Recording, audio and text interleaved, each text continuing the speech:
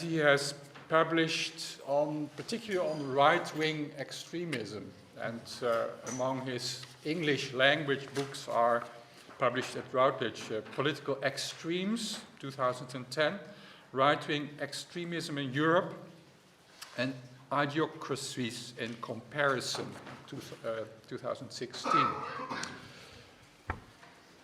Please, you can start. Thank you very much.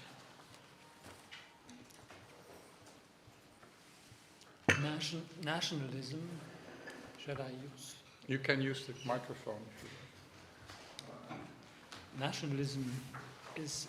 Is it working? No, it doesn't work. It works? You speak without it. Okay. No, it doesn't work. But if you speak... Come.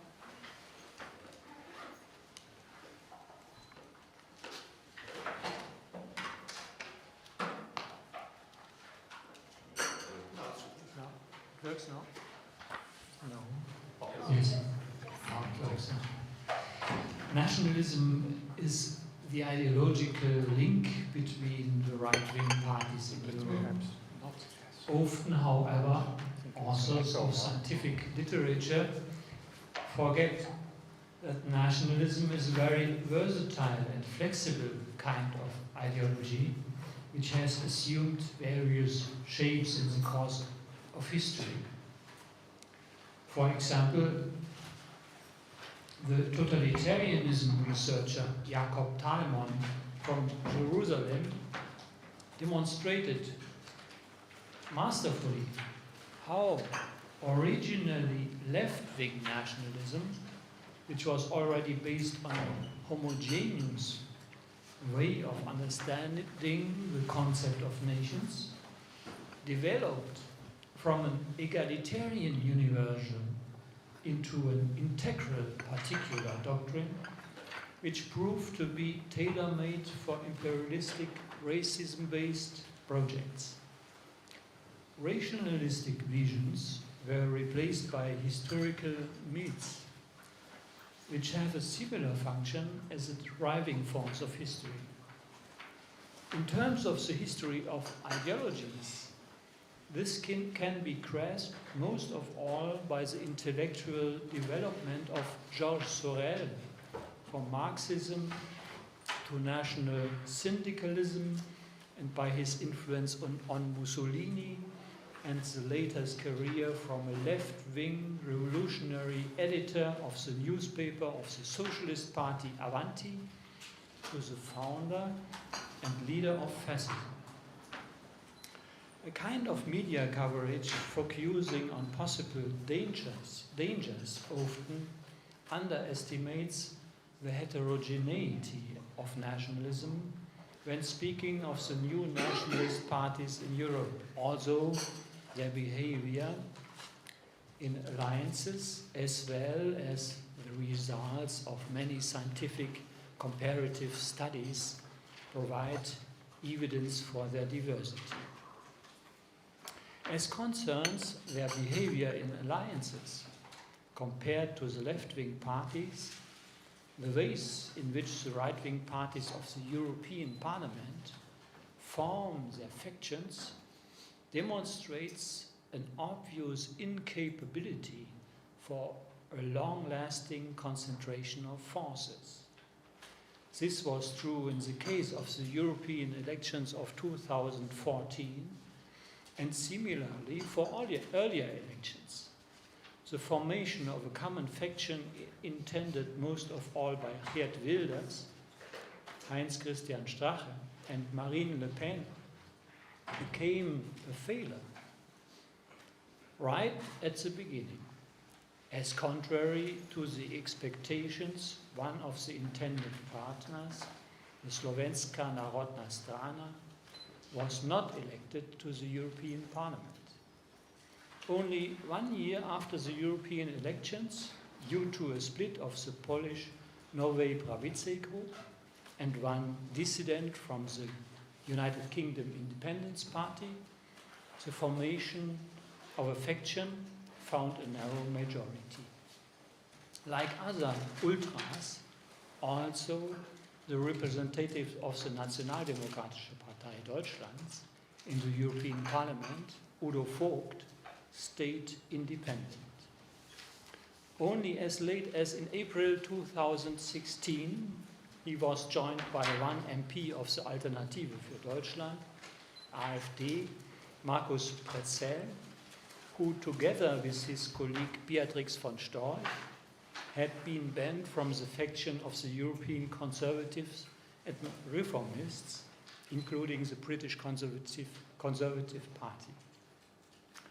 The heterogeneity of also the now smaller AfD was underlined by the fact that MP von Storch joined a different faction than her colleague Pretzel.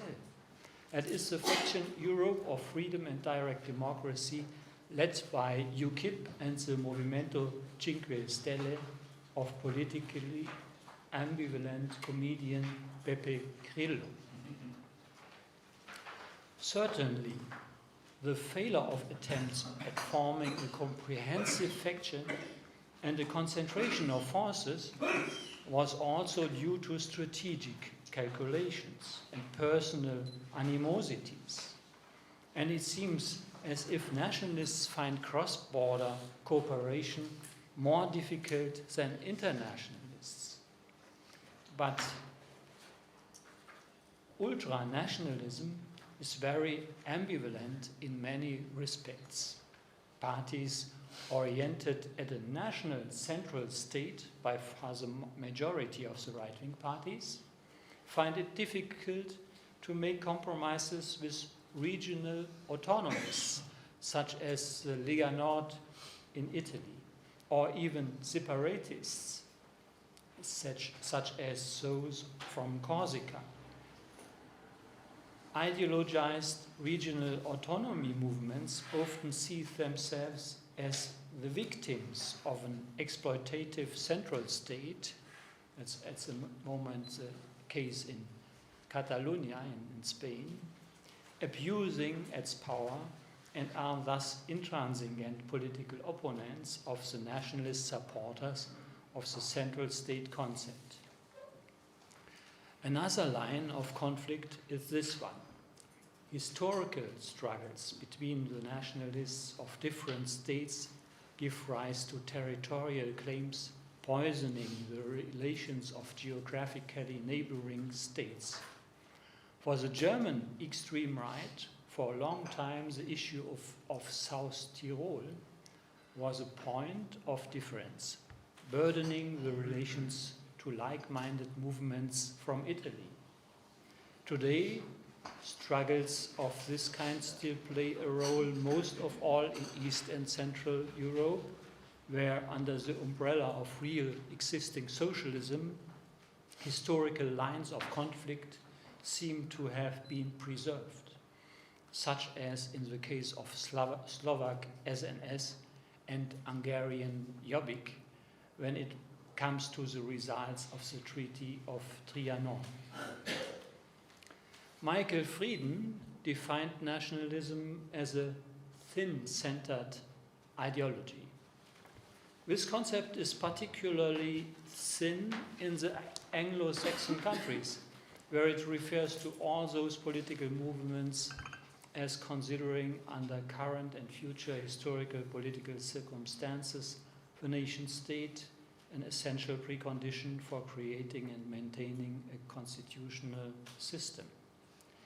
Instead, here I focus on those forms considering the nation a collective, however it may be defined, which is of outstanding significance when it comes to the conflict of values, which places much more weight on the nation than on individual liberty and loyalty towards other social entities of higher, such as humanity, or lower, such as family or the local environment level.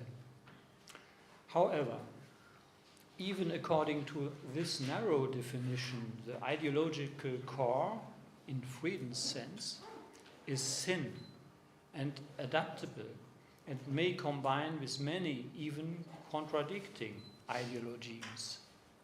At the high time of Thatcherism and Reaganomics, nationalist parties appealed to the voters by way of economic liberal programs and spoke out in favor of privatization and reduction of the social state.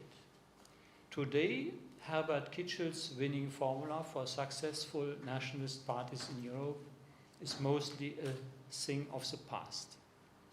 When it comes to their criticism of financial capitalism, often they can hardly be distinguished from left-wing extremist parties. Thus, like in France, not seldom they are successful in social milieus, which in the past were a domain of the revolutionary left. However, sometimes the conflicts between economic liberalism and social protectionism are continued inside the nationalist parties. This holds also for their relation to Christianity. Inside nationalist parties, we often find groups characterized by a rather authoritarian, traditional kind of Christianity, of the evangelical, Calvinist, Catholic, integrationalist, or Orthodox kind. They compete with majorities referring to the cultural frame of Christianity, most of all when it is about delimiting from politically opposing groups.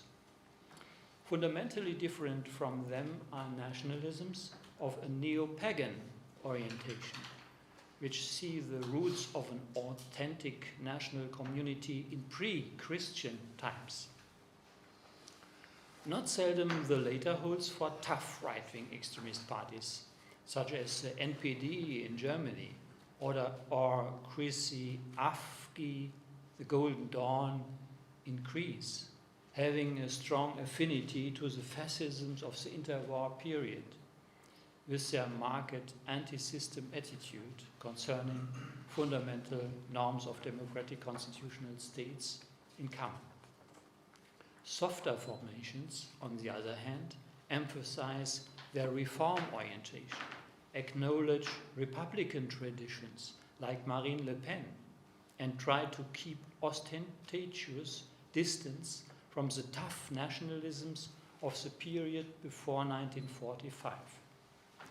In this context, the currently particularly popular attribution of being populist, contrasting the corrupt, decadent elite imagined as a closed formation in contrast to the people who are considered poor-minded and homogeneous, contributes little to differentiation, for the populism of both Italian fascism and German National Socialism has convincingly been worked out by historians. Accordingly, the Dutch political scientist Cas Mudde identifies the combination of populism and two other ideological elements as the most successful model of a right-wing party in Europe. Nativism, the defense of the privileges of the native people against the right of immigrants, and authoritarianism, in the sense of pleading for strong, charismatic leadership and a strong state, whatever this is supposed to mean at all. According to the way in which Mudde understands the concept, these parties count among the soft right-wing formations with a considerably tensed relation, if not even in contradiction, to the ethos of the fundamental equality of man and the idea of the human rights. However, in most cases, without any marked anti-system attitude and being considerably different from the ideological programmatic profile of the fascisms of the interwar period. This holds also for Front National, Parti for the Vrijheid in the Netherlands, and FPÖ, Austria, which are allied in the Europe of Nations and Freedom faction. Among their most significant innovations, there counts countering the accusation of being anti-Semitic by ostentatiously appearing with representatives of the right wing of the Israeli parliament, while at the same time propagating a common front of the Jewish Christian Occident against Islam. It is worth looking at this new ideological syndrome propagated by these nationalist parties. It includes important elements explaining their political success. First point, Islam as such is the main enemy who must be defeated in the cause of a fight of cultures. Islam and Islamism are identical. Islamism and jihadism are the only authentic expressions of Islam. That's the first point of this new syndrome. Second point, the values of the Christian Occident must be defended by way of a new crusade against Islam as such. Islam is not a legitimate element of European culture. Being an alien element, it must be eliminated as completely as possible. The second point of the syndrome, the Jews and the state of Israel are alliance partners in the fight against Islam. Joint victory over the hosts of Islam promises to be a solution both for Europe's cultural struggle and for the Middle East conflict. This new ideological programmatic syndrome breaks with some lines of the tradition of the extreme right and is suitable for gaining credence among those parts of the population as opposing older variants of right-wing extremism. This new ideological programmatic syndrome has in particular the following advantages which may be effectively exploited for election campaigns. First point, pro-Zionism counters the accusation of being anti-Semitic. Who fights Islam side by side with the Jews and Israel cannot be a Jew hater. Second point, Islam is unmasked as being fascist, totalitarian, misogynic, and homophobic. This way, accusations of one's own party being fascist, extremist, misogynic, and homophobic can be countered. Geert Wilders combines unrestrained hostility towards Islam with supporting the rights of sexual minorities. And by Sébastien Chenu, Marine Le Pen won over the co-founder of a lobby group for the defense of the rights of LGBT as an ally. He is one of the directly elected Front National members of parliament in the recent parliamentary elections of June 2017. The fight against Islam is sometimes fought by referring to the values of enlightenment. At the same time, the way in which it is fought shows how little these values have been internalized. Indeed, Marine Le Pen likes criticizing that in certain quarters it seems to be dangerous to be a woman, a homosexual, Jew, or simply French. However, in many cases, her party's criticism of Islam as such connects immediately to widespread cliches, such as that of male Muslims being homosexuals in disguise or hypertrophic heterosexuals. Third point, by help of the slogan Defense of the Christian Occident, the new nationalist parties attempt to counter the accusation of being anti-universalist and to connect to the, in widest sense, majority population. This way they try to thwart the accusation of being ethnocentrist, for as they claim, they do not only defend Dutch, French or German, but European values against aggressors who are aligned to our culture. The new nationalism of this kind is a kind of European nationalism.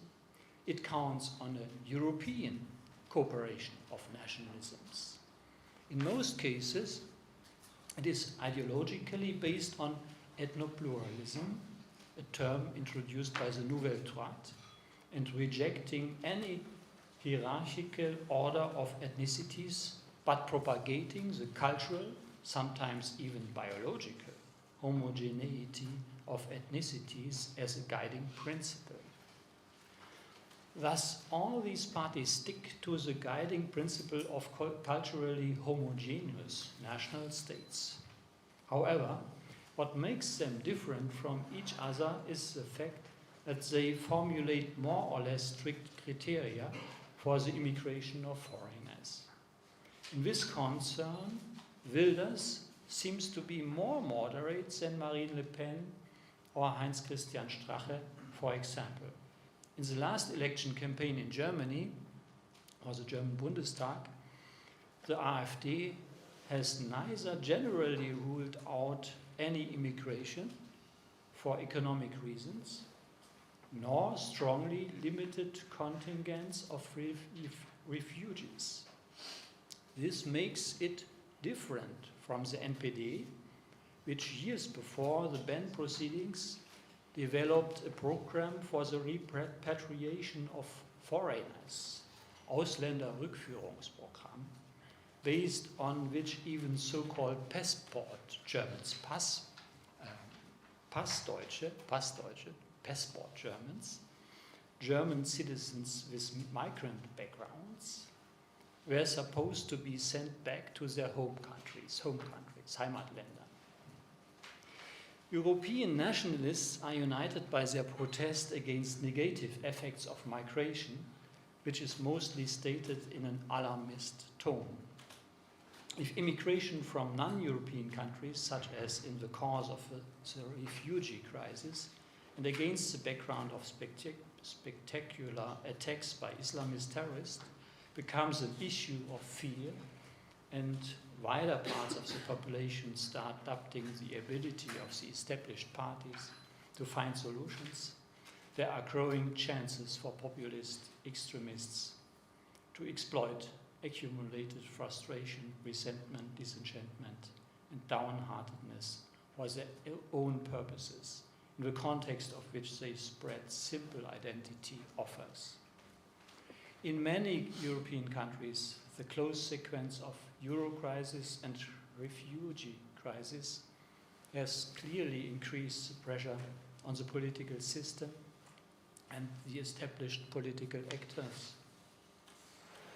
Favorable framework conditions such as declining dynamics of the economy, growing unemployment, the growth of the precariat, however, result in right-wing extremist parties being successful with elections only if they are capable of exploiting such opportunities and of reacting to them by attractive offers to demands not met by established parties. Research has not been able to formulate any winning formula. It is easier to clearly identify reasons for failure. As demonstrated by the history of the NPD in Germany, among others, a marked affinity to the fascisms of the interwar period proves to be a competitive disadvantage. Under the daughter of the party's founder, the Front National in France was able to appeal to larger groups of voters by way of more moderate images. The keyword is de-diabolisation, demonization, Entteufelung in German.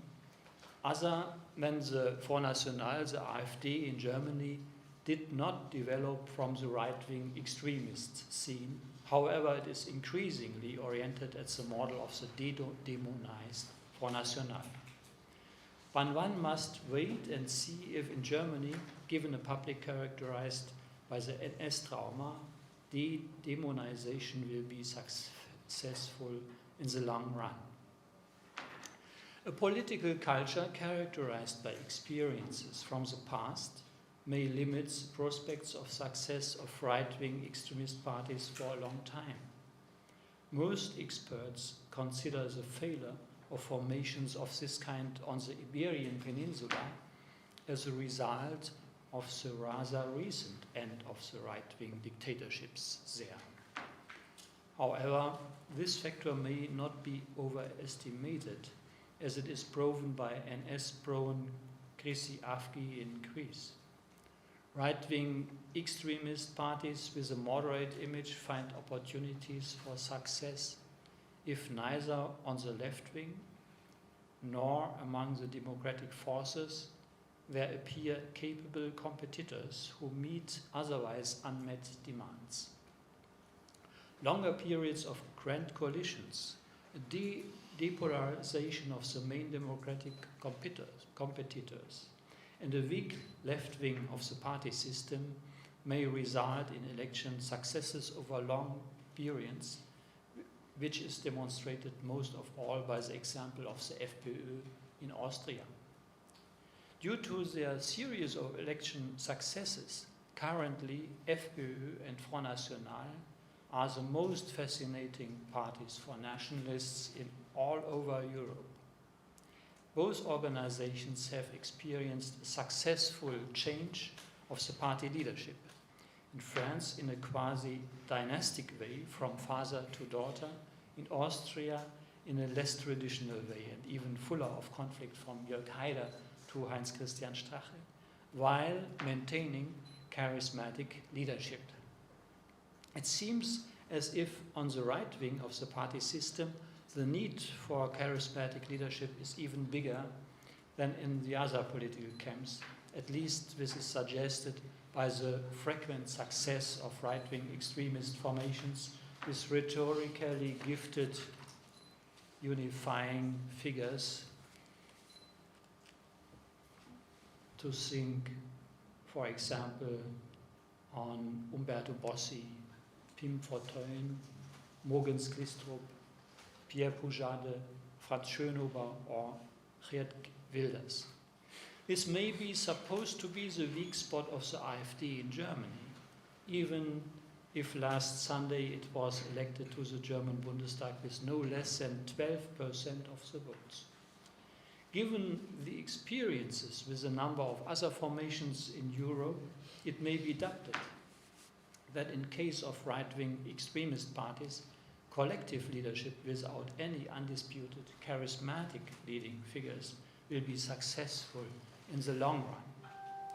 However, it may be supposed to lag far behind the influence exerted by other right-wing extremist formations in Europe, which, such as in Denmark, Italy, Norway, Austria, for some time succeeded with co-determining politics as members of coalition governments.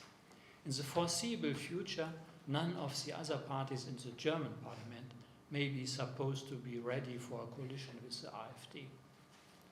As shown by scientific studies, democratic parties are ready for government coalitions with right-wing extremist parties if they expect to dominate such an alliance and to domesticate the coalition partner by way of inclusion. That this is not always successful is demonstrated by the case of Austria, where the FPÖ was indeed for some time split and temporarily weakened, but recovered and started to a new series of successes after a period of transition. If the FPÖ and its European partners and comrades succeeded with exerting considerable influence at the European level, integrated Europe as a result of the post-1945 efforts would be radically changed. If under such circumstances, the long period of peace, liberty and prosperity which started after the devastation of World War II and in Central East Europe, the end of the real socialist dictatorships, would continue, it is doubtful by all those who, in the spirit of the founders of the European project, want to make this project more attractive, again by way of renewed reform efforts. And indeed, they have reason to doubt. Thank you very much for your attention.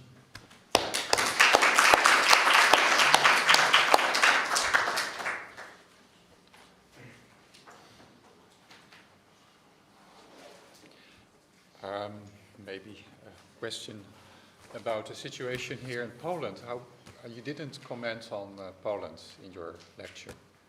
How does Poland fit? Is the current government?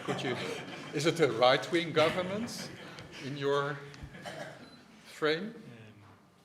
No, in my frame, I would say there are strong nationalist tendencies in the government, but right-wing means, in my definition, a clear anti-system attitude against basic fundamental values and procedures of constitutional democracy. And certainly there are tensions, there are certainly tendencies in this direction in the Polish government, but these tendencies are not, I think it's not the whole government which could be defined in such a ultra-nationalist sense, in my opinion. But there are many people who know the Polish situation better than I here. Thank you. Thank you for very interesting lecture. I would like to ask about, extend a little bit the question which was asked by you. So the question of the varieties of the Eastern European nationalisms. Yes, because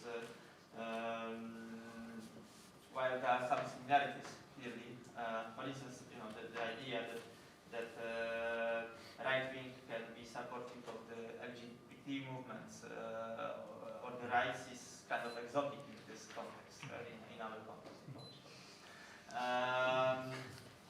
But there are at the same time some similarities, like for instance this tendency of destigmatization, or you call it de-demonization of the right, which is clearly there also in this context. And I just want to, I'm curious about your comment about this Eastern European varieties of nationalism.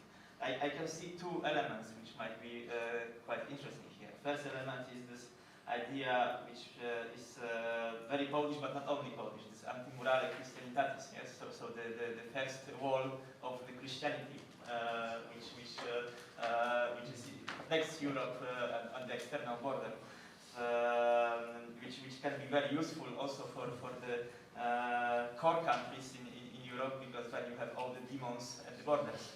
So it's better to have Orban or Kaczynski as those demonized anti-democratic forces than to have this kind of figures inside the center of Europe. And the second idea is, again, quite Polish, but not only Polish, is this idea of intermarium.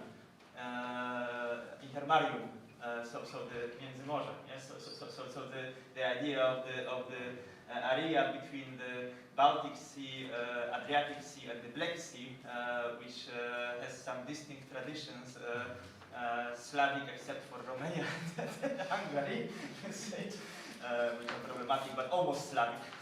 Yes, and which would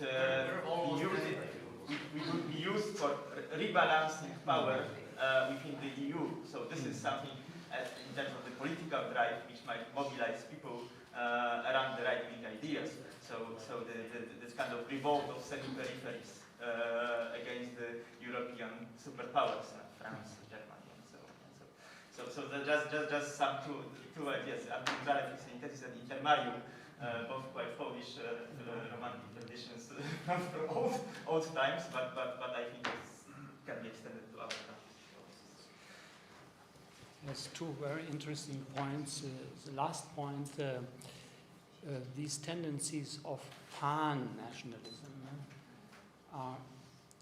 have a long tradition in Europe.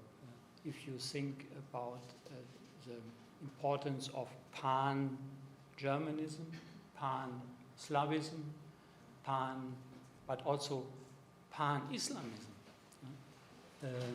After the fall of the Ottoman Empire, pan-Islamism played in the Islamic countries an important role, like Pan-Slavism in the Slavic countries and Pan-Germanism in the German culture. Today there are other Pan ideas, far right, the racist far right of a more Anglo-Saxonian style would realize the imperium of the white man, of the white race. And white race is wider defined than the white race of the National Socialists, the German National Socialists. They defined the white race as Aryan, and the Slavs were excluded from this empire. But the new racist white power ideology is more inclusive. It includes the Slavs in the reign, in the imperium of the white power. And the vision of an intermare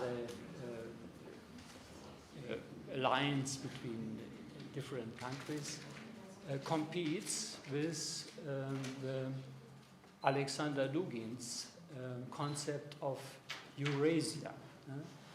This has supporters even in France, in the Nouvelle Droite, or Alain de Benoit and Alexander Dugin had close exchange, and even in Germany there are very hard, tough little right-wing groups which are oriented via this vision of Eurasian empire, new Eurasian empire. And these different conceptions of empires are not compatible. They are incompatible. That's a problem for the nationalist parties. The second point, Christianity. I think that's an important point for explaining the success of the new populist right-wing parties in Europe. It could be also attractive for Polish nationalists, that's clear, because there is a real religious base. In Saxony, in the region in Germany where I work, the religious base for such conception is very thin. Most people are not religiously oriented. In Poland, the situation is completely different. And I think it could be interesting as a strategy, as an element of programmatic element with a strategic importance for the success of such parties. I have my Geert Wilders, Strache, or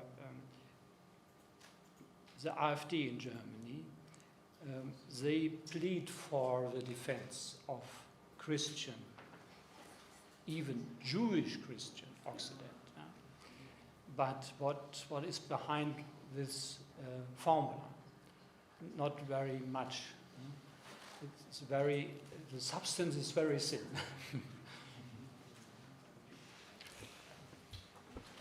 Thank you for sharing your insights, which involve European scale.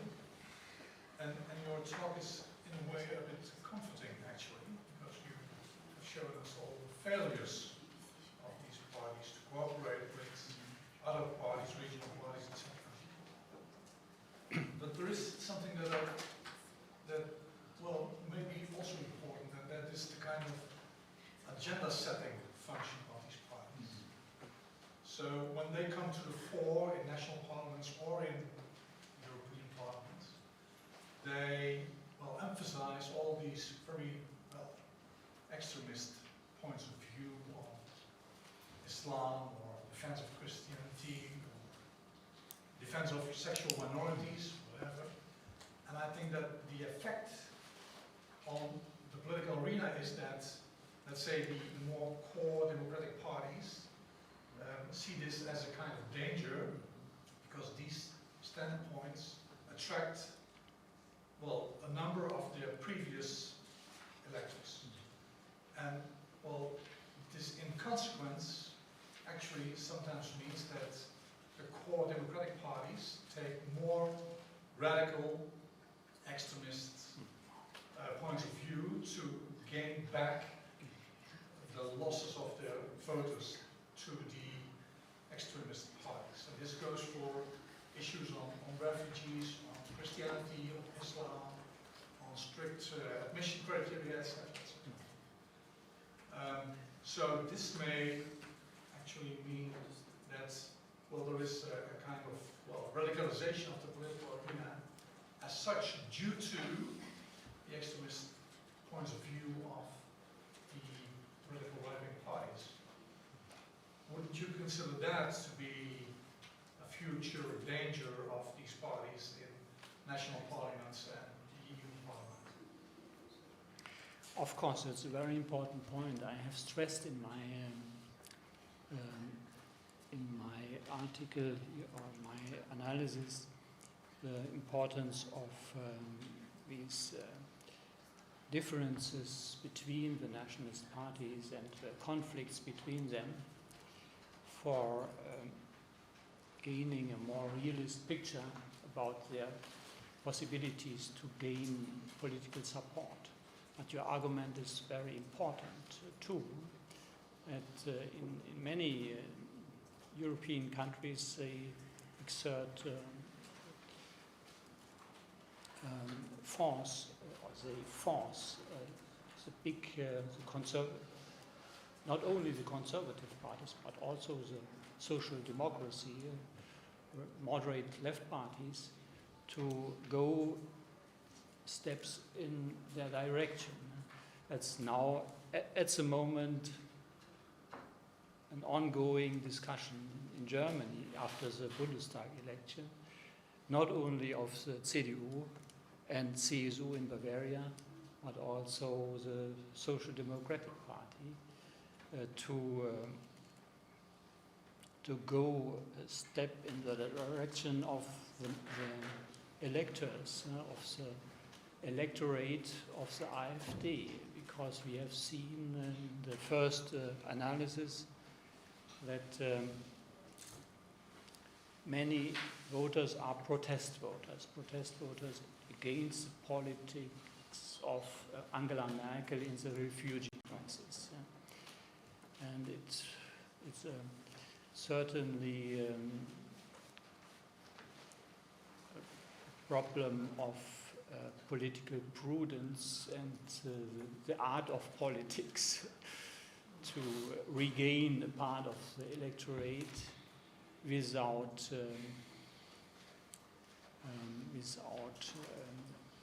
treason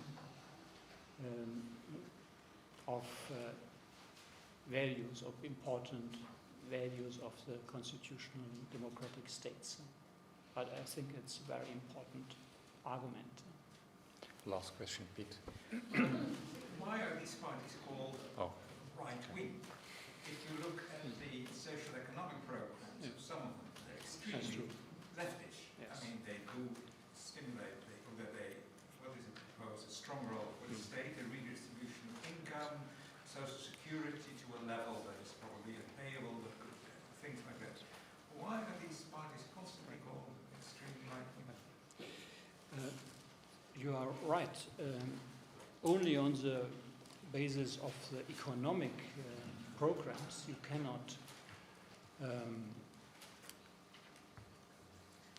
put them in the box of right-wing nationalism. We put them in that box because they are exclusive, and the value is the egalitarianism, human rights, egalitarian human conditions. In this respect, they are right-wing, but not in their economic programs. Okay, very last question there.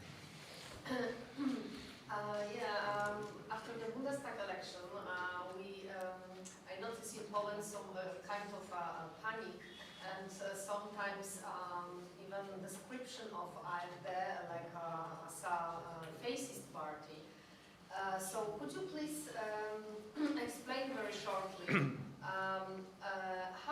how much the AfD is similar to the examples of parties you mentioned today? So the Help-Builders, PVV or the FPÖ or Le Pen, Front National. And is really AfD so radical that we should compare it to the very past? The AfD was founded in 2013 as a party in the Euro crisis from professors of economy, which is a conservative, culturally conservative and economically liberal profile. And in the refugee crisis in 2015, the right wing of the party was strengthened and the party split in summer 2015 in two parts. The founders of the party lost the party and created their own and not very successful little party. And the rest of the AfD went in the direction of Marine Le Pen, Geert Wilders, and Strache in Austria. Austrian model is, I think, the most important model for the German AfD. It's clear, the cultural neighborhood. And I would say until today there are big problems in the inner party problems, conflicts. There is in the party still an economic liberal wing with Alice Weidel and Jörg Meuthen in the party leadership. And on the other side of there is a right-wing wing which is close to the NPD. It's not very far from the NPD. Yeah? Not very far from the NPD. But perhaps ideologically a little bit more moderate. It's like, I would say, ideas of the Nouvelle Droite play a certain role. In the leading journal of the party, Secession, it's a German journal of Neue Rechte journal of the new right, of the German new right. They plead not for National Socialism. They defend even resistance of Count Stauffenberg against Hitler, but on an ultranationalist platform. They are German nationalists, also with a model of the homogeneity, of cultural homogeneity of the German nation, but I wouldn't say that they are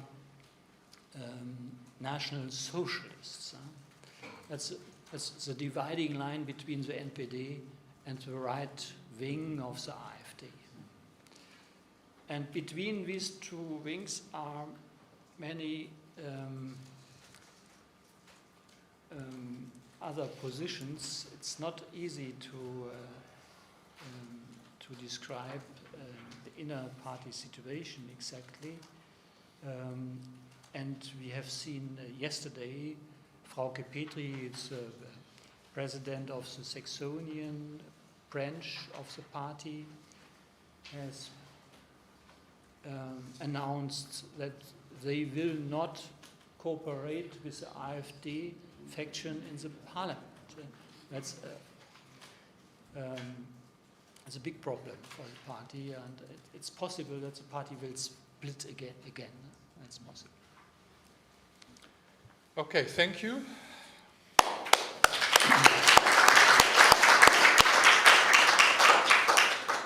Bogdan will take the chair with his team.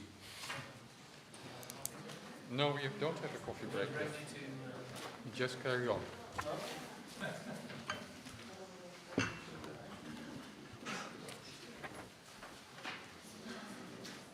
We used to have the chairs and everybody's sitting at the table. Should we have Yes. them, or should we invite each speaker?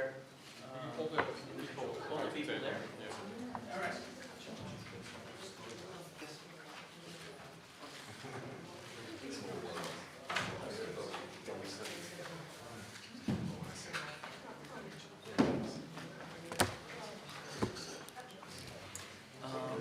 Three, four, right? Four, yeah.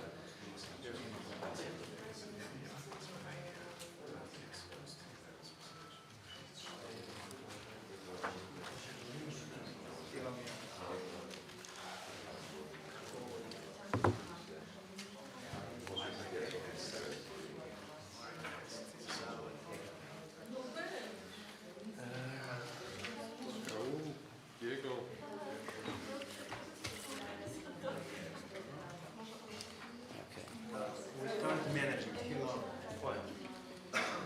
Is Diego's here, right? Yeah. Oh, there he is.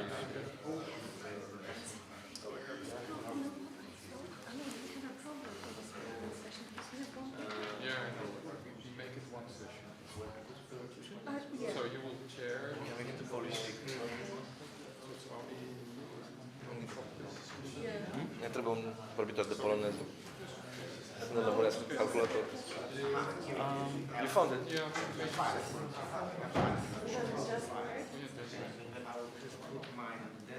Kasia, could someone help them with the computer?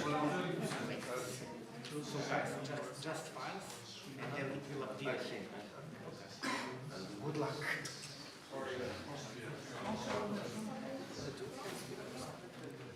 You're chairing now. I am, yeah.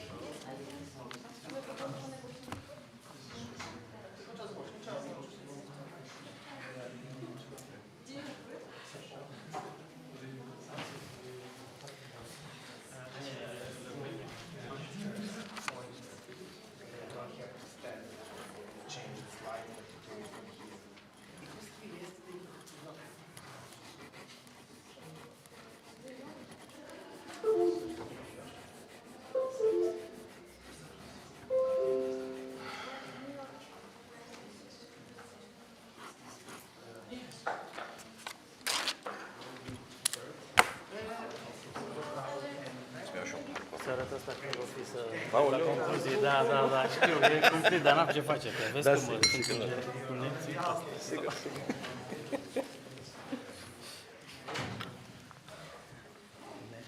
Are piciul la el și ne zice, că începe în pauză, nu nimica.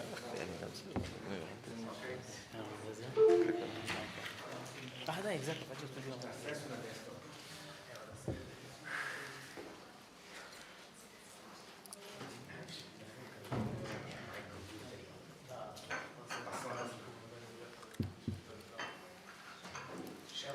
So yes. Are you ready? Yeah, sure. Good. So let's take a seat and start this.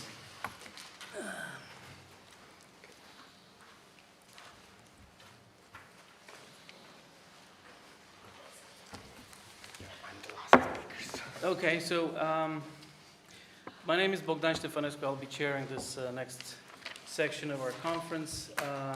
We have 3 papers. We're already running late.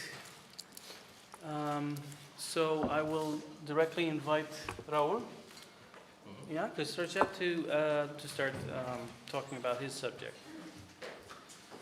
Thank you. I'm going to sit here because I need to move through some slides. I would like to thank the organizers for inviting me to this wonderful event. I find it a really interesting conference. And just a short comment before I begin. I'm not going to present my paper as such. Oh, we have... It doesn't work. It's me.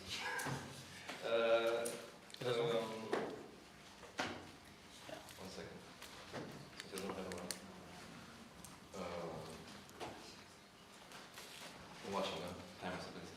so I'm not going to present my paper because it'll be way too long for 15 minutes, but I'm going to speak around the paper, if that makes any sense.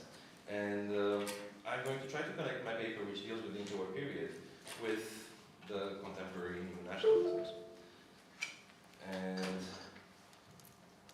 Yeah. Sorry, so now you should say yes, and then it should work, I hope. yes.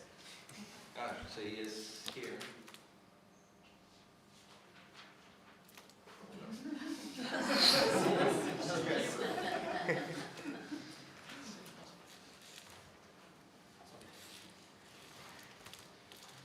Okay, yes then. Good. Back from the, what was I saying? Sorry. So, instead of presenting my paper, I'm going to speak around it and argue why the subject I'm studying, i.e. the revolutionary movement in Romania, Romania's interwar fascist movement, is still relevant today for Romania, for Central and Eastern Europe, and more generally for the world. The picture I decided to have on my first slide is from the United the Right rally in Charlottesville, Virginia this year, which, as you know, ended in tragedy with the car ramming into protesters against the rally and killing one person and injuring 19 others. This is a picture of one of the organizers of the rally, Matthew Heimbach, appearing in court the day after the attack, wearing a t-shirt that some of you might recognize the face there, is of Romania's interwar fascist leader, Corneliu Codreanu. And of course the Romanian press jumped at this one. How is this guy wearing a Codreanu t-shirt? I was aware of Matthew Heimbach's existence for quite some time, and I was aware of the importance of Codreanu for the post-war new right in both Europe and the US. In fact, in 2015, he gave an extensive interview in which he explained why he's attracted to Romanian fascism. He actually used his legionary sympathies to argue that he's not a racist, because the legionary movement was never racist. It placed emphasis on religion. Actually, Heimbach has converted to Orthodoxy. His wife and him traveled to Romania and got married in an Orthodox church. They are in very good terms with the priests who themselves are supporting the neo-fascist groups in Romania, or are part of the neo-fascist groups in Romania. And this is a very interesting case of a fascist movement in Eastern Europe becoming a source of inspiration for Western European post-war, Western European and US post-war radical right. Okay. So, for those who don't recognize the face on the t-shirt, this is the Corneliu Codreanu, the leader of Romanian interwar fascist movement. Now, the premises of this presentation. On the one hand, you have a conspicuous absence of any kind of far-right, right-wing populist, ultra-nationalist, whatever you want to call it, political organization in contemporary Romania. This is, what we hear this conference is how omnipresent it is in Europe, Central Europe, Eastern Europe, Western Europe. Well, Romania doesn't have one. They haven't been in parliament for the last 3 parliamentary elections, and they virtually disappeared in the mid-2000s in terms of political representation. That being said, this is also particularly conspicuous on the one hand because you have a strong legacy of interwar fascism, as well as attempts at its recuperation in post-communist Romania. And also we had an initial resurgence of the radical right immediately after 1989 in the first decade, which at the time scholars were describing as being worse and more pronounced than anywhere else in Central and Eastern Europe. So the first decade from 1990 to roughly 2000 witnessed the resurgence of the radical right in Romania.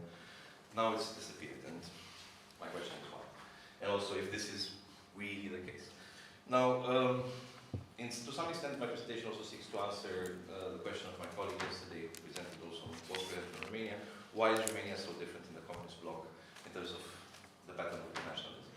And I argue that the importance of Romania's interwar fascist movement accounts for this difference during communism, in post-communist times, and of course in the interwar period itself. And this is going to be the gist of my presentation. In doing so, I'm also going to do something that has been touched upon in various presentations but not really addressed.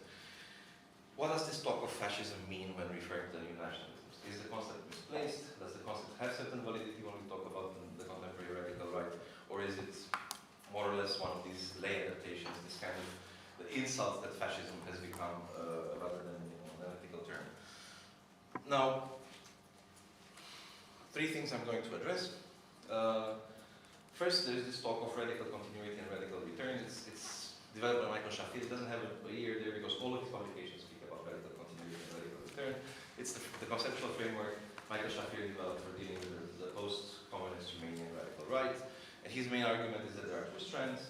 The radical continuity one is the one that continues the nationalism of the communist regime, so the so-called national communism of Ceausescu's regime. The other one, the radical return, would be the one that goes back to the pre-communist period and tries to rehabilitate interwar fascism. My argument here is that we need to go beyond this dichotomy because it was interwar fascism itself that informed the national communism of Ceausescu. So the dichotomy is pretty much a false one. The other thing, when we talk about fascism, one of the definitions that has become famous in shaping the so-called new consensus in studying fascism is Roger Griffin's definition of fascism, as I quote, a genus of political ideology whose mythic core in its various permutations is a polygenetic form of populist ultranationalism. Polygenetic indicating, in a fancier wording, just a tendency towards renewal or rebirth present within fascist movement, this notion of a new beginning. Thing is, ever since Griffin published his definition in 1993, everybody's been focusing on polygenetic. Whether or not renewal and rebirth is a precondition of fascist movements has become the main debate. And ultranationalism is taken for granted. I mean, nobody's going to argue that fascist movements were not ultranationalist. But populism has been ignored. And I think this has been a significant problem because discussions of populism today disregard discussions of populism in the interwar period and even before the 20th century.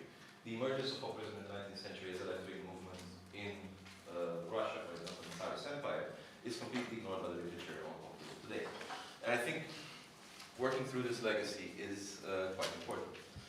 Finally, my own view of nationalism, because I've heard a lot about nationalism as a singular concept.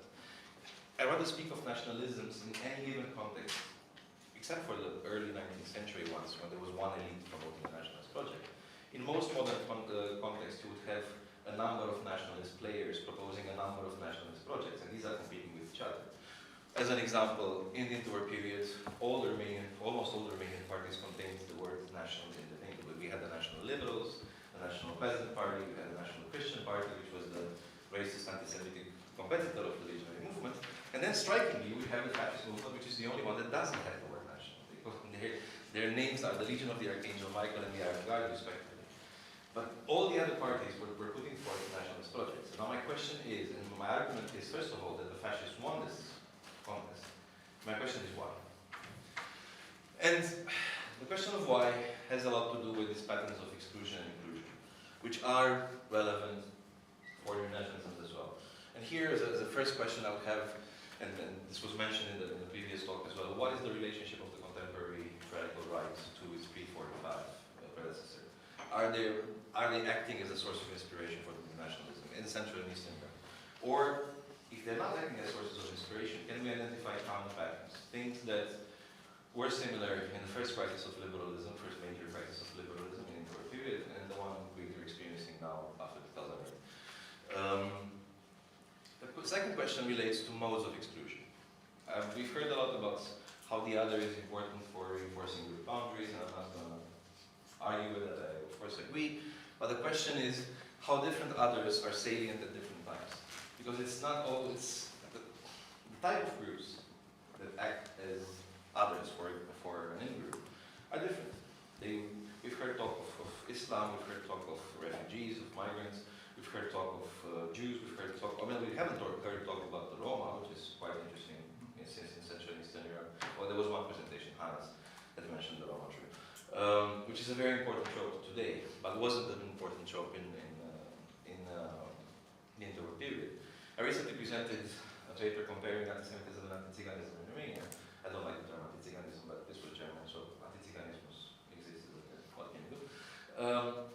And the conclusion of that was that anti-Semitism was important in the interwar period for a state that was heavily dependent on foreign capital and that displaced this dependence on foreign capital on Jews, who were of course the owners of that foreign capital, even though they weren't. And respectively, that the anti-Roma prejudice that you encounter in post-communist Romania is indicative of a neoliberal state that hates and the socially assisted, if you want, the people dependent on benefits, and for whom the Roma stands as an epitome. In the interwar period, the Roma was not an issue in Romania, because racism was not an issue in Romania. The exclusion was based on religion. were seen as poor ethnic Romanians, if you want. They were not counted as a special ethnic category. And they were, therefore, by all these nationalist projects, included rather than excluded. The other thing that has to be asked is the importance of inclusion. Of course, because we don't like it and because it's the most disturbing thing about the radical right, we tend to focus on exclusion. But these parties don't begin their appeal to the population by saying, so we hate this group and we hate this group and we hate this group.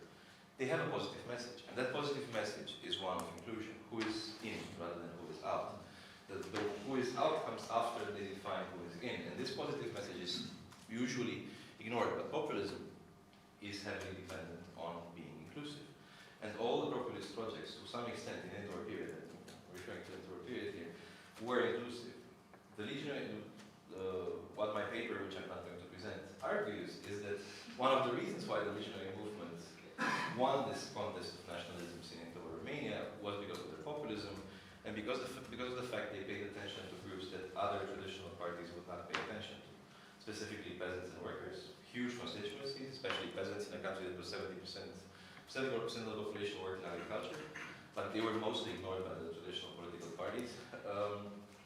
Workers as well, who were ignored by the mainstream parties and did not have a communist party to turn to because the communist party was minute.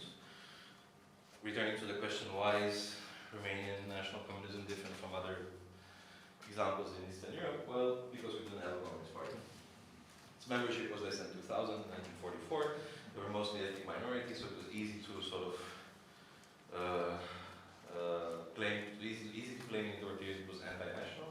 And the reason for this is it's not that we never had communism, it's that the Romanians had something inbuilt against communism. They just in the early 20s, the party made the mistake of following Comintern orders and arguing for the return of the province of West Arabia back to the Soviet Union. Now, in a country that had just reunified and that celebrated union as the biggest achievement of the Romanian state, saying should we get back a part of the territory was shooting yourself in the foot. So is that they became irrelevant. By 44, there were 2,000 people. And that explains a lot why the other extreme developed so much as well. And finally, the question of the disappearance or mainstreaming of the fascist legacy. Now, the absence of any radical right-wing populists, or ultra-nationalist organization in the Romanian parliament today, even outside parliament, I mean, the extremely small parties, would say this no longer matters. The story of what happened in the world no longer matters. However, in 2015, there was a law on Holocaust denial proposed. We had a law on Holocaust denial in 2006, but in 2015, it was meant to be modified to make it clear that the legionary movement is a fascist movement. The reaction against this was from the mainstream of Romanian society. It wasn't fringe parties that opposed this notion. It was the Romanian Academy signing a collective letter, signed principally by the head of the Romanian Academy, saying that the legionary movement is not a fascist movement. This goes against all the literature published in Romania and abroad about the legionary movement, which is undoubtedly a fascist movement. But the Romanian Academy made it clear that it wasn't. Romanian public intellectuals, left and right, spoke out against this, saying it's an attack on Romanian national heritage, on the Romanian intellectuals who are supporters of the movement and so on. And that it's also basically not true. The legionary movement was not a fascist movement. Now, going through the slides and going to my conclusion,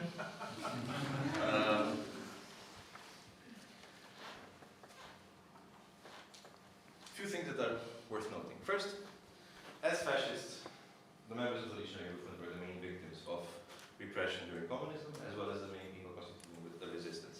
Which means in the post-89 environment, they were rehabilitated as martyrs of communism, some of them as so-called prison saints.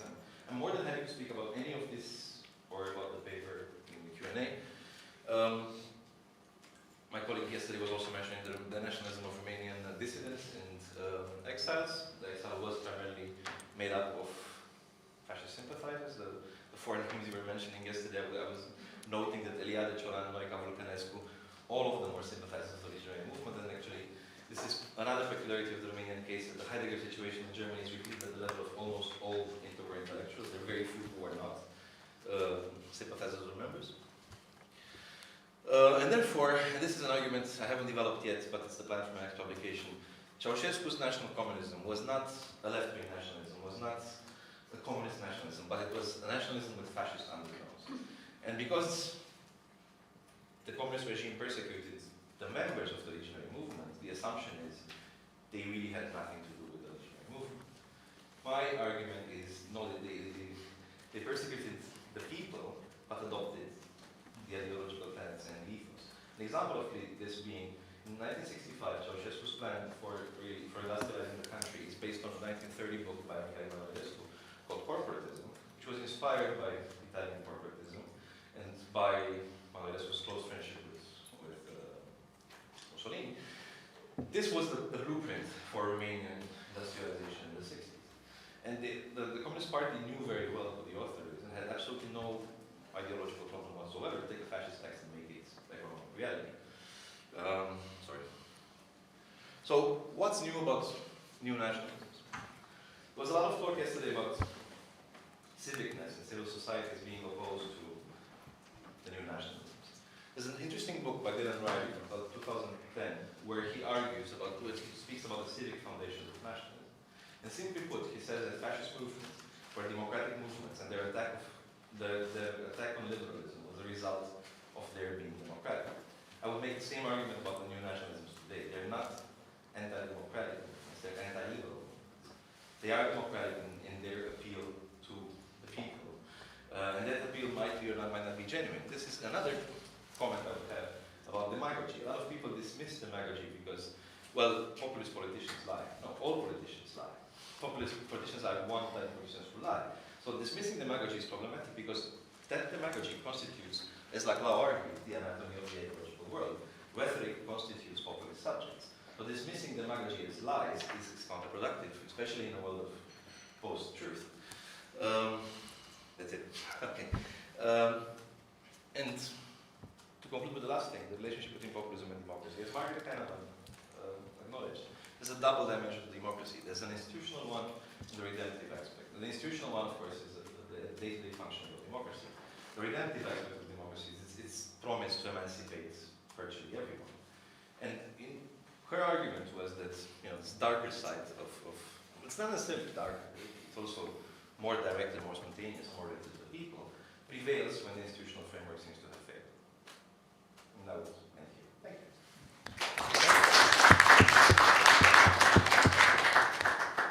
Good. Thank you. My mind is struggling to catch up with what you were saying about half of the way through your presentation. Pretty soon I'll get to the end of it. Let's go to the next presentation because we've already taken a couple of minutes from that. Diego Han will still be talking about fascism, right? Yeah. Actually, it's similar. I found a lot of similarities with the Romanian case. Okay, so, well, morning, so good day, everyone, once again. I'm Diego, and I really want to thank you for having me here. It's a pleasure for me to participate in this seminar. As I said, my topic is really similar to the one of my colleague before me. What I wanted to do, and what I mean by contemporary Christian nationalism, I mean actually two periods. And I mean the first period is the period of the war in the 90s, and how this, let's say, Ustasha, symbolism of the independent state of Croatia that existed in the Second World War, came back, and how it developed actually the second period is the period after Croatia entered in the European Union. So it's going to be actually some kind of analysis of the political discourse and how this developed and so on in those years.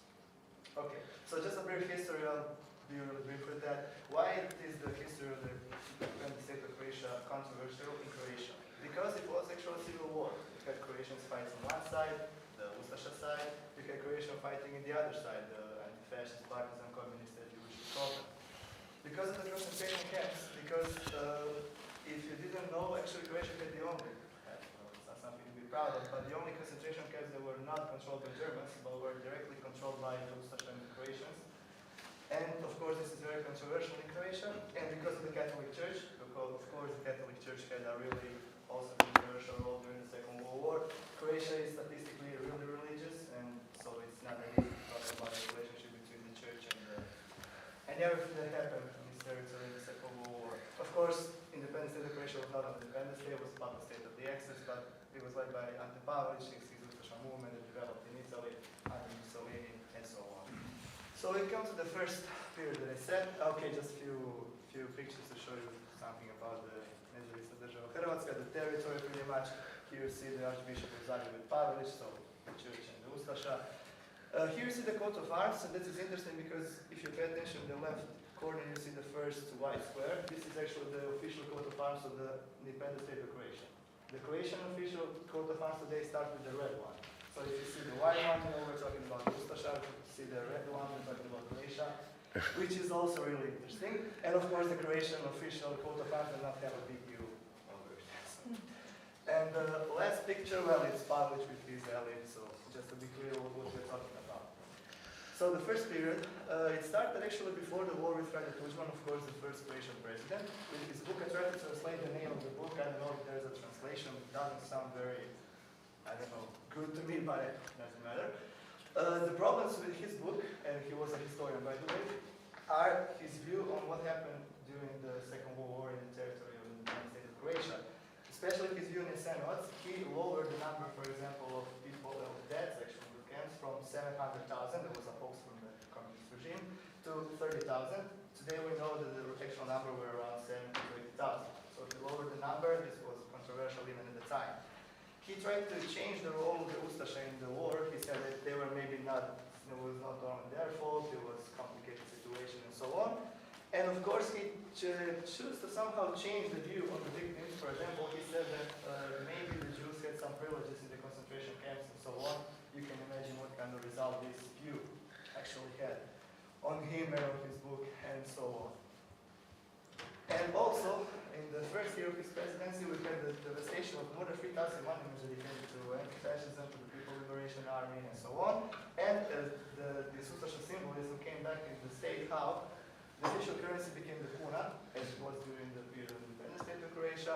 The parliament had the same name as it had in the independent state of Croatia.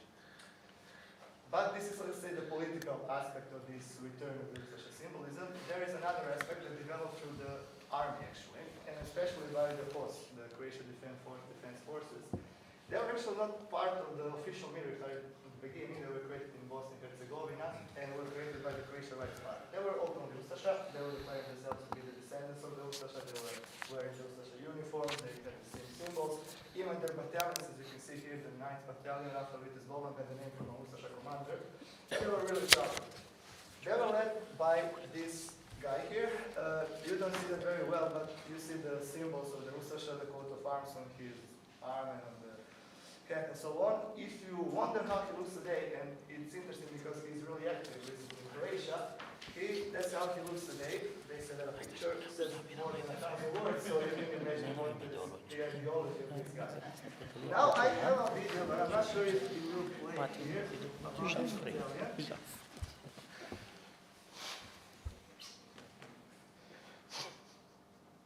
I don't know Polish, should it be Nationalisms? No, it shouldn't.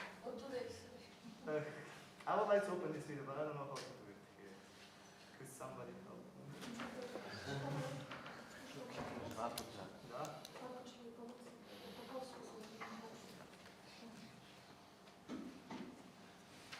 I mean, it's a nice video to understand this battalion and how this works, but if not, anyways. Okay, never mind.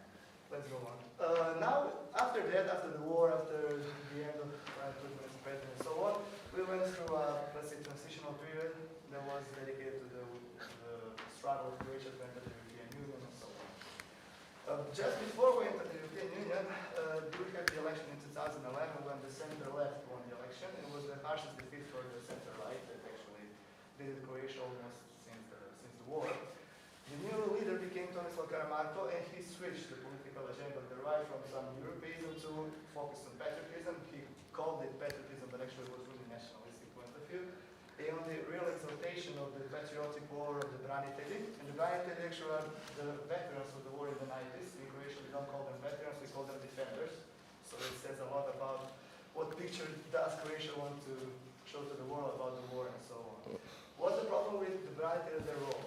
They started a protest just, I think, 2 years after the center-left came to power. They lasted for 555 days. They demanded a bit of everything, actually was not a protest that wanted something, it was a political protest that was backed by the right. The problem with them is that they started to use this as a symbolism again. For example, during a march against the closure of a TV channel known for radical materials, they were saluting with the Nationalisms, which was the actual official salute of the Independence Day of Croatia, which means like for home ready. And pretty much nobody in the government said anything about it, and the government was center, which is interesting. They became actually the emblems of the real cross. Of course, they were abused by the Reds in power and so on. And just to show you a picture why they were connected to the center right, you can see the current Croatian president, Kolinda Grabar-Kitarović and Tomislav Karamarko in their tent, just showing their support for what they are protesting for and so on. And now, this was a starting point for the second period. Then I tried to analyze how this symbolism actually developed in the society. In order to do so, I analyzed three, let's say, aspects: the commemorations, the culture, and the sport and entertainment. The commemoration, actually, I somehow compared two commemorations. The commemoration of the Jasenovac. It is usually held on the 22nd of April. It commemorates the escape of 600 detainees or whatever. From the Jasenovac camp, 500 were killed, barely 100 survived, and so on. Since last year, we had three commemorations. Why we had three commemorations? Because during the war in the 90s, some members of the force, the defense forces that I told you before, were killed near Jasenovac. So what did the government do? They had this great idea of putting actually a target or whatever, with the such a salute near the concentration camp. Of course, I didn't say that, and that is important. The host and the official salute was a long spremni, as it was for the Independence Day of Croatia. And so they put near a concentration camp, where this long spremni was the official salute of those who were killing, a commemorative plate or target to people who had used the same symbol in the war in the 90s. Of course, this was very controversial. Actually, it was removed a few weeks ago and was moved just to another city near Jasenovac, which is still not really a solution. So the three commemorations are from the Croatian government, from the Jewish community, and from the anti-fascist and the Serbian community.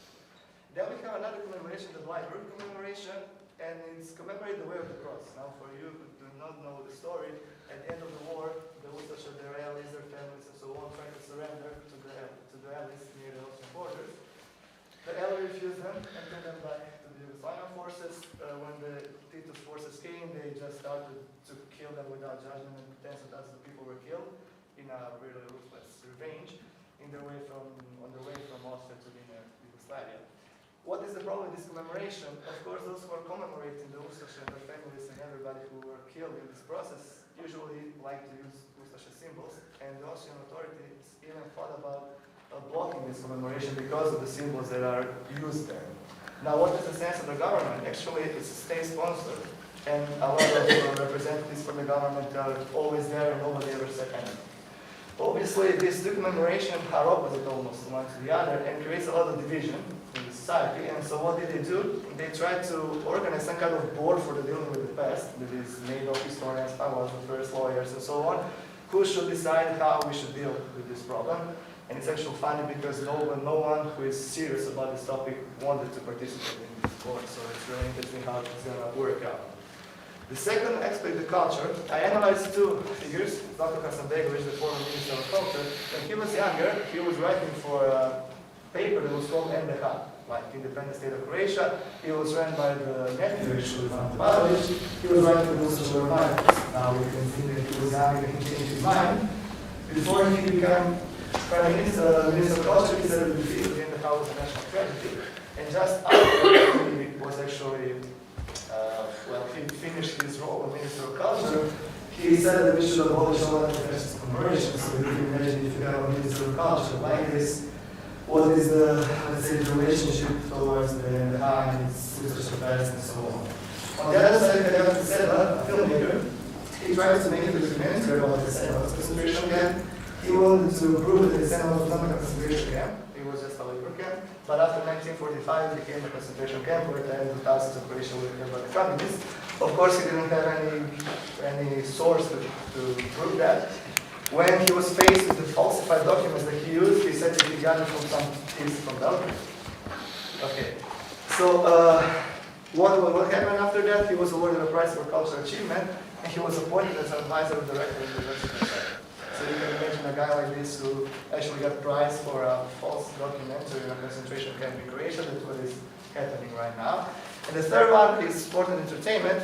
After a game, Josip Šimanić, a former footballer, between Croatia and Iceland, he took the microphone at the stadium and encouraged the supporters to sing with him and saluting with a Dom Spremni salute. Of course, the response from the public was, they were really happy to actually respond to his, I'd call it provocation, but to him probably was not, but to his encouragement to salute with the, actually, this Ustaša salute. And then he was banned for 5 games. Now he's the assistant of the national team selector, which says a lot about the policy in this sector of the Croatian sport industry, probably. And then we have Marko Petković Thompson. He's actually a nationalistic rock star in Croatia. He was a volunteer of the Patriotic War. His concerts are full of symbols from the war, the big crosses, and so on. The problem is he also uses Ustaša symbols. One of his songs starts with the Ustaša symbol, Ustaša salute. He sang about songs about raising the concentration camps and so on. The Croatian president, when he was banned from playing in Slovenia, said that music is here to connect, so it was really bad to not listen to him. And so the conclusions, okay, you can see just a few pictures from his concerts, not the kind of concerts I like, but anyways. In the second picture, you can see the black flag of the host defensive forces, you can see the Dom Spremni salute, you can see the first white square, and so on. So this is the public who likes him, it's really popular. So the conclusion, why is the NDH seen as something positive? According to some, because there's a feeling that the NDH was just an unlucky try to get an independent state of Croatia after years and years and tens of years of actually Serbia and Germany to the kingdom of Serbia and of Yugoslavia and so on. And other reasons are actually stated by Borstin and Kutin. It's like the critical studies about the NDH during the Yugoslavian period, which is true. For 45 years he couldn't approach the problem from a scientific way. If we can say the NDH had very good, and that's it. Political motives, of course, the Patriotic War brought back those Ustaša symbols, and if you want to gain political points, you gotta play on emotions, and politicians, they do this all the time. So this is another reason. And the third reason I didn't talk about it, but is the consequence of Serbian historiographical nationalism and revisionism. What does it mean? I mean, my colleagues from Serbia knows that very much, I guess. It means that the same thing is happening even in Serbia, so we have similar problems, but just the opposite. Thank you very much. I hope it will take you.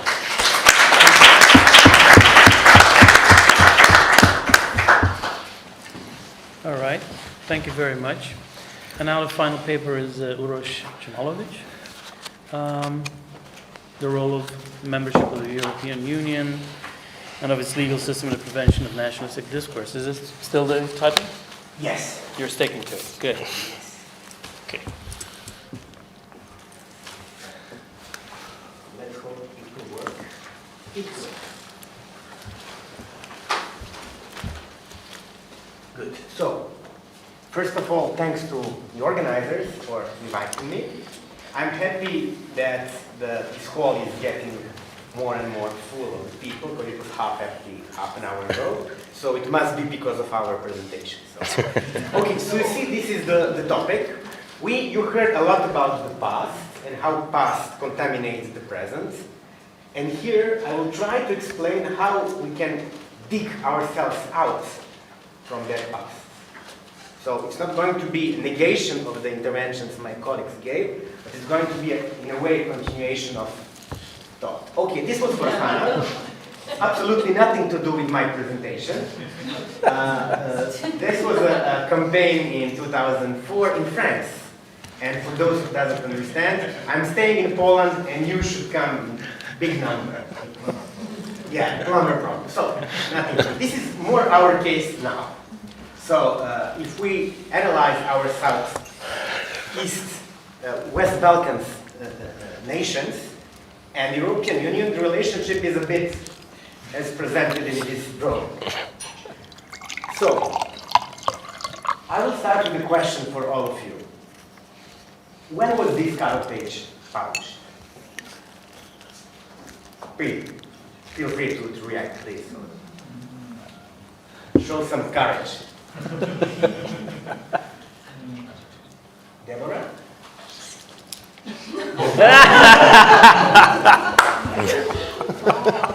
Fake news. Fake cover page. Yugoslavia never said Yeah, big well, enough nobody to says European that. Union. So, okay, now the boring part. Plan of the presentation. I will first speak rapidly about the common political, legal, and cultural heritage of ex-Yugoslav countries. Then the influence of the EU in the prevention of nationalistic discourse. And finally, revival of the nationalism and the EU. How can we apply the lessons learned from the cases described by my predecessors? So, first, maybe you heard some of those elements from Tamara's intervention.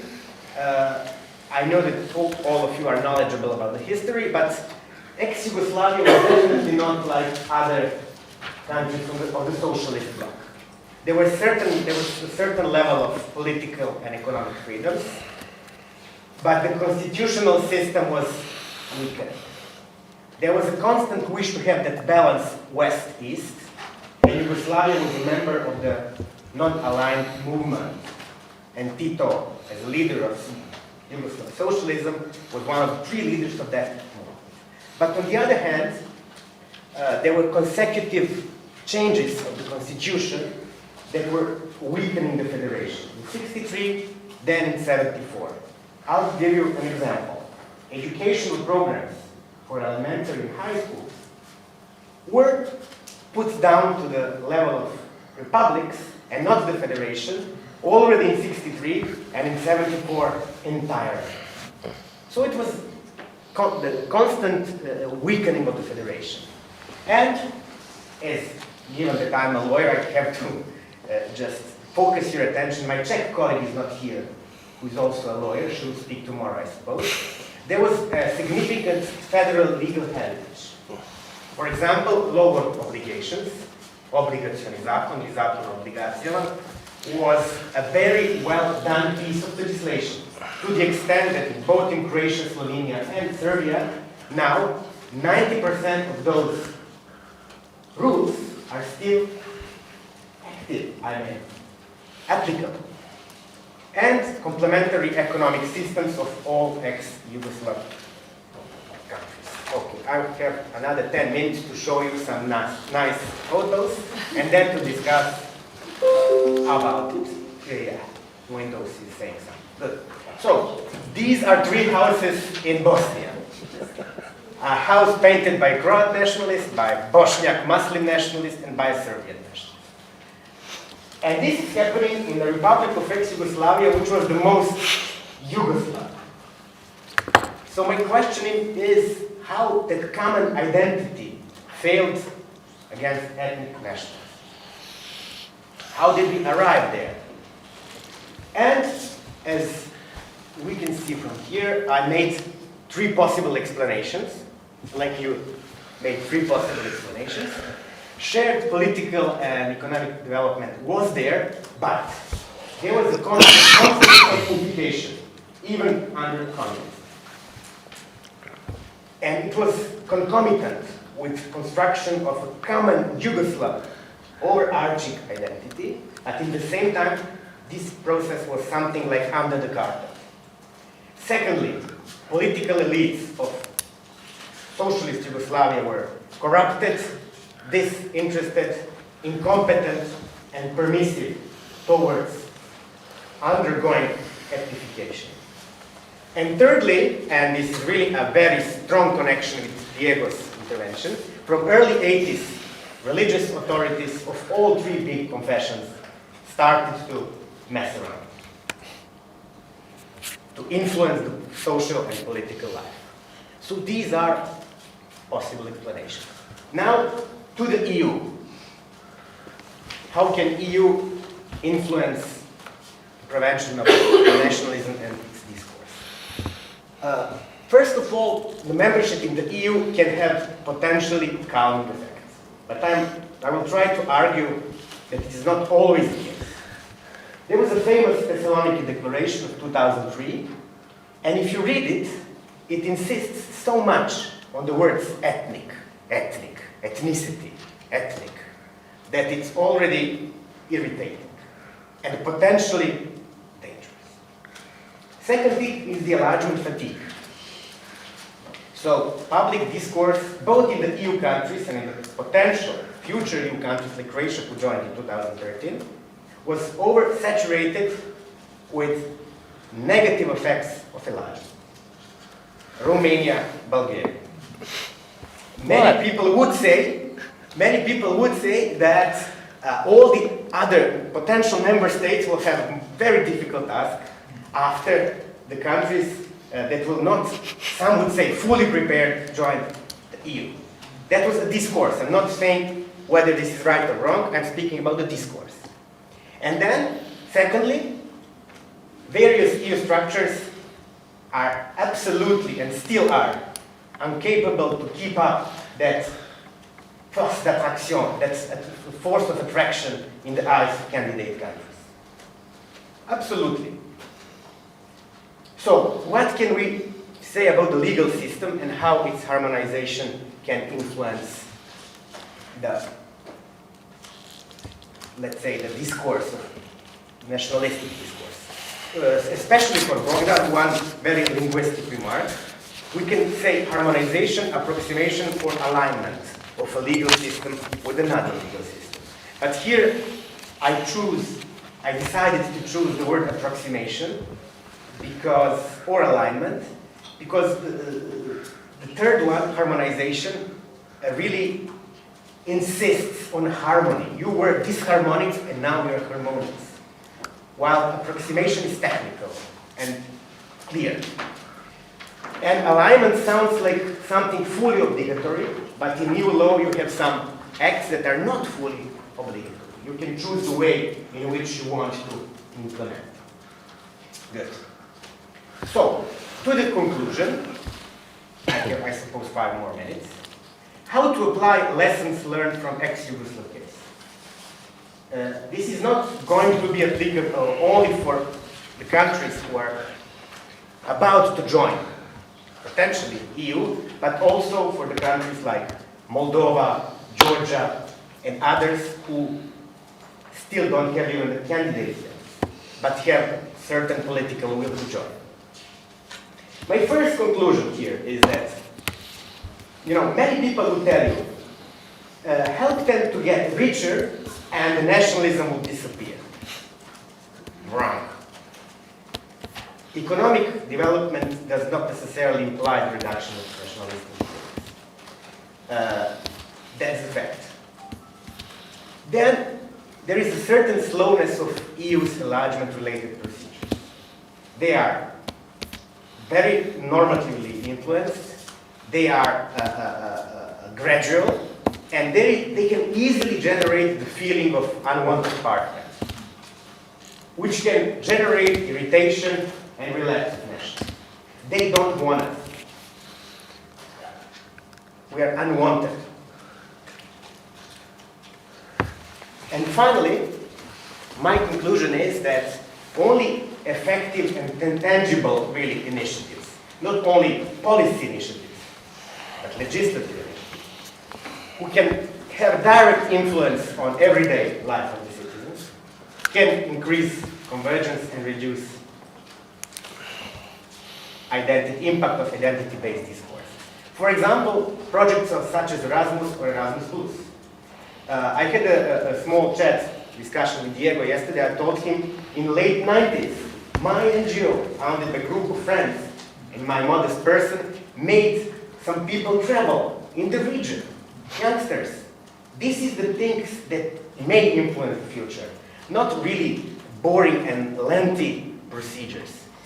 And finally, facilitating communication. One of the best things that the EU did recently, I don't know if you would agree with me, is that almost the suppression of roaming charges.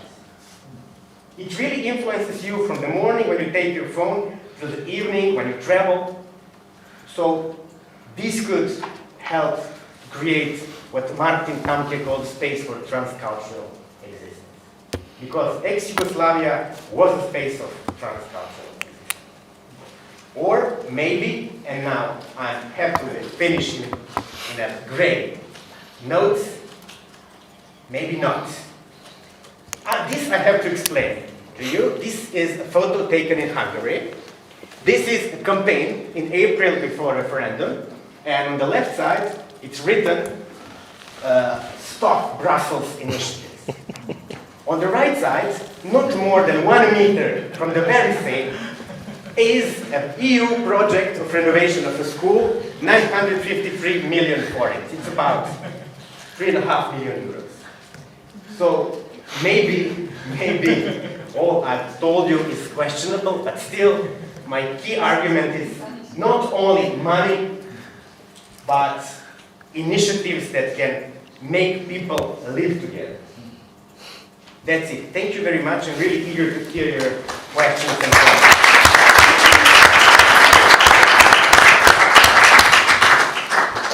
Well, thank you to all the speakers in this section, and now we're open for discussions.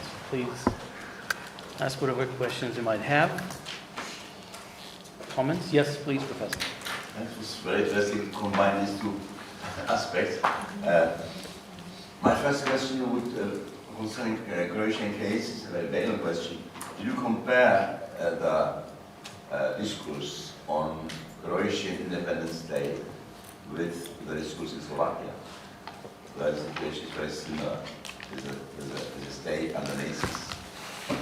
It would be very interesting to have this. Second question to the same.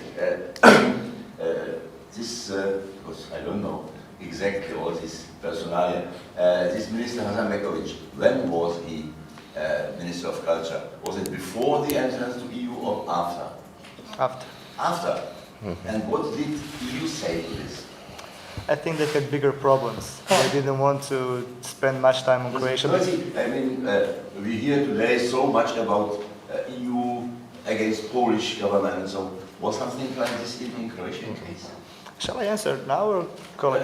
Okay, no, because that's why I didn't say anything about Slovakia, because I didn't know. Okay. I have a question to both of you. Okay. It is something I could remember my yesterday point of view. Reading this short quotation from this Thessaloniki declaration. Everywhere is again, this what irritates me, ethnic against civic. If I would be a Serbian or a Croatian, and I would be called ethnic, I would be nationalist. I would become nationalist. Because it's offending. If I feel a member of a nation, of an old nation, with traditions and so on, and they call me ethnic, I would be very against EU at least. Doesn't it work in this nationalism also in your countries? I don't know. I only have the feeling so. No, that's all. Thank you, George. Yes, please. I have two questions. First, short for Raul. What do you think, because you're really analytical, you analyze all the terms, what do you think about the term white nationalist? Because I really have a problem with that. It was connected to the Charlottesville protest, and they call themselves the white nationalists. And the second one is for Diego, but I don't know if anyone is familiar with Jeffrey Alexander's analysis of the Holocaust as the cultural narrative which transformed what was at the time a specific event, a war crime. Gradually, during the years, it became a universal symbol of human suffering and evil. So that made me think what happened in ex-Yugoslavia, what narratives were predominant. It's connected to your presentation. For example, I think in Serbia we didn't have the puppet state, but I think that the post-Second World War narrative was the narrative of victory, anti-fascist victory. And in a way it was good because it built up ex-Yugoslavia, and it was something to be proud about, but in a way it hindered the fact that there was a large extent of collaborationism, even in Belgrade, in Serbia, that we were not all anti-fascists, and that, in my belief, it contributed to the current relativization of collaborationism during the Second World War. So I think that it would be good to analyze the cultural narratives of the Second World War in Yugoslavia as well. So I just wanted to see if anyone has a comment on that.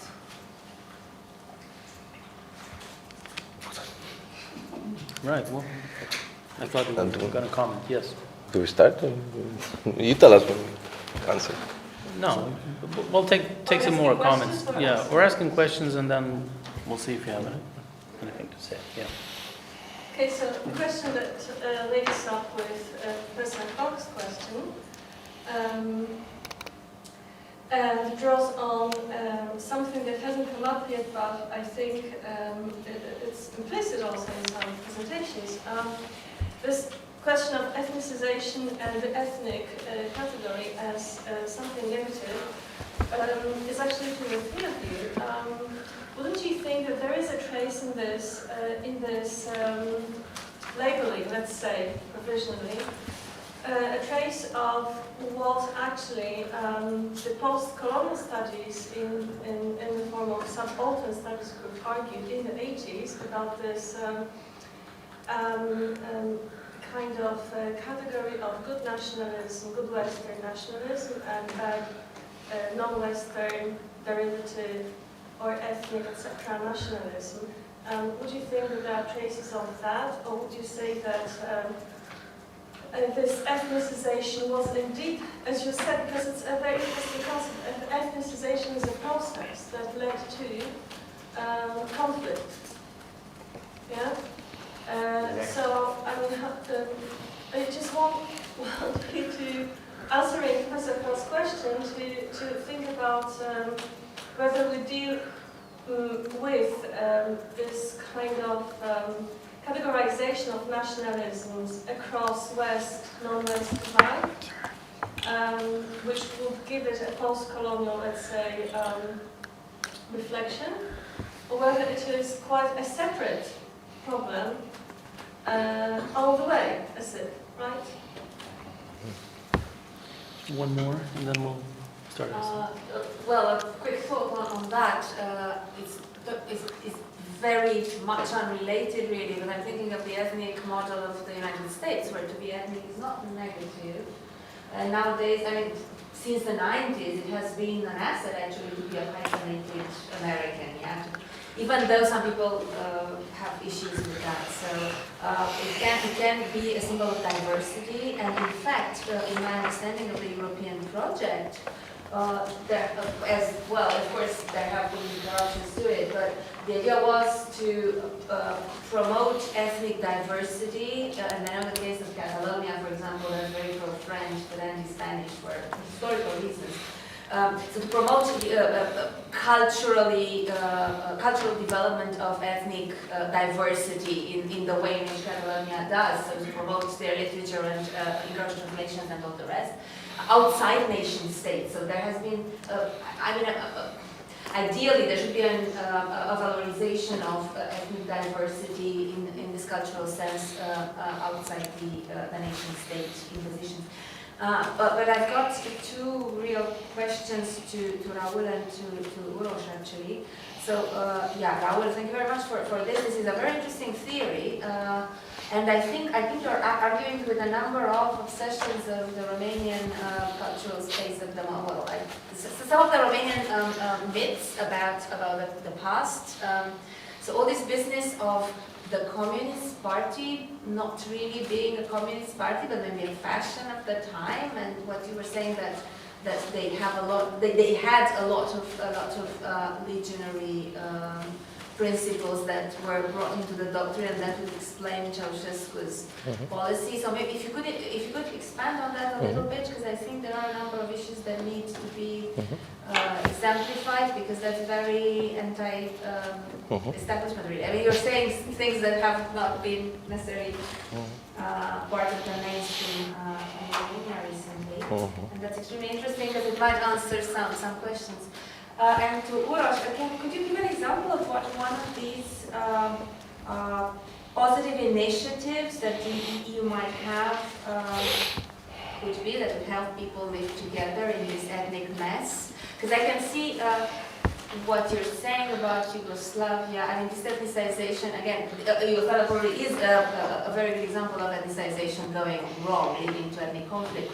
But then isn't that very much precisely because of religion, which is an aspect you've mentioned? Because former Yugoslavia is very diverse from the point of view of religious cultures that have traditionally been in conflict. I mean, in the Balkans, Islam was associated with the Ottoman Empire, and there was a whole history of the Ottoman Empire being very oppressive in the region. So, of course, you can see a potential for conflict. So isn't that a problem? And what do you see as possible EU initiatives that could sort that out? One question from Vyacheslav, and then we'll stop for answers. And it's a provocative question. I agree with you, with what you said, especially at the end of your presentation. I don't know the Romanian context. But would you describe contemporary liberalism as democratic at all? And regardless of the answer to the first question, what makes it vulnerable to the populist challenge, in your view? Okay, it's time to listen to you. Respond to all these comments and questions, everyone. Who should start? Just you start from there, here. Wherever, you go ahead. Okay. Thank you for all the questions. I'll start with the last one before I didn't get to write it down, so I'm afraid I'm going to forget it if I begin at the beginning. Do I see contemporary liberalism as democratic? Yes, to the extent in which it is open to electoral competition, in which it tries to engage the public, but it's not. I mean, the anti-liberal projects, I see them as equally democratic. Put it this way: what is its vulnerability to populism? The fact it fails to deliver the prosperity it promises, I guess, to some extent. Until 2008, this was not so much of a problem. With the economic crisis, we witnessed what Hobsbawm was describing for the interwar period. You know, the crisis of liberalism, starting from financial economic crisis, but which translates into an exposure of how institutions are not really representative.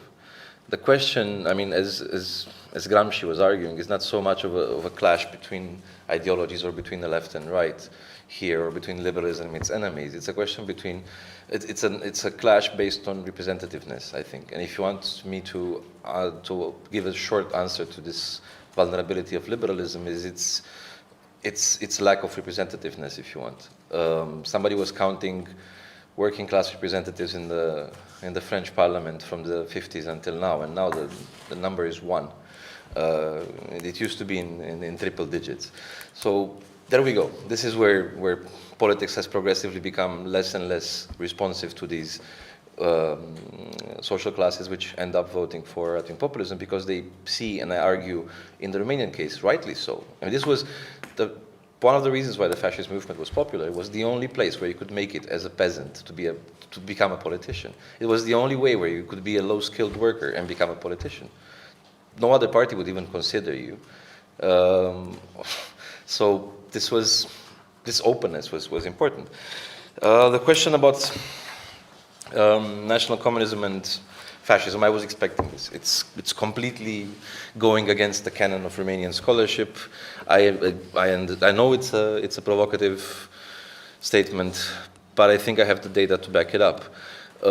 First, there is this common perception in Eastern Europe that sometimes the communists were former fascists. And this was especially true for the Arrow Cross legacy in Hungary. The Communist Party there took on a lot of people of the Arrow Cross. There's even a joke in Romania about this, saying that the tomato was first green and then red. Green being the color of the fascists, red, of course, the communists.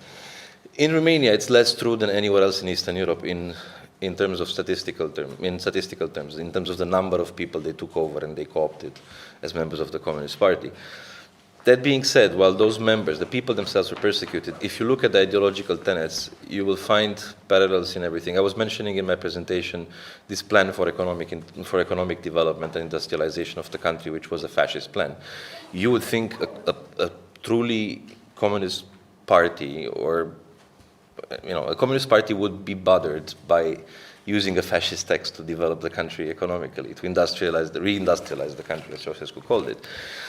If you think of culture, with Ceausescu you have this beginning of a notion of historicity of the nation, which goes back to the Dacians and the Romans and so on.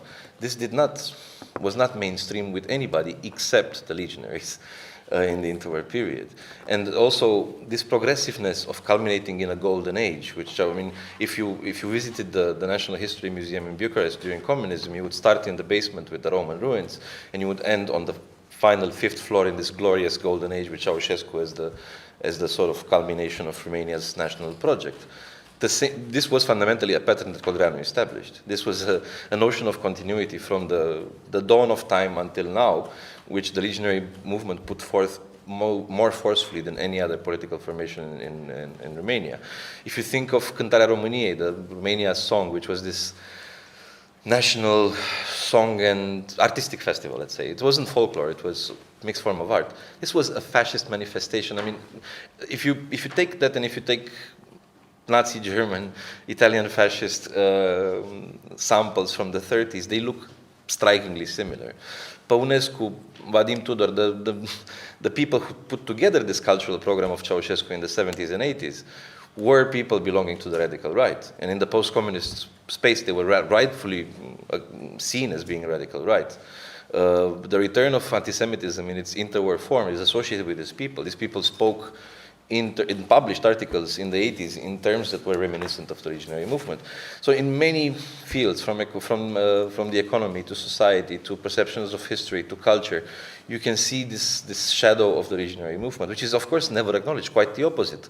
It's always demonized. All the pop culture, all the communist pop culture produced under Ceausescu has as the main villain the legionary. All the movies, in all the movies, the bad guys are the fascists, who always wear these also long leather coats, which has no connection to historical reality. But if you ask Romanians who grew up during communism, how is a legionary? He's got this long leather coat. But why, we don't know.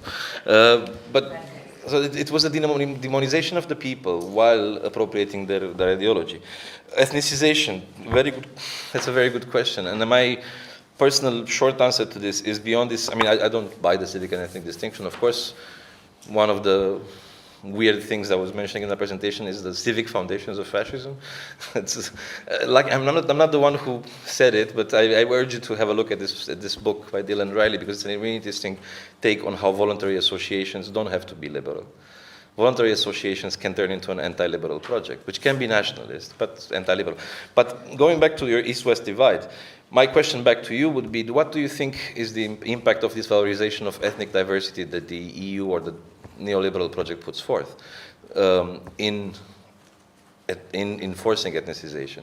This notion that minorities are important, that one's ethnic diversity is important, the notion of multiculturalism, if you will. I think this had a lot to do on a very benign agenda. I'm not saying this is a detrimental or negative agenda, but it had a lot to do with people rediscovering identities that were lost. And of course, part of it has to do with, I mean, I don't want to answer for the case of Yugoslavia. In the case of Yugoslavia, it's collapse of one composite identity which was no longer valid. And I think in Eastern Europe, in many cases, this was the case. You had to fill in the space with something. But I'm still interested in the supply of this multicultural model, of this valorization of ethnic diversity as a factor in explaining ethnicization.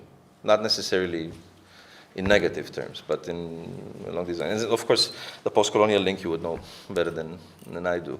Finally, the white nationalism question. Yeah, I think it's a misnomer. I think many of the terms used in the American radical right, you know, what's alt-right? What's the validity of alt-right? And it's on the one hand, euphemisms meant to divert attention from the real. I mean, if you say white supremacist, it's quite clear. If you say white nationalism, maybe it's not so clear. On the other hand, it's sort of a Freudian slip, isn't it? because it shows when they say nationalism, this is the kind of nationalism they mean. I mean, if we are to speak about nationalism in the US today, which I still think is a problematic term, this is the kind of nationalism they have in mind, of a white US cleaned out of ethnic minorities, cleaned out of, well, I mean, the people in Charlottesville were marching with Jews will not replace us, so even though Jews are white and there's the Judeo-Christian heritage established, Jews are apparently not white enough for these people. So I think on the one hand it's a misnomer, and on the other hand I think it's a Freudian slip, really showing what they see the national. But I think the word nationalism there is not appropriate. On the other hand, and this is the interesting part, I'm wondering how important is religion rather than nation or race in this context? Because this guy, Heimbach, is fascinated by the revolutionary movement because of its religion, and in an attempt to dissociate themselves from racism and from being seen as neo-Nazis, they turn to religion as a more benign form of identification, but still highly exclusive of Muslims, of Jews, of, you know, it's potentially more exclusive than other categories, like nation in the U.S. Thanks. Okay, so Diego? Yeah, thank you for the questions. As for the comparison between Slovakia and Croatia, I'm not that much into Slovakian history so far, but what I know is that the leaders of the two puppet states, let's say, had a different background. Pavelić had a different background from Tis, as far as I know. So it's kind of, for me, hard from this starting point to compare them to a higher level, because, for example, the relationship between Pavelić and the Archbishop of Zagreb that I showed in the picture, there are many critics that say that the Archbishop was pro-fascist, let's say, independent state of Croatia and so on, but still, the relationship between him and Pavelić was really complicated. Actually, although Pavelić was a real Catholic Croatian, he actually went to the cathedral just 2 times in 4 years. I just want about the present. Okay, sorry. Okay. Oh, it's great.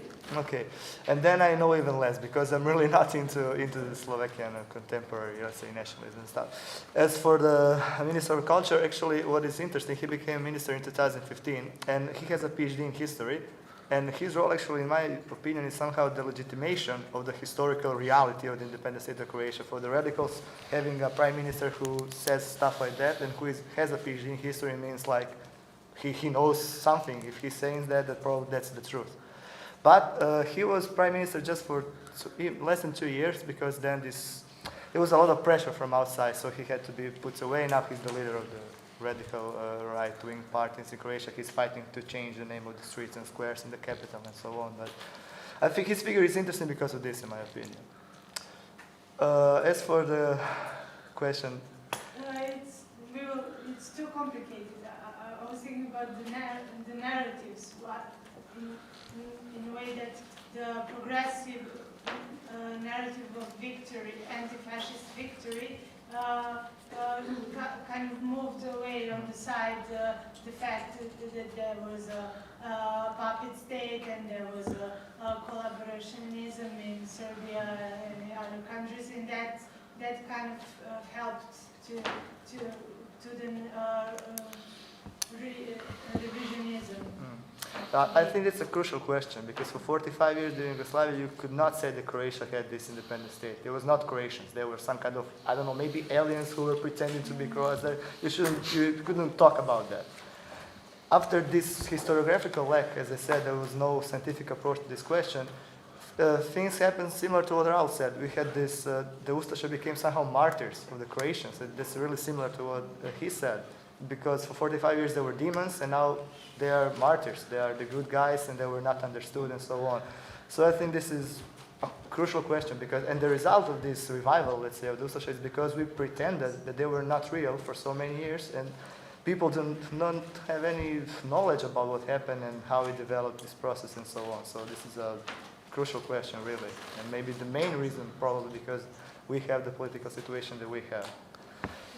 And the last question, Western Eastern nationalism, what I can say about, let's say, Croatia right now is that it's complicated to talk about nationalism in Croatia. The categories are really mixed. Either somehow you are left and then you are communist, or you are right and then you are a fascist.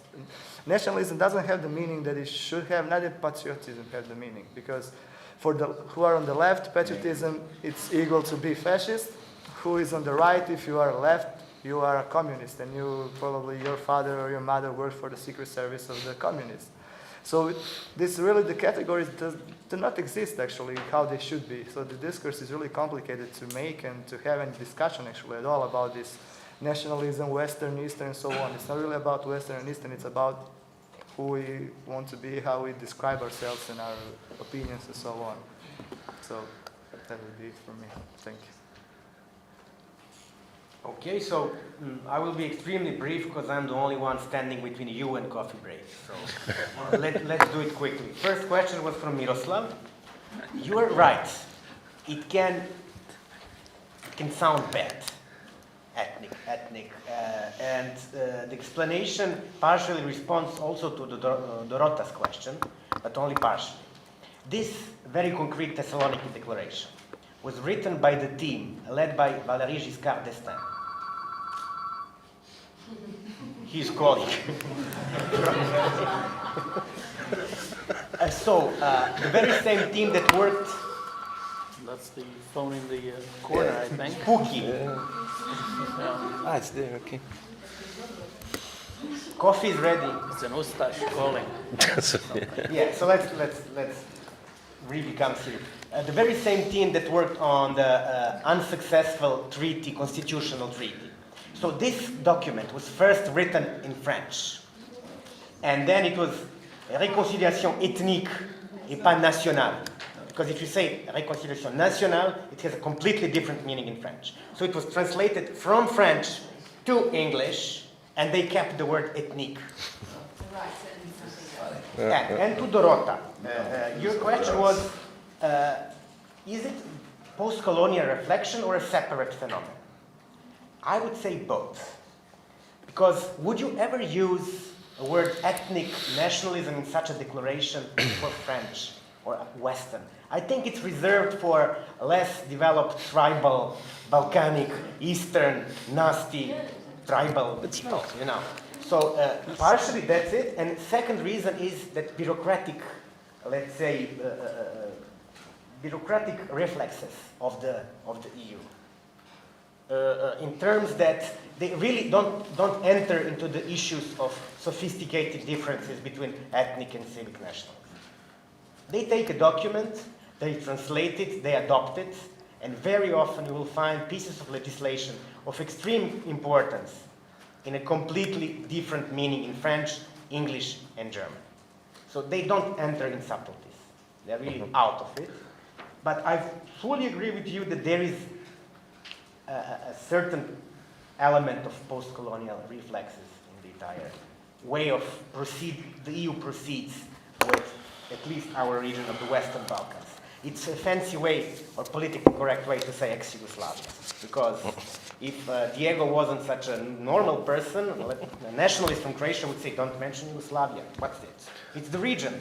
The president of Croatia always speaks about the region. And so that's why we say Western Balkans.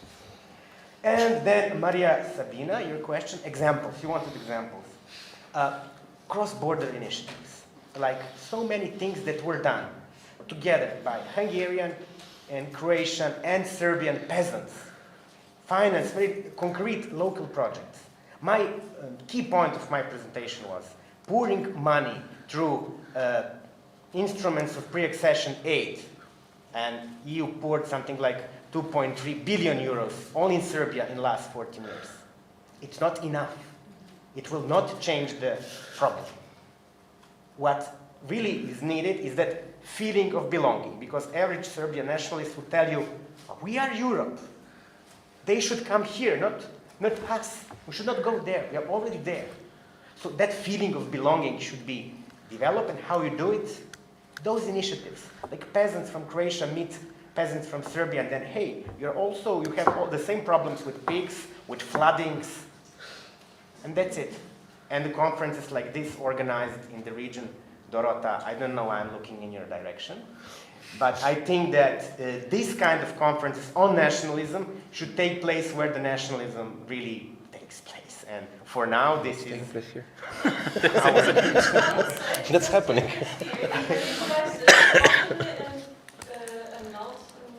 Can I answer, because I was asked a question too? Yeah.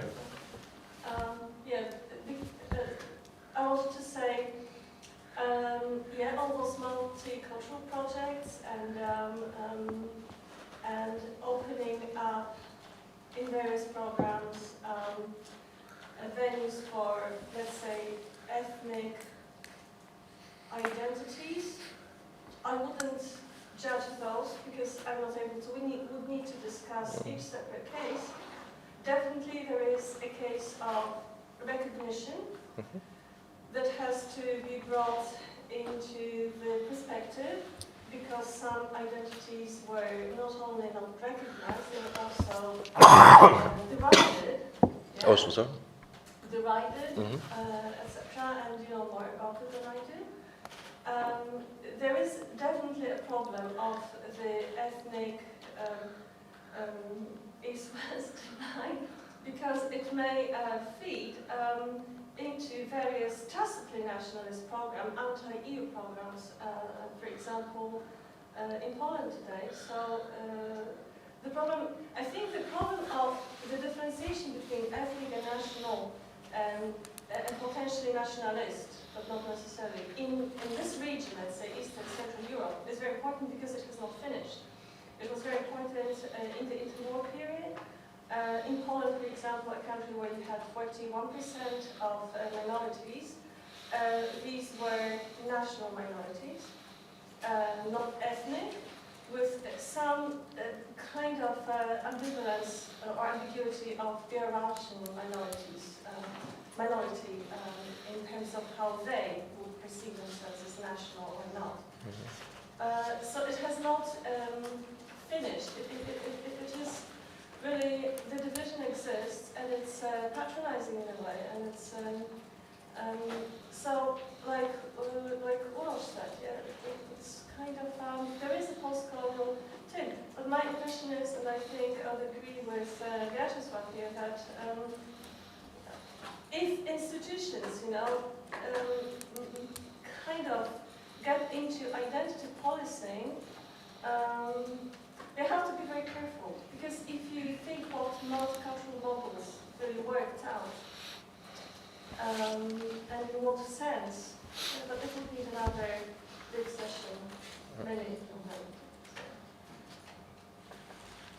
Okay. If there are no more questions, then perhaps we should stop here and give a hand to all the speakers in this session.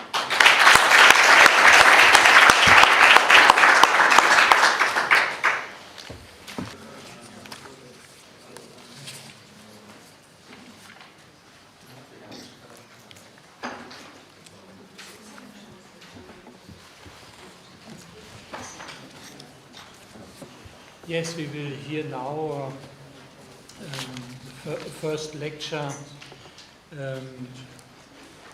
of Adam Rozov-Witzki and Justina Keiter, but Justina Keiter has health problems, and therefore Adam Rozov-Witzki will hold the common lecture here. And Adam Rozov-Witzki is a lecturer at the Institute of Sociology here in Wrocław. He works about his most important works deal with sociology of work, comparative employment relations, critical social realism, and qualitative methodology. Thank you. Thank you very much. Thanks for accepting our proposal for this conference.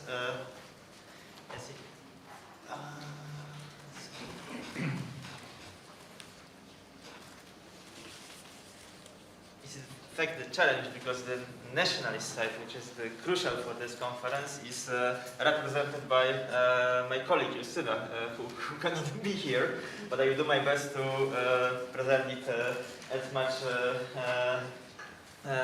comprehensively as possible. So we would like to tackle the question of the relationship between labor and changes in a sphere of employment and the rise of this new nationalism, taking as a case example Poland.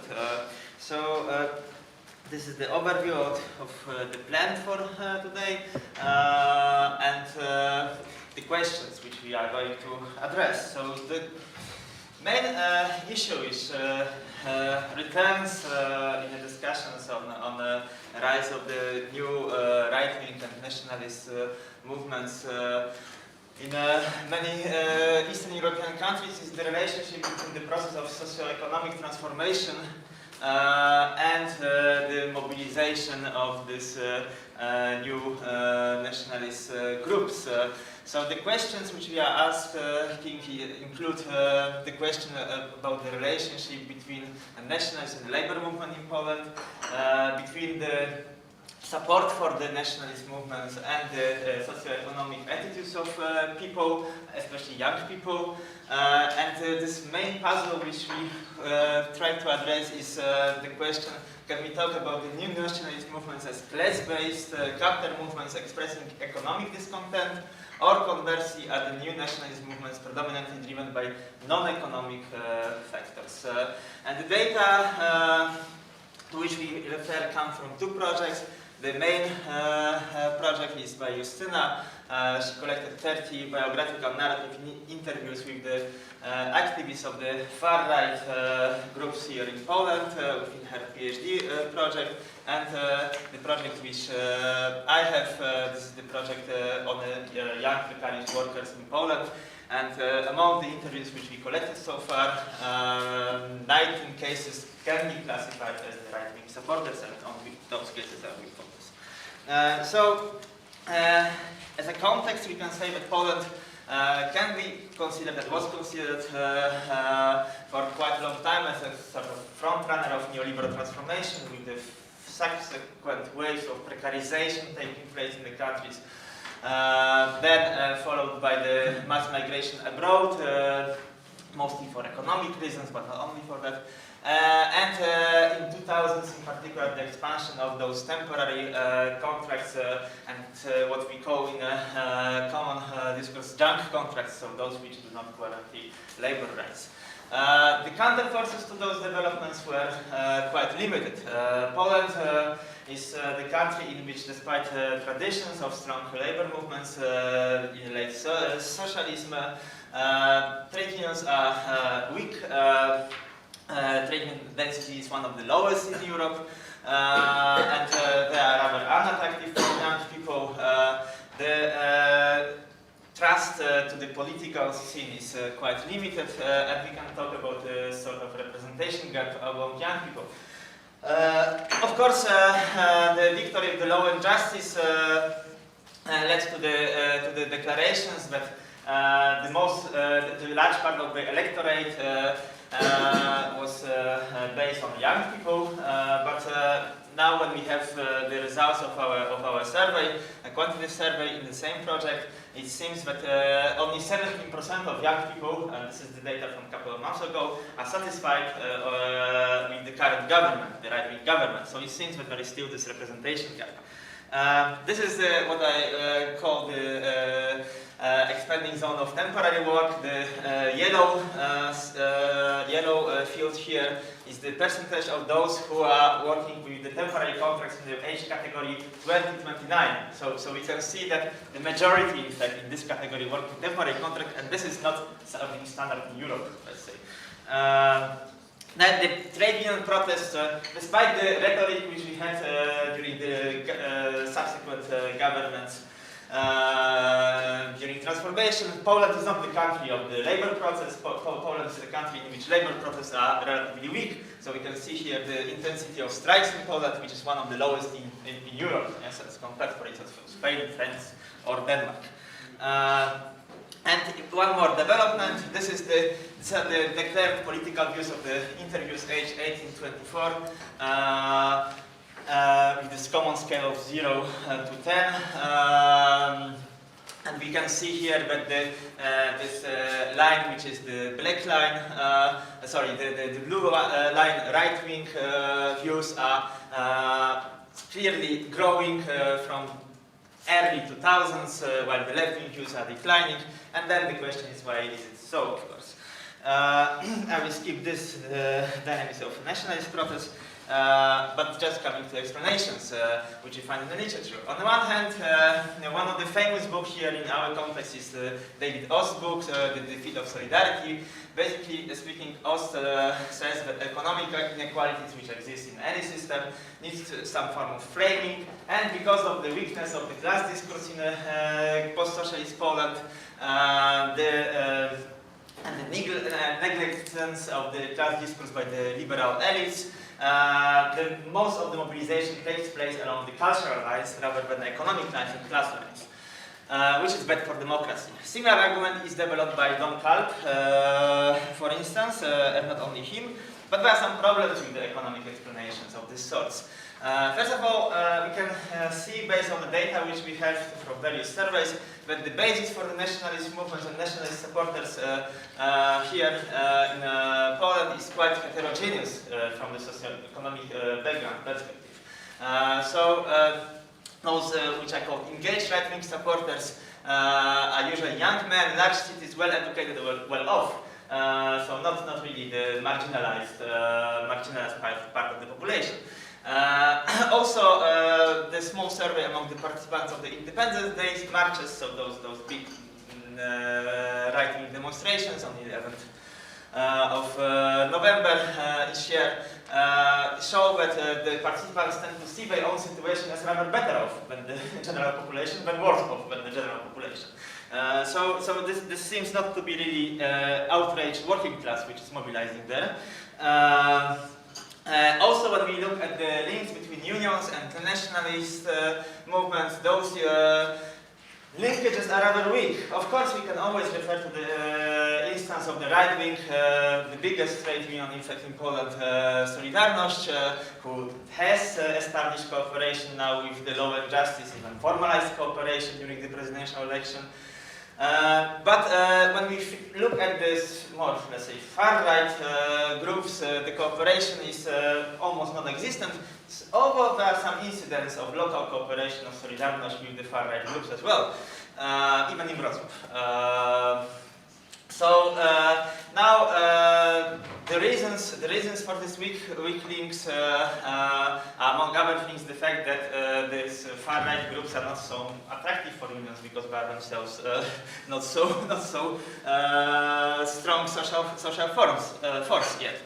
Also, the economic programs, which was already mentioned in the morning, of those far-right groups are quite ambiguous, and especially, I think, in Poland, you wouldn't call them really socially oriented. So they are not left-wing programs, they are right-wing programs in terms of the support for the market. It's ultra-market programs in many cases. So the cultural explanations for the rise of nationalism, which you can find, of course, the main narrative would go like that in the time of the modernity, late modernity, people experience increasing ontological insecurity, or basically not only ontological but general insecurity, and they start searching for new forms of the collective identities, re-embedding themselves in the social bonds. Also, these cultural explanations would say that nationalism is a sort of resistance to cultural globalization and a search for the need for recognition among part of the population. So we have this puzzle between economic and cultural explanations here. Now coming to the data which we have. So the first source of data comes from the activists of the far-right organizations like All Polish Youth, Młodzież Wszechpolska, National Radical Camp, Obóz Narodowo-Radykalny, and the National Rebellion of Poland, Narodowe Odrodzenie Polski. The interviews of Justyna were predominantly university graduates or students with the heterogeneous class origins and family political orientations. As a sort of conclusion coming out of her research, we can identify four main types of identity framing in narrators' life stories. First, they see themselves as educators of a new patriotic or awakened generation. defenders and creators of the Polish identity and history against liberalism, postmodernism, and European leftism, anti-systemic activists resisting the system identified with the social, political, and economic setting established after 89, and socially and politically engaged citizens involved in the work at the grassroots for nation, its collective memory, forgotten heroes, and the marginalized, not necessarily in economic sense, even though there are some economic traits in those narratives as well. So, example, Tadeusz, if you haven't heard yet, nationalists here speaking that much. So Tadeusz from Młodzież Polska, Polish Youth, says that the all Polish youth and the national radical camp have constant and increasing inflow of people or support because they are out of the political connections. These organizations are established by young, idealistic people. I think that there is very transparent message, very clear message. It's uncompromising. There is nothing like masking, nothing like gentle words in describing phenomena which has to describe in harsh and not gentle way. And afterwards, he goes on in criticizing the so-called right wing in Europe, which supports, for instance, homosexuals, which we have in the morning. Right? So there is this clear distinction of Polish right wing and the European far right. But when we look at the economic views of those activists, they are incoherent. They are incoherent clearly. So on one hand, we have those which support some form of the corporationism, like Dariusz from National Republic of Poland, but it seems that the majority has either no economic views, or if they had the views, they would be closer to something which can be called anarcho-capitalism. Yes, anarcho-capitalism is a position in which state is an enemy, state is stealing our money, and so we need to lower the taxes or abolish the taxes rather than promote some social transfers. Right? Now the second part, very briefly, from our research on young precarious workers. Here the results are quite similar. So there is on one hand univocal criticism of the high-level politics, both with respect to a governing party and key parliamentary parties in opposition.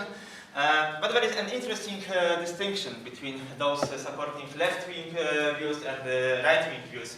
While left-wing activists, we have some in our sample, refer mostly to economic factors in justifying their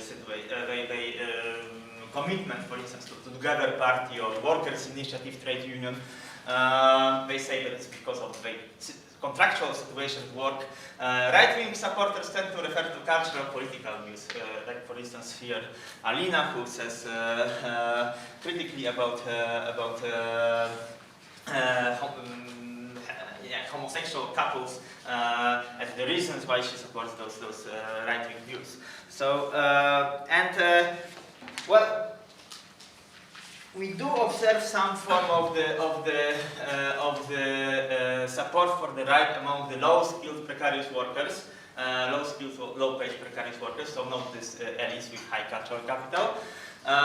But here it seems that from the comprehensive biographical analysis rather than the analysis of such a short quotes, it seems that the main reason is not because of the economic situation, but because of the experience of something which Robert Kasper called disaffiliation experience. So disaffiliation in the sense of losing meaningful social bonds in their communities.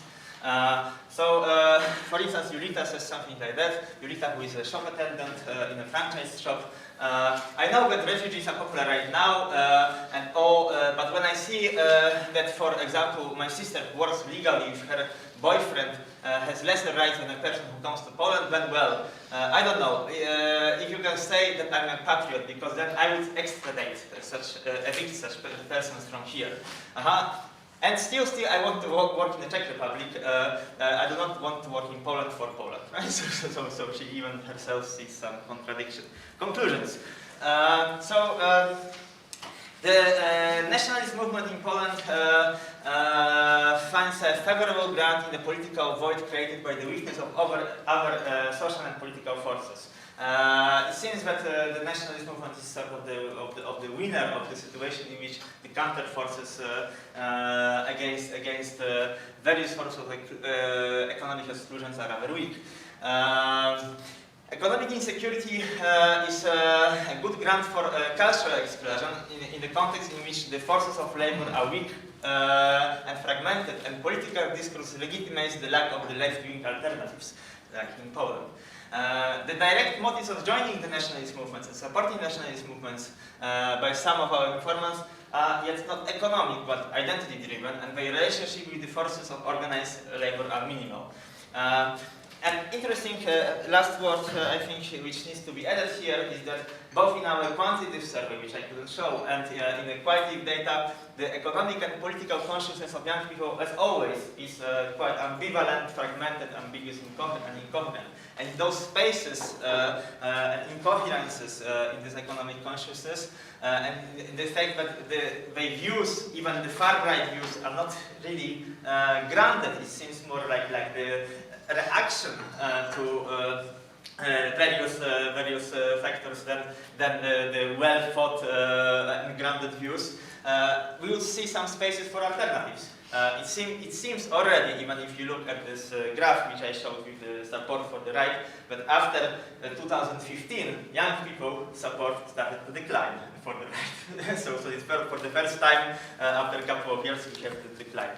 So that would be, I think, this, and we are very much looking to hearing your comments. Thank you very much. Thank you very much, Adam Rozowicki. The next speaker is Deborah Michaels.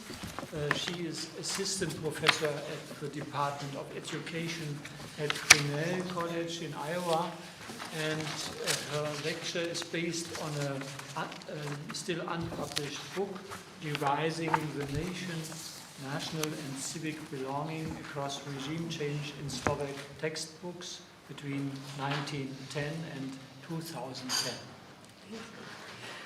Thank you very much. I'm very happy to be among such an esteemed group of European scholars, so my thanks to everyone for including me in this conference.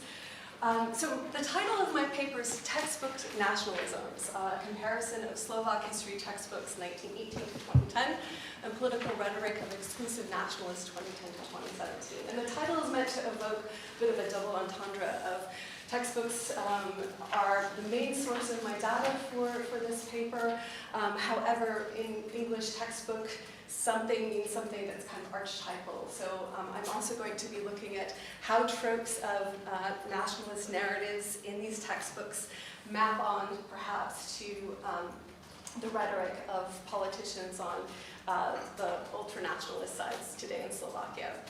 So I'll begin with just the context that in early 2016, the results of the Slovak national elections evidenced a move toward exclusive nationalism, mirroring trends, as we've heard, over the course of this conference in other European nations and the US. The radical nationalist party, People's Party of Slovakia, gained representation in parliament for the first time, winning 14 seats, while the Slovak National Party won 15. The former party, led by Marian Kotaba, Ludová strana Naše Slovensko, was established in 2010 and intentionally references the Hlinková Slovenska Ludová strana, which was the radical right party named for Andrej Hlinka, founder of the Slovak People's Party. That became the party of Slovakia's World War II leader, Josef Tiso, a Catholic priest who collaborated with the Nazi regime. So you can see that sort of the mapping of the names of the two parties here, the World War II party and the current party, and also their symbols. On your left is the Hlinkova party's symbol, and on the right is the current Ludová strana. So my research question for today is asking to what degree are radical right parties in Slovakia employing narrative tropes of national identity seen in history textbook from the past century. So I'm taking up here Professor Eriksson's question that he posed at the beginning of this conference: how is today's emergence of exclusive nationalism really new? So just to briefly talk about my sample selection for my data. Like Robert, I also did a purposive sampling of websites, but unlike Robert, I was looking specifically at websites of politicians who are associated with this ultra-nationalist movement in Slovakia today. I also looked at mainstream newspapers and how they were also evoking these politicians and their agendas. My textbook sample is much larger. It comes from a more extended study that I did when I was on a Fulbright in Bratislava, where I had the pleasure of working in the Stavna Pedagogica, or State Pedagogical Library, which has as its mission to collect all curricular documents pertaining to what is today Slovakia. So I looked at more than 400 texts and multiple editions of those texts in the Slovak language across grade levels and school types. But today, as I said, I will focus mostly on the 1918 to 2010 versions. There's all kinds of sounds in this room. So on the right, you'll notice this is just as a reminder of, even though I'm talking about Slovakia today, the time period of textbooks that I'm looking across, really Slovakia moves through very different borders, state types, and also spatially. From the Habsburg Empire, the end of the Habsburg Empire, First Czechoslovak Republic, the First Slovak Republic. I'll pause there just to point out that First Slovak Republic in World War II, not only does it have a reputation of being fascist, complicit with the Nazi regime, although different interpretations discuss historically to what degree Tiso was forced into complicity. But anyway, it was also the first independent Slovak republic. So for that reason, for ultranationalists, it holds a special place of this is the first time that Slovakia had its independence, but tied up with questions of obviously racism and xenophobia and the Holocaust as well. Okay, so why school textbooks? Why analyze them? First of all, I would just point to the role of schools in building the nation-state building project. It's no coincidence that state school systems really emerged with the emergence of nation-states as well. School systems serve very much the purpose of trying to inculcate particular values, cultures, languages into its citizenship and producing both citizens in the civic sense, but also nationals in the many senses that we've been debating over the course of the last 2 days. Moreover, even textbooks are closely aligned to a centralized curriculum throughout Slovak history, at least in comparison to the case of the United States. And these textbooks are also, moreover, connected to what appears on state exams. So there's motivation to actually learn what appears in the textbooks. However, just as a caveat, as Hanna Vikova mentioned yesterday, textbooks are not teacher practice. They shouldn't be conflated with that. Although, again, teachers do have a motivation to teach to textbooks when they're aligned with state tests. And it's not necessarily what students believe. As many people have pointed out, there's always conflicting narratives of what national identities mean, and students are leaving schools and, of course, hearing from family and friends, and different generations, I should add, as well, in families, other conceptions of history. So I am going to use a typology of nations that is really more to help me structure how I analyze the different textbooks. So it's looking at different symbols and tropes. For the primordial notion of the nation, I'm glossing here as referencing blood ties, nation as family, lineage, progenitors. I should mention it's from a feminist perspective, it's always male lineage, patrilineal. Cultural nations, which reference often national language, religion, folk traditions, customs, sometimes middle-class values, even etiquette and behavior, which I'll come back to in some of my excerpts to more recent ultranationalist party rhetoric today. And then finally, the civic or political nation, which holds common political values. For example, democratic values, but as colleagues have mentioned, it doesn't necessarily have to be simply instilling democratic values. It could very much be in textbooks that I looked at in the communist era. There was also a very strong civic political aspect, as would probably surprise very few in this room, to those textbooks. But I'll point out that historically, the civic political rhetoric in textbooks are not quite as socially binding as the cultural and the primordial narratives. And I'll just briefly explain that, but can come back to it in question and answers. It tends to be often a list of responsibilities and rights of citizens, ideals of the political regime in that time period, and they're often, those ideals and principles aren't grounded in any kind of storytelling, which is very different, as we'll see from the first two categories that I've looked at. So my argument for today will be that, as in the textbooks in the period that I looked at, there is still today in these so-called far-right parties a reference to an imagined bygone golden age of an earlier Slovak state. Sometimes that is the World War II first independent Slovak state. Sometimes it's even harking further back to what was known as the Great Moravian Empire. And you'll see some references to that in the textbooks I'll show you. Next, characterization of Slovakia as a Christian nation, while positing religious others, Muslims today, Jews in the past as threats to that national identity, and then racist stereotypes of Roma or Gypsies as moral others and social parasites.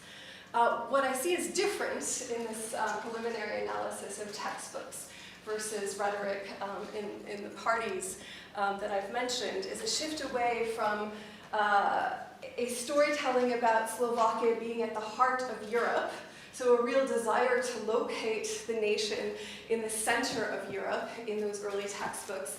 And in parties today, of course, there's unsurprisingly a positing of the European Union as an enemy of the nation state. So I'll begin with the first Czechoslovak Republic. And these are categories of that first national narrative type that I mentioned: primordial, blood, land, and graves. So from textbooks in that interwar period, you get what we heard today, reference to the Pan-Slavicism, a story about three Slavic brothers, Czech, Lech, and Rus. I'm sure you can guess which nations each of them founded. Now you might ask what the Slovaks think of this. And as you see later on, the Slovaks are also descendants of grandfather Czech, and this was something that Slovaks later protested, as you might imagine, a little bit against, because their name is not represented in that first trinity of Slavic provincialities. So, another way that the primordial narratives actually ground themselves, and I use that term grounding very purposefully, is by citing archaeological findings, so digs and burial grounds, and saying that we have evidence, scientific evidence, that our ancestors were here a very long time ago.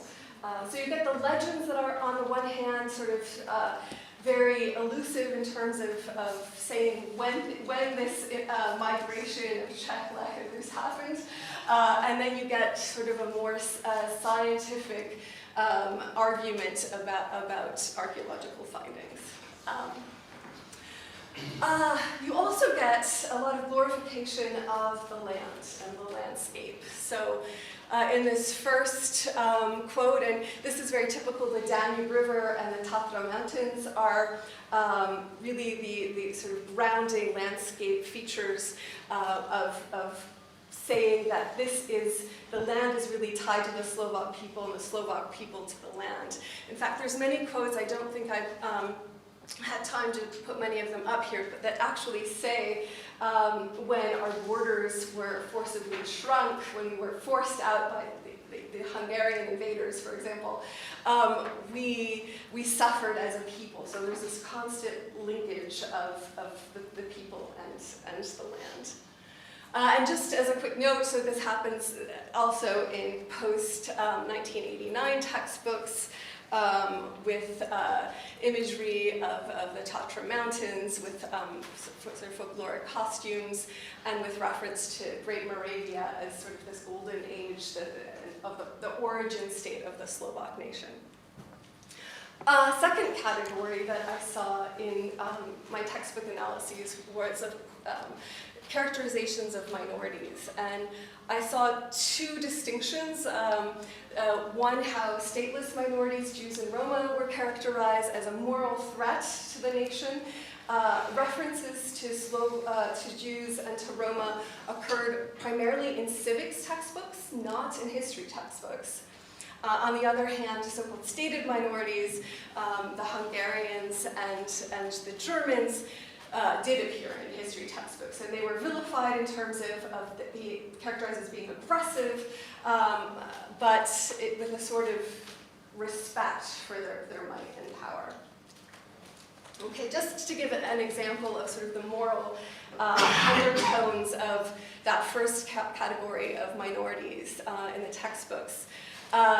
You know, the libel claim of Jews being the cause of the plague, and then also the notion of the stereotype of Jews being users and also greedy. There's reference to most industry being in the hands of the Jews in other textbooks. Meanwhile, for Roma, ciganstwo, I think that glosses in most Slavic languages also. People are nodding as, you know, to steal or to trick. In English, we also have that, to get gypped. It comes from gypsy. And there are these moral tales.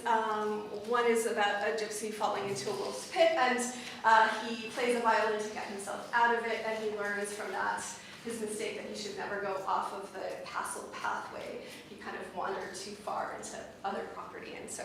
But a more sort of typical stereotype, again, referring back to ciganstwo, is about a gypsy who stole a horse from a Slovak man, and of course the Slovak man is very clever and goes to the gypsy and says, "That's my horse." And the gypsy says, "No, it's not." He says, "Well," the Slovak man says, "Well, I'll prove it. Tell me which eye the horse is blind in."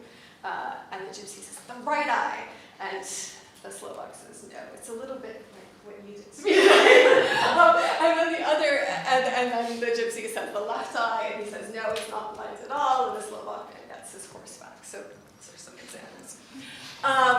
So fast forwarding to 2016, and I can give other examples if you're curious. This is just obviously a very small sampling. Is the switch to an anti-Islam, anti-immigrant rhetoric in some of these websites. The bottom from Richard Sulik, Islam nie je kompatibilní s našou kulturou, is probably clear to most of you. Islam isn't compatible with our culture. But then specifically to the xenophobia around Roma, one of these groups, Kotleba's party, started a guard that will go around on eastern train lines and stand and supposedly try to prevent thievery from indecent people. It's hard for me, there's several ways you could translate slušné lidi or slušné ľudí, but later on the website there's an English translation that Kotleba's group gives, and they use decent. But as you'll see in other excerpts from these websites, decent people, decent travelers is racialized, is glossing non-Roma. Yeah. Okay. Germans and Hungarians, I won't spend much time on this, but how they're referenced in the textbooks again with a sense of military might and battles and appearing in history textbooks, unlike the Roma and the Jews. So rhetoric from today. By the way, Kotleba's party calls its sort of mission statement its 10 Commandments, so a clear reference to that Judeo-Christian parallel that we heard about earlier this morning. And he says, and here's the blaming of Brussels, that Brussels is responsible for pressuring us and manipulating our government to take on immigrants. And a call to never forget the representatives of Slovak parties that voted to accept the European call. So to end, here's a few more excerpted pieces from the 10 Commandments of the People's Party. We will put a stop to the preferential treatment of all social parasites, including gypsy parasites. We'll establish a domestic militia and volunteers among decent people. So again, that reference to Slushne. And the anti-EU, the putting Slovak interests above those of Brussels. And this is where it reminds me of, if it weren't so tragic, it reminds me of the comedy that was one of our early panels that Arthur and Simon gave. But this is also on the website of Kotlebaz's group. And it's titled Decent People, and I think it's, well, it's obvious knowing the context which ones they mean to be decent, even though it's still a pretty strange compilation. So concluding questions.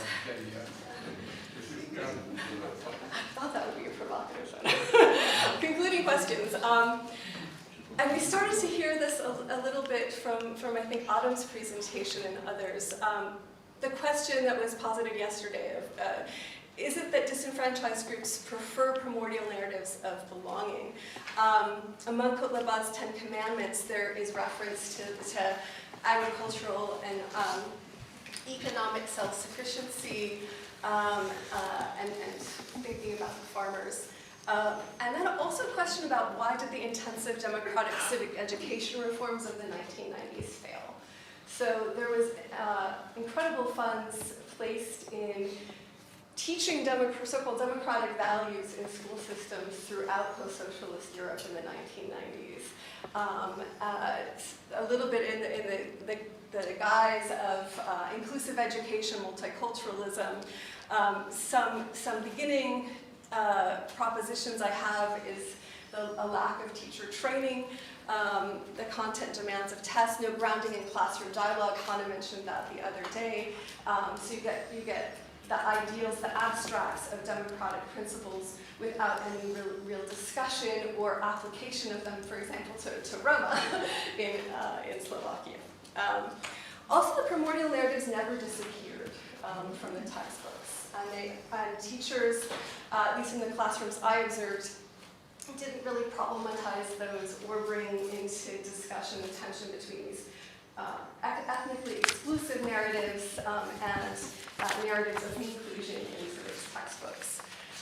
And then, as I began with, just simply that these civic democratic discourses were really bland to read. They were lists of, this is the UN Declaration of Human Rights, memorize it for the test. This is a long list of what our Constitution says are our civic rights and duties. But there was really no storytelling. So as some of those legends I noticed evoked smiles, but they're memorable, right? They really stick with you in a way that these others don't. So I'll end there, and I look forward to your questions. Thank you very much, Deborah Michaels. Unfortunately, we have only 10 minutes for a discussion. I would be very grateful for short questions and short answers. Which of the theories which explain this connection between economical conditions and labor cost you think is most the best in Polish conditions? And you analyze a quite long period of time where textbooks were produced. Have there been any changes in the form and the pattern of these different types of nationalistic messages in textbooks? We should collect further. Thank you. So really briefly, thoroughly enjoyed your presentation, Deborah. And again, thank you for the mention. But I was just curious, again, slightly riffing off my own work in the sense that I'm interested in hierarchy behaviour and also a new media to some extent. So I'm just wondering, this is a slightly unfair question, but to what extent is the authority of textbooks potentially under challenge by new media now? And is new media being used in the classroom in Slovakia? Because obviously these are contemporary case studies. And second, very brief question is, just to understand it in a sentence really, is there a national curriculum in Slovakia? Well, I'm talking about since 1989, or is it locally delegated? In other words, is there any wiggle room, or is it entirely set nationally? Thanks. Thank you. Are there other questions? Also for Deborah, period you've covered in terms of looking at textbooks runs 1910 to 1995. Does it mean you covered the communist period as well? How are the narratives during the communist period reflecting views of the nation? Other questions? Maybe more of a methodological question to Adam. So you start off with quite general questions on the population between unemployment and nationalism, and you end up with generalizations of the ambivalent consciousness of young people, whereas in between what your data are, well, let's say a small group of people with in-depth interviews. Would you say that these generalizations are justified by these, well, small data analysis? Wouldn't it be better to include national data from the European Social Survey, which all go into the relationship between age, political satisfaction, political distrust, satisfaction with politicians, parliament, etc., to make your research a bit richer? Thank you. More questions? So I have a question for Adam. I was wondering, sort of referring to the lecture yesterday by Thomas Eriksson, to what extent do you see this mobilization of Polish youth, radical side, on social media, and the role of the social media, and that how it sort of helps link together, and how much of it is really entertainment? Because you notice these motivations that were very sort of value-based or identity-driven, right? But to what extent could it be, in a way, sort of an experience of entertainment and sort of coming together? Thank you. It's a very quick question to Deborah first. So since you investigate the textbooks from the 90s and the current politics, do you expect to see the current politics as the effect of the textbooks? I mean, have those textbooks produced this politics, do you think? Do you have any data on this? Thank you. More questions? No more questions? Who wants to start? I can start. Should I go through all of the questions I have? Yes. The responses? Okay. So I'm sorry, I don't know your name yet. Barbara. So yes, there are changes in textbooks over time, and but the primordial narratives that I mentioned do persist. But I would say, just to give one brief example, but I could talk at length about this. For example, the Jan Hus in the First Czechoslovak Republic is characterized more in terms of his religious reforms within the Catholic Church, a precursor to Martin Luther. But under the communist era, he gets described more in terms of an early communist because of the way his followers pooled money together in Tabor. So it's just sometimes the characters remain the same, but the characterization shifts slightly to match more the regime ideology. But I could speak at length about those distinctions. But for this paper, the primordial narratives do continue, and that maybe brings me into, I'll jump to Raoul's question and then come back to Robert's. In the communist period, despite the ideology of flattening nationalisms, these do persist. However, there does then become a more of a probably expected emphasis on pan-Slavicism, right, and how brother Russia. To very briefly respond to that. I would also add that with one historian, Liptak, you do get in the 60s more of a critique of the Holocaust than happened otherwise. And I have an entire paper dedicated just to Holocaust narratives if you're interested. Back to Robert's question. It was a fabulous question. So in terms of new media usage in classrooms, there is some, but empirical studies I've seen, teachers still rely incredibly heavily, much, I think, counterintuitively on textbooks. And part of that is because of the production being aligned with a centralized curriculum and a centralized printing press. Again, there's shifts in that over time, which I won't get into, but that's a quick answer. And then Dorota, have textbooks produce the political situation we have now? I think that would be giving them too much power. I think in many ways schools reflect what these narratives that persist. And so to blame the political situation all on schooling, I think, is putting too much emphasis. No, but what I meant is, I understand, what I meant is that in some cases, in your analysis, some utterances from political discourse were very much like texts from books. Yeah. Is it because they're so simple, do you think? Or I think because they're in the national consciousness, maybe because of that. But I think to really get at that question, I would probably have to interview those politicians, right? That would be the best methodology to get at that question. So I don't know the answer to that, but that is kind of what I was trying to bring out, was that curiosity of the parallels. Thank you. Thanks. Thank you for all questions. Of course, we didn't mean economic theories, we mean economic explanations within sociology, so referring to economic motives for joining the movement, right? So economic motives in the sense of feeling of economic insecurity on the one hand, on the other hand, the reference to either implicit or explicit, rather implicit, in the narratives to the situation, to socioeconomic background, right? So that's quite interesting, because you have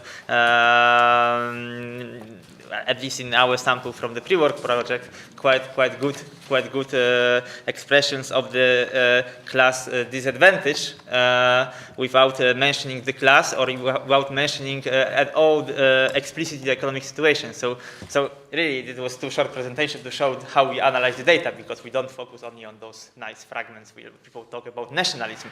We analyze the whole biographies. And now to your question, I think precisely ESS cannot tell us much about the reasons for joining the nationalist groups, because this doesn't tell us much about the mechanisms, causal mechanisms.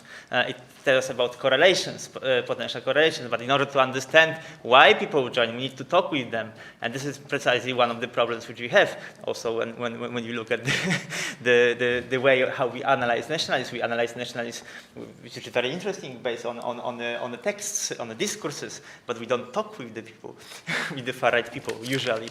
And we need to talk with them to understand with the whole humanist coefficient how did it happen that some of our close friends and students suddenly became right-wing militants, which happened to us, you know. So that would be my answer. Not to say that it cannot tell us anything, but in order to understand from the, for instance, critical realist perspective, the motives, the mechanisms, the pathways, we need to collect the biographies, we need to collect the stories of people, narratives of people.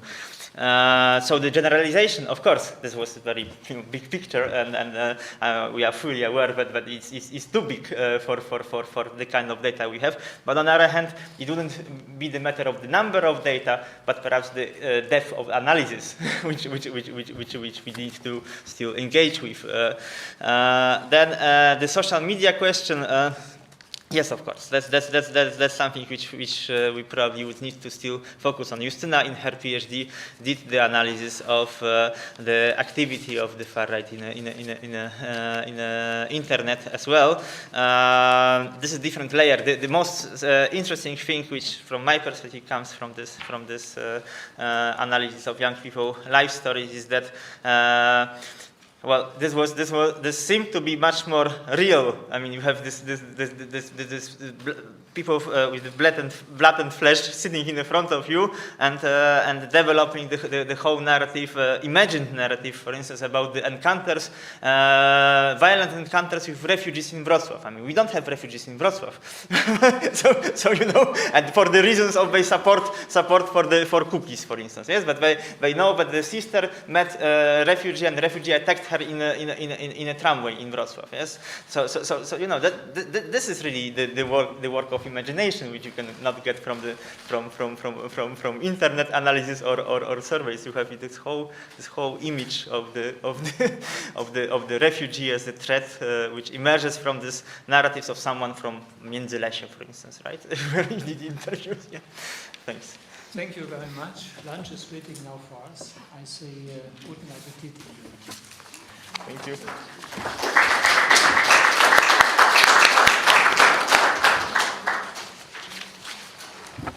An announcement, you shouldn't forget your lunch tickets.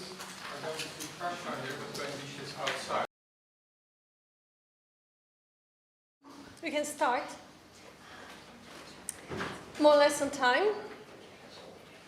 And it is my great pleasure to welcome you to our keynote lecture by Professor Przemysław Czapliński from Adam Mickiewicz University. He is a Polish studies scholar and of renown and very much a public intellectual. And I think there is not a single public debate in Poland now which either has not been launched by Professor Czapliński or has not been inspired by his writings. So it's both in the academic sphere and public that is very prominent. I will mention a few of his books in brief. For example, in 2009, Recycling Poland, or in 2015, translation from a book from 2011, The Remnants of Modernity.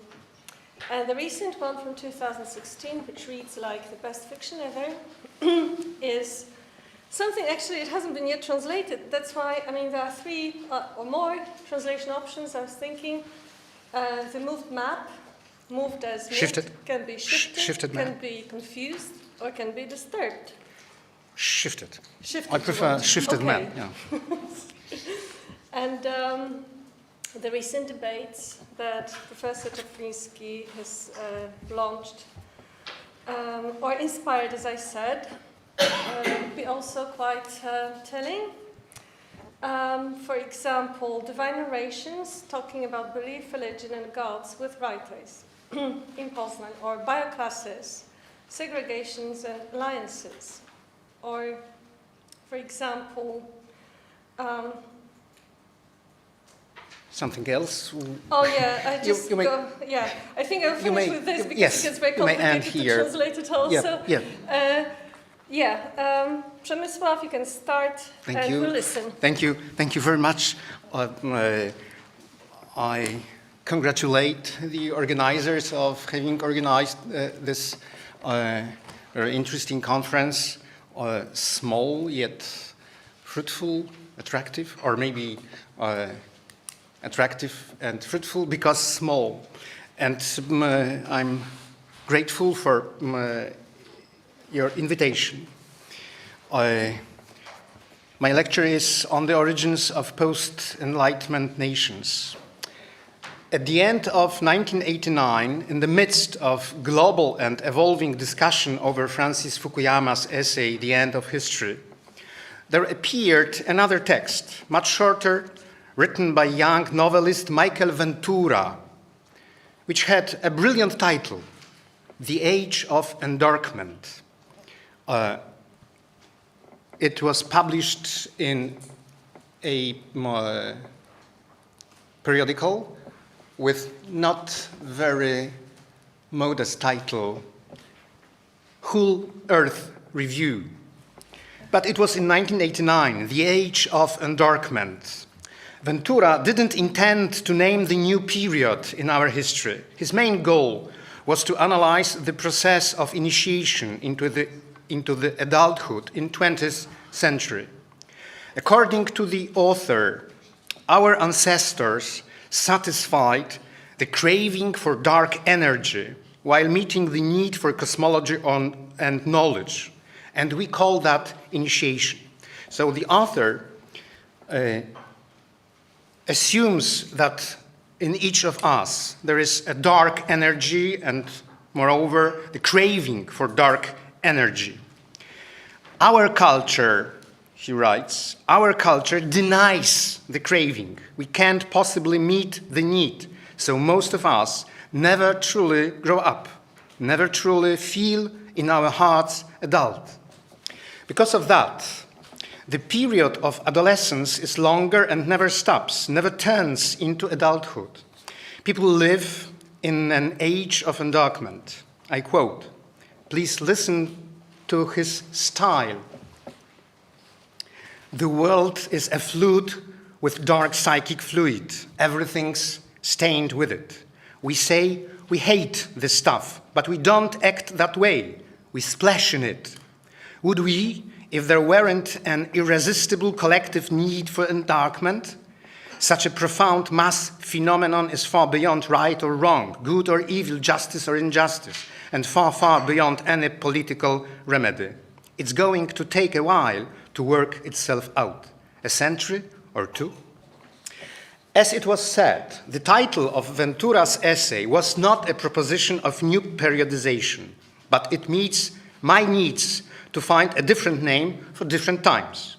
The new era we live in is not a child of dark forces, but a result of inability to deal with dark feelings, the result of the denial that such powers exist. It didn't start after the victory of Donald Trump, Jarosław Kaczyński, or Viktor Orban, or after Alternative für Deutschland entered the German parliament as a third political party.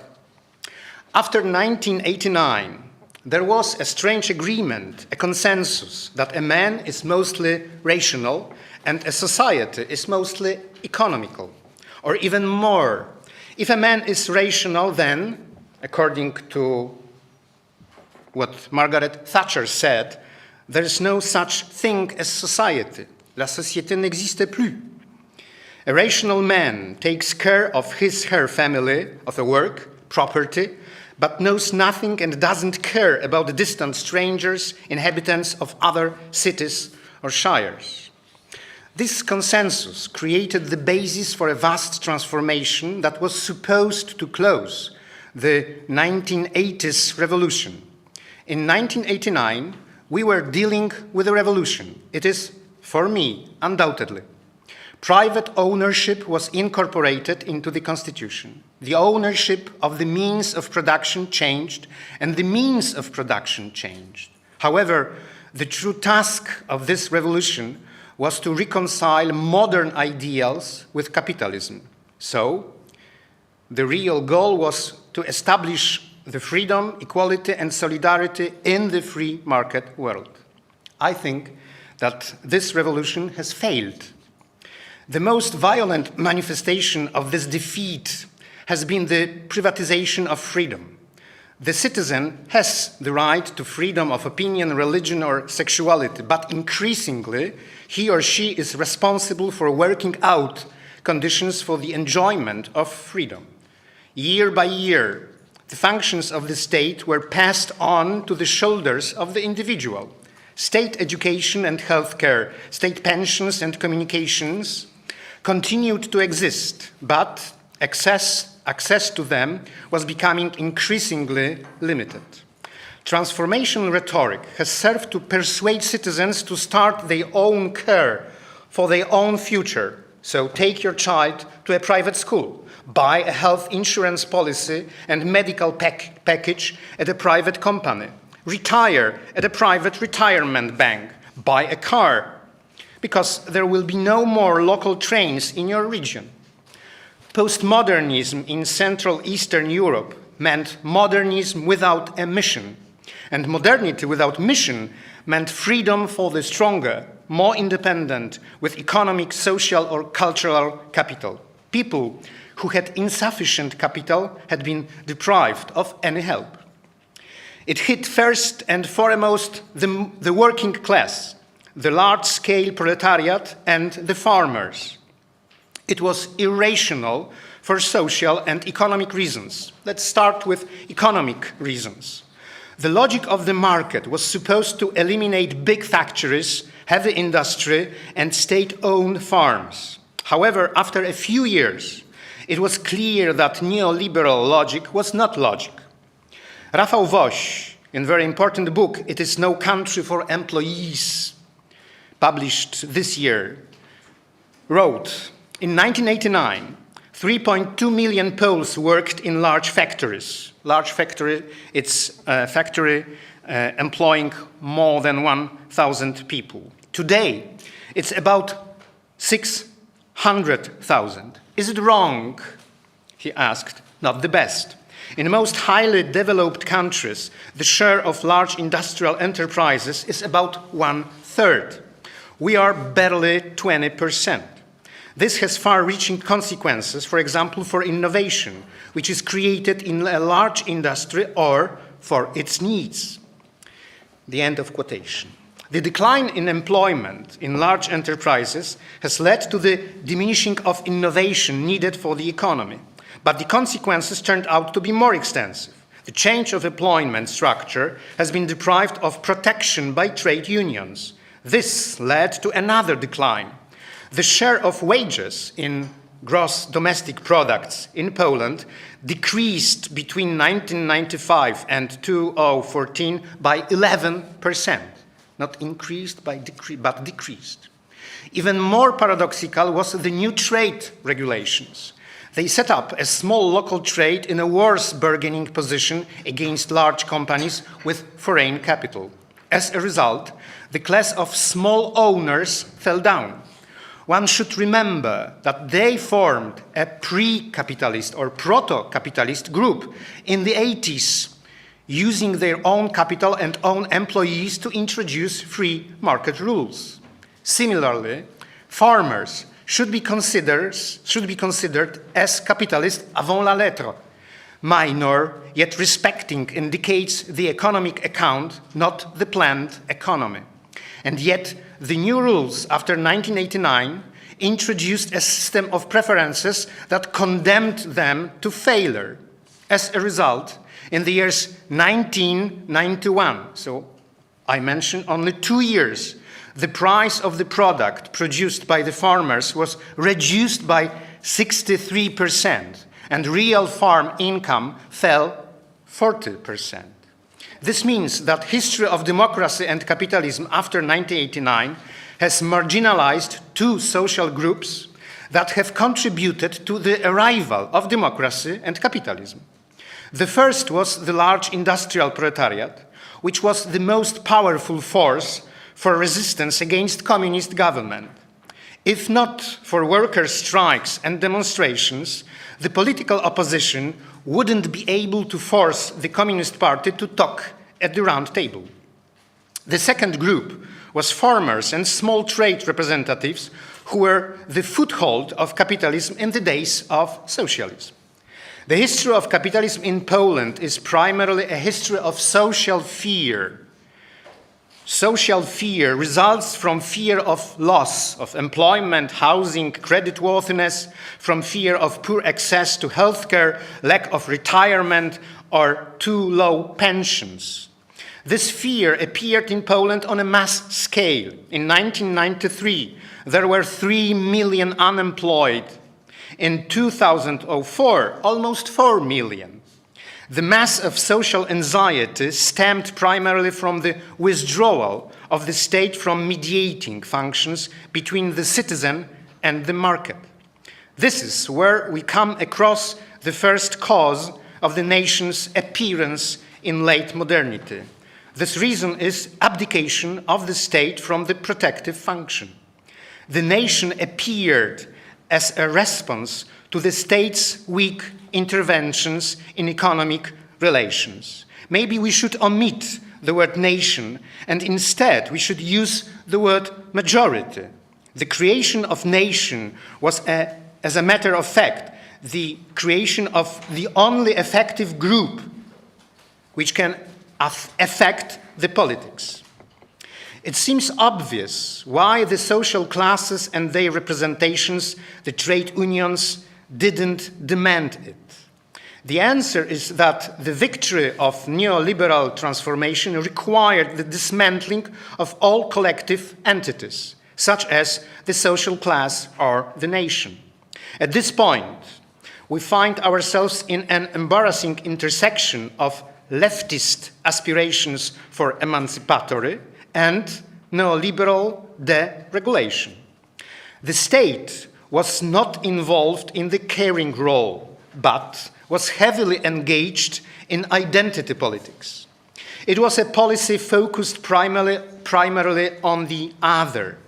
There was a clear correlation between the lack of caring from the state and the identity politics. Support for social differentiation was helpful in the dismantling of collective entities, such as the social class or the nation. And dismantling was also a condition of economic transformation. It is the transition from the social state or socialistic welfare state to the neoliberal state. This policy was aimed at transforming collective entities into a group of individual subjects, in separate individuals producing and consuming. How did that disassembly happen? The troublesome economic data in my paper was needed not only to illustrate the size of the changes, they were also important to realize that the transformation was supported by expert rhetoric, which required the society to submit to change.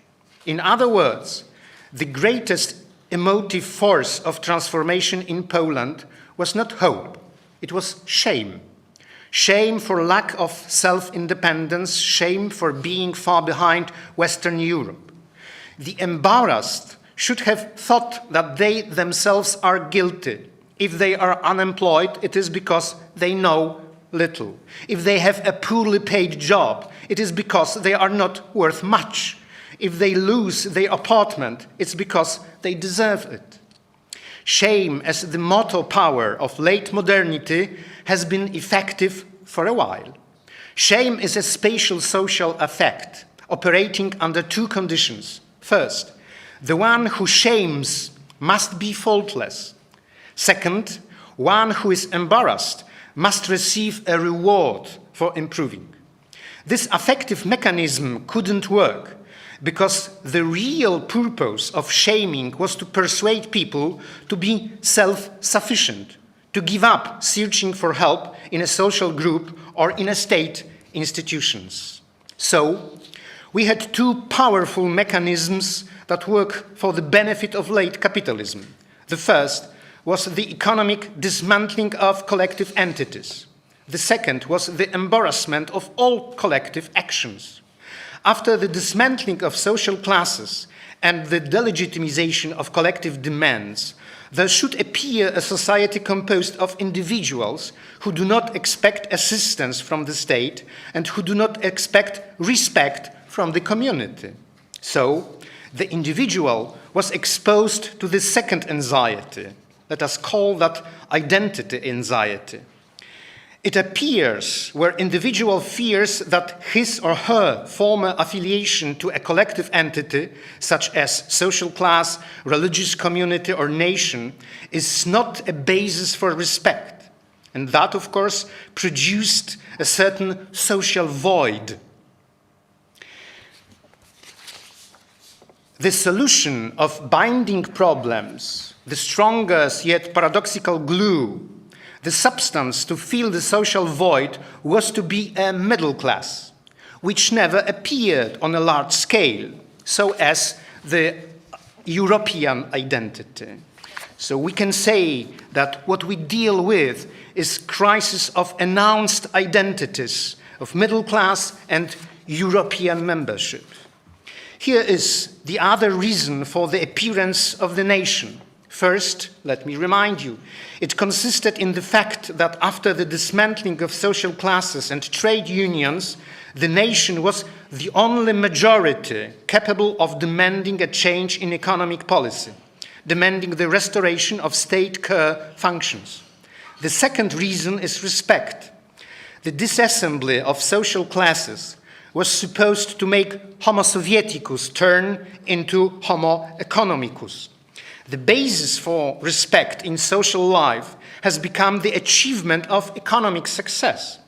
Only someone who has achieved success can count on respect. Who didn't want another life, who didn't want to succeed or was not able to succeed, could count on respect only within an old collective subject. The result of the policy of individualization of society turned out to be counterintuitive. Instead of individualization, there reappeared a collective entity called a nation. The nation bestows a respect on all who are included in the nation. After 1989, this society lived in the economy of inflation of shame. After the change of power in 2015, the society lives under inflation of pride. Social anxiety and shame do not go directly into pride. Both of these affects are subject to spatial transformation. Shame should be relieved by love or acceptance. Anxiety should find solace in the sense of security. Meanwhile, today's affective policy pushes both emotions to anger, immediately to anger. Its immediate conversion into an emotion that needs retaliation.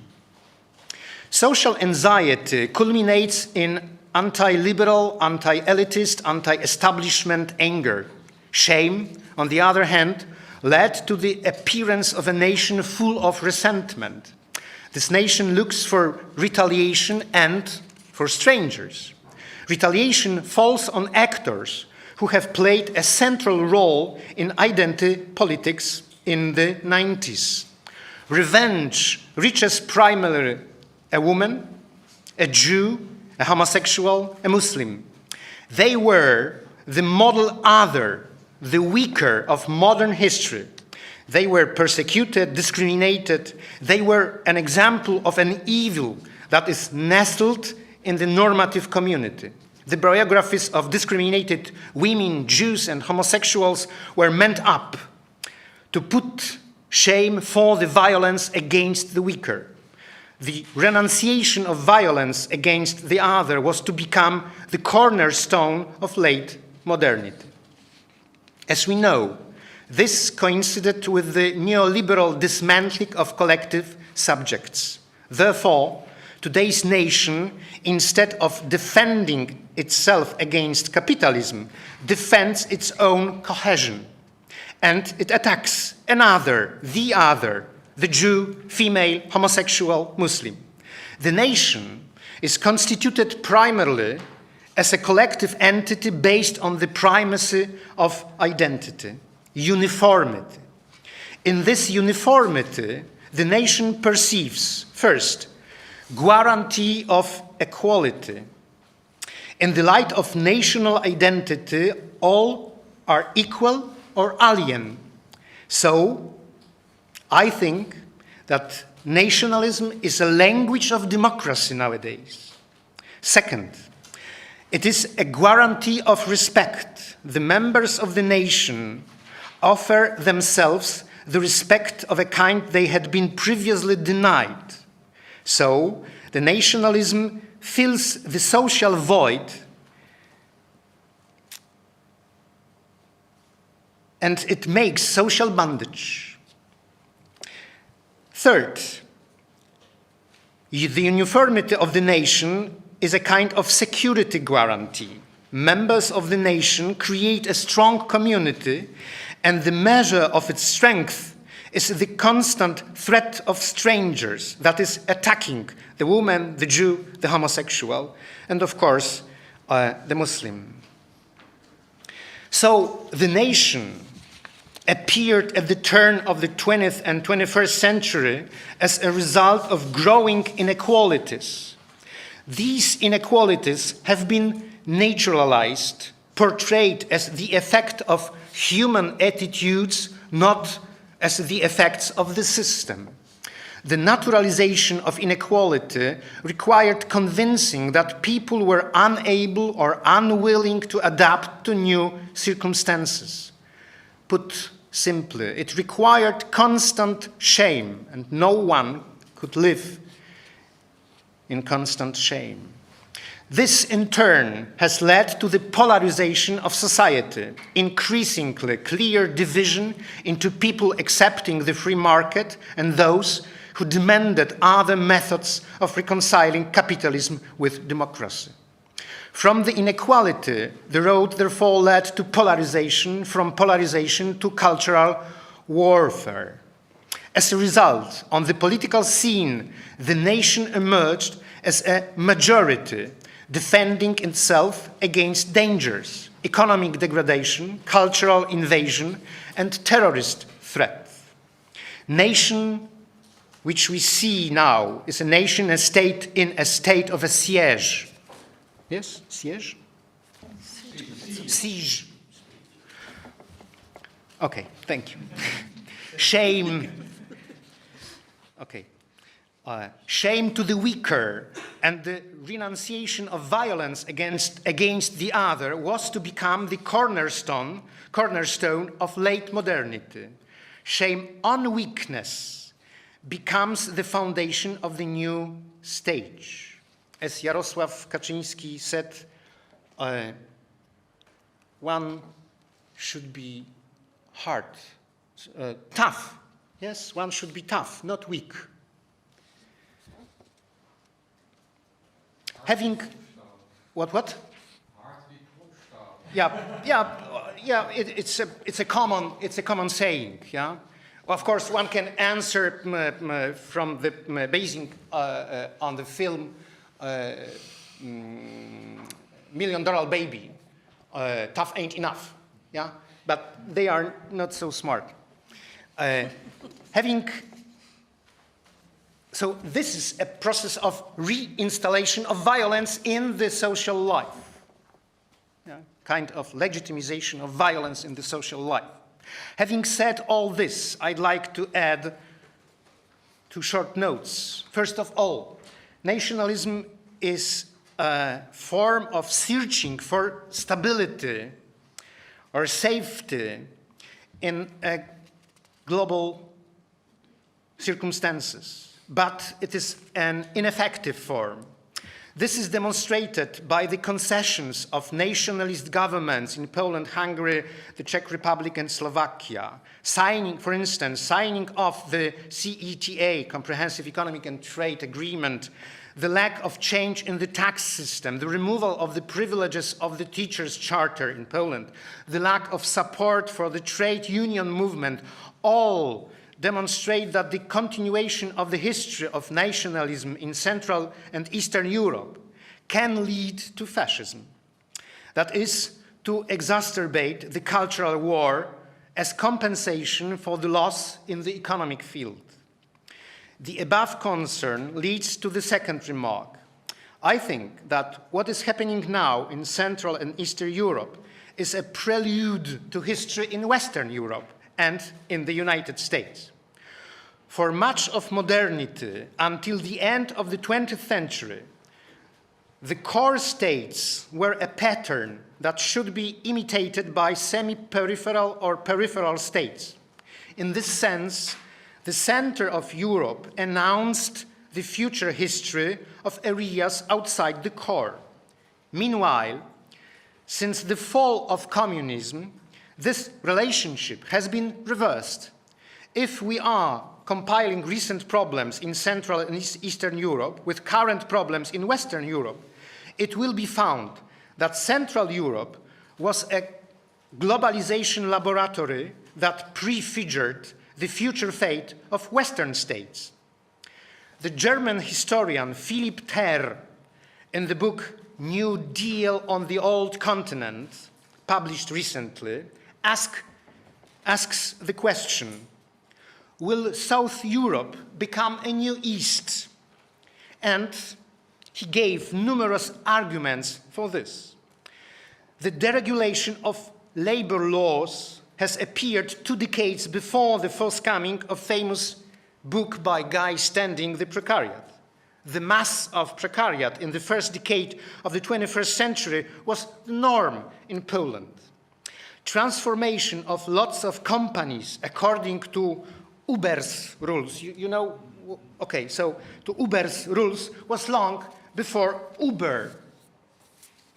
Central and Eastern Europe was also the first to experience the dominance of corporations over the state. Poland and other countries granted tax privileges to foreign companies, thereby reducing the capital inflow to pension and insurance funds.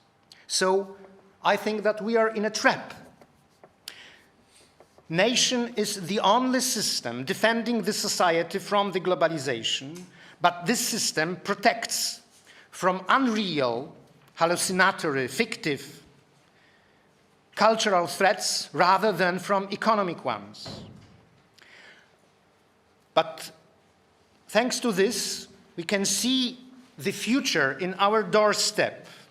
In a sense, the process of uniting the 2 parts of Europe should go to the second stage. This time, however, not under the slogans of the Union, a common Greek-Christian tradition, but above all with the slogans of the reform of capitalism.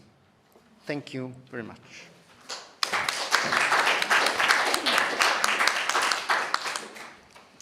Okay, thank you very much. And before I open the floor, just one little remark. I forgot introducing Professor Czaplinski to mention the most important recent debate that he's taken part in and launched, which is on the social effects, as we heard, and the failure, perhaps, of developing a binding narrative, kind of. So I think this presentation reflects those recent debates circulating.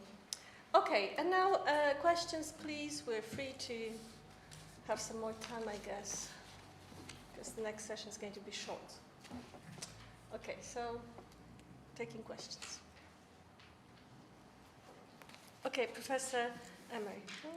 Well, I enjoyed your talk very much, and as a complete outsider living in Western Europe, there are a few things that I don't really get.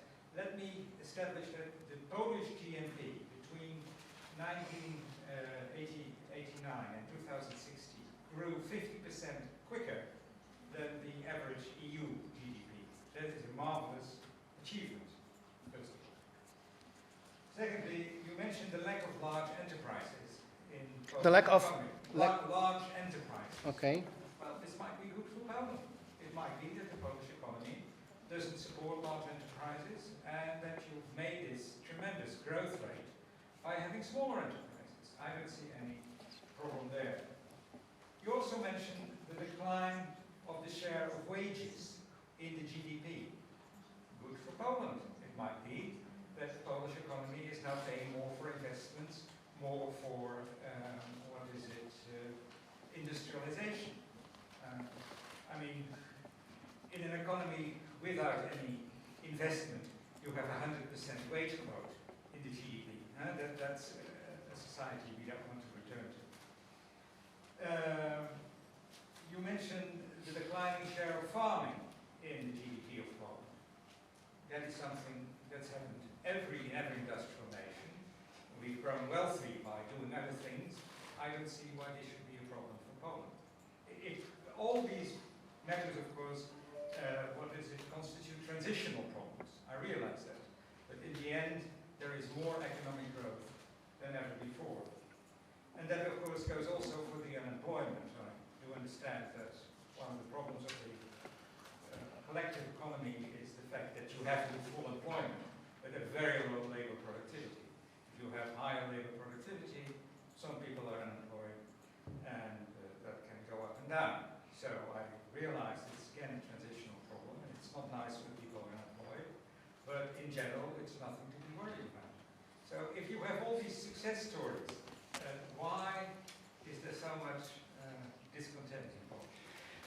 Well, I think you should ask people on the street.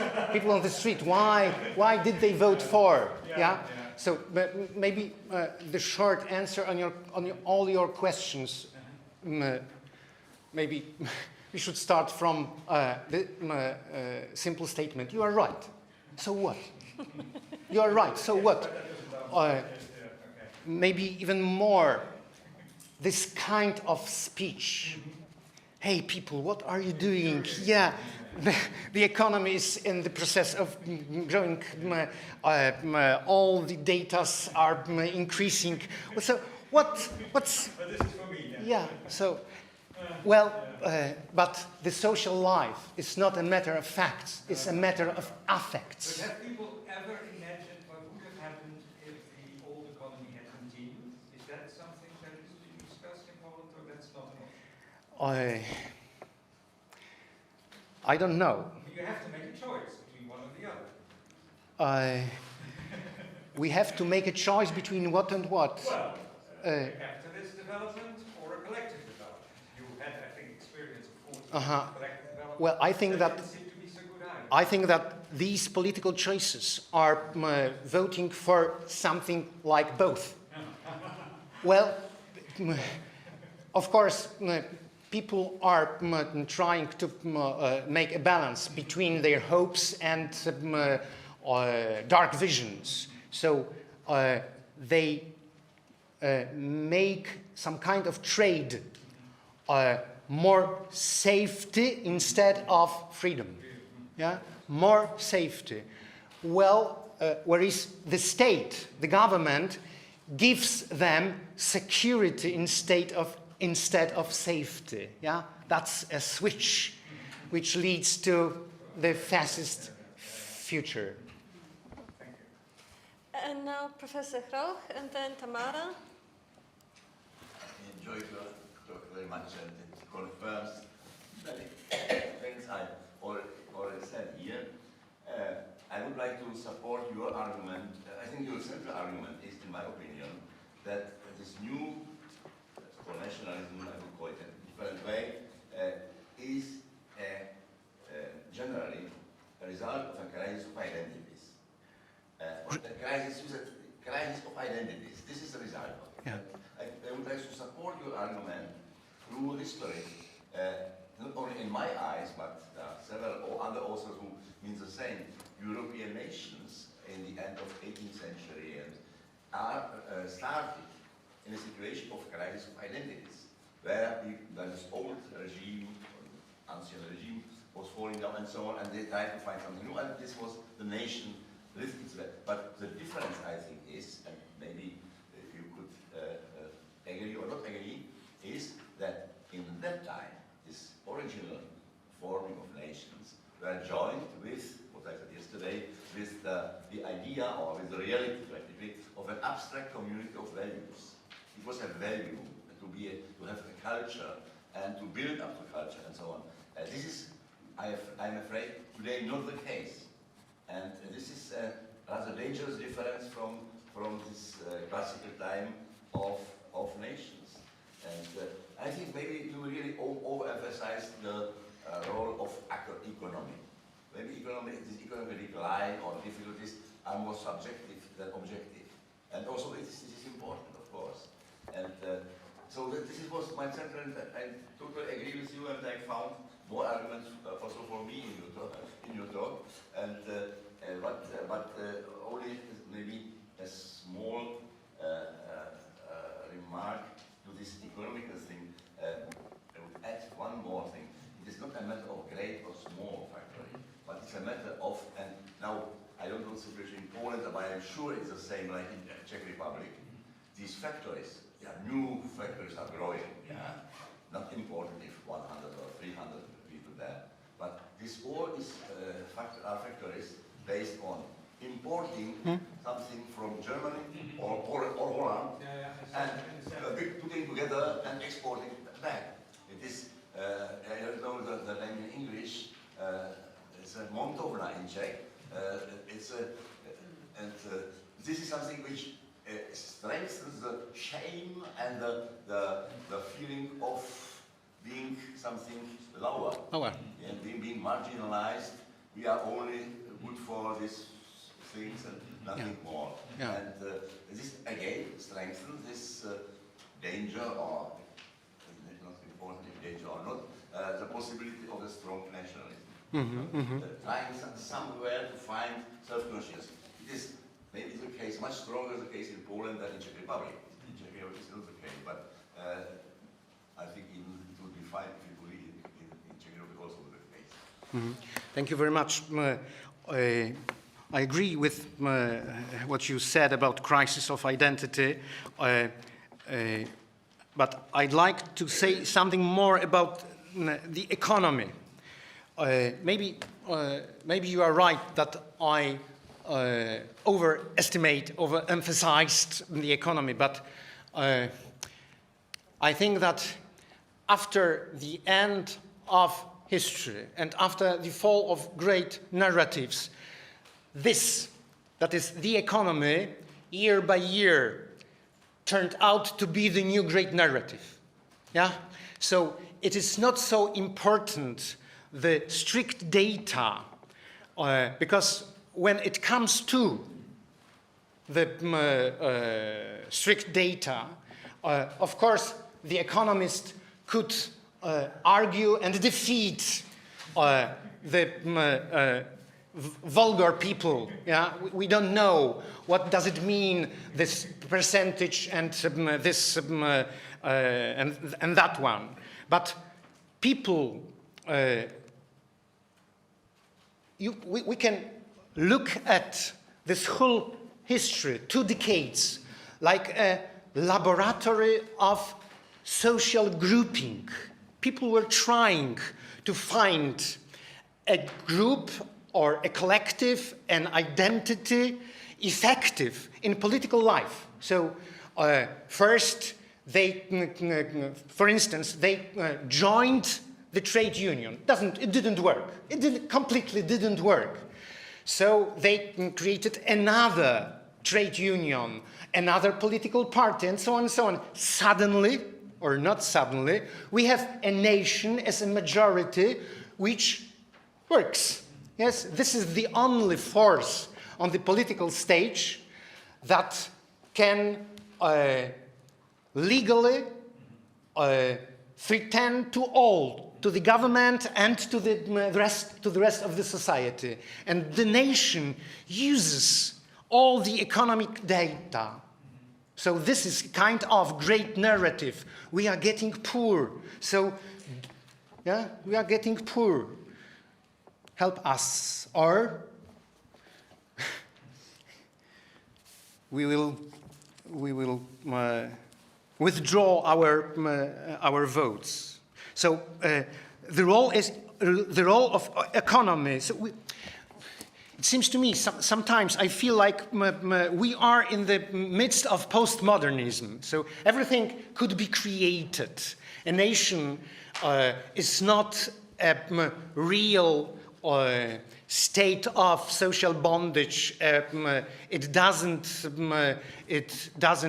not based on real history. It's all faked. Moreover, we can see several books, very important ones. For instance, Jarosław Marek Rymkiewicz has published the so-called Sarmatian trilogy, Wieszanie, Samuel Zborowski, Rejtan. So he showed in his books this very moment of self-creation, the moment when the people, different to each other or stranger to each other, suddenly creates the nation. So we can see that it should be a trauma moment. It should be a dangerous moment, for instance, of uprisal or a state of war or something else. But at this very moment, people creates the nation. So there is no need for long history. There is no need for real data. All we need is a moment of social theater. Yes? So that is why the economy is on the second or third stage. Yes? But it could be in every moment. It could be reached for, to give some examples, to give some proofs. Okay. Okay, now Tamara and later Helge. Yeah. Thank you so much for the lecture. I have a few remarks, or I'll try to be brief. First, you said that the neoliberalism dismantled collective entities, class. I would like to stick to the class. I don't think it's dismantled it. Well, I agree about the individualization and everything. Maybe it's just the class consciousness or that the neoliberal doxa has been established, what Pierre Bourdieu says terms misrecognition in a way. Second, you said that the nation should defend itself from capitalism. If we substitute nation for society, I would say that society should defend itself from capitalism in a way that Karl Polanyi in The Great Transformation wrote, something like that. Also, the cultural warfare, what do you mean? Maybe if you can provide example of cultural warfare. And I very much enjoyed your analysis of shame and success. I would like to maybe sometimes read and use it in some of my papers. And I would like to say about connecting shame and factories. People who work in Serbian factories, they today they wear diapers, Pampers diapers, and their toilets are locked, so they could be more productive. So that's sometimes shame is not only identity shame; it's really physical shame. Yeah. Well. Sorry for so much, but you can choose. Yeah. Thank you very much. When we, I'd like to agree with you, but when we talk about class consciousness instead of class, social class, it wouldn't be so real and so danger, like the history in Poland, for instance. Yes. Over almost 4 million people were employed in big factories, and it was a process of 3 or 4 years when they found themselves out of job. Yes, so it wasn't only a dismantling of social consciousness, social class consciousness. It was also a real process of dismantling the social class. It's a kind of bad or dark miracle. Well, it occurred to me few years after 1989. Suddenly, I realized that the cultural representations of the workers and the farmers has vanished, disappeared from the cinema, from theater, from literature. It was no more farmers or workers. Of course, there were lots of farmers and workers which were transforming themselves into middle class. Yeah, but it wasn't the same. So I think that this is the process to be depicted, portrayed, analyzed, and characterized as dismantling of social class. Because what we need now is also a social class language and social class terms. Without this, we are blind to some social process. And thank you very much for reminding me, Karl Polanyi, who is absolutely very important. And this term misrecognition also could be useful. Thank you. Thank you. And now Helge Wendt. There's some subjects that we already discussed. My question is on focusing more on this apparently or not anonymous processes going on, the kind of nation formation. Is this an anonymous process, or isn't it rather a process initiated by some persons creating kind of energy that is should focus on this subject that has for goal the creation of a national discourse? And I'm asking this because this might be when you try to elaborate a kind of narrative that is as much analyzing this process and criticizing,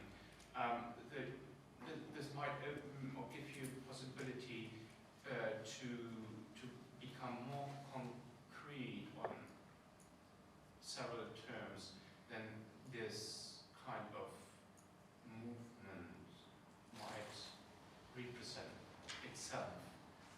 And one of the problems that I see with any kind of those present national movements is that there are a lot of people hiding behind the facade of majority talk, saying we are representing we are only representing a movement that is going on anyway. And I'm not certain. I think you could turn it the other way around. You can name persons creating a movement. There's no movement creating persons. Well,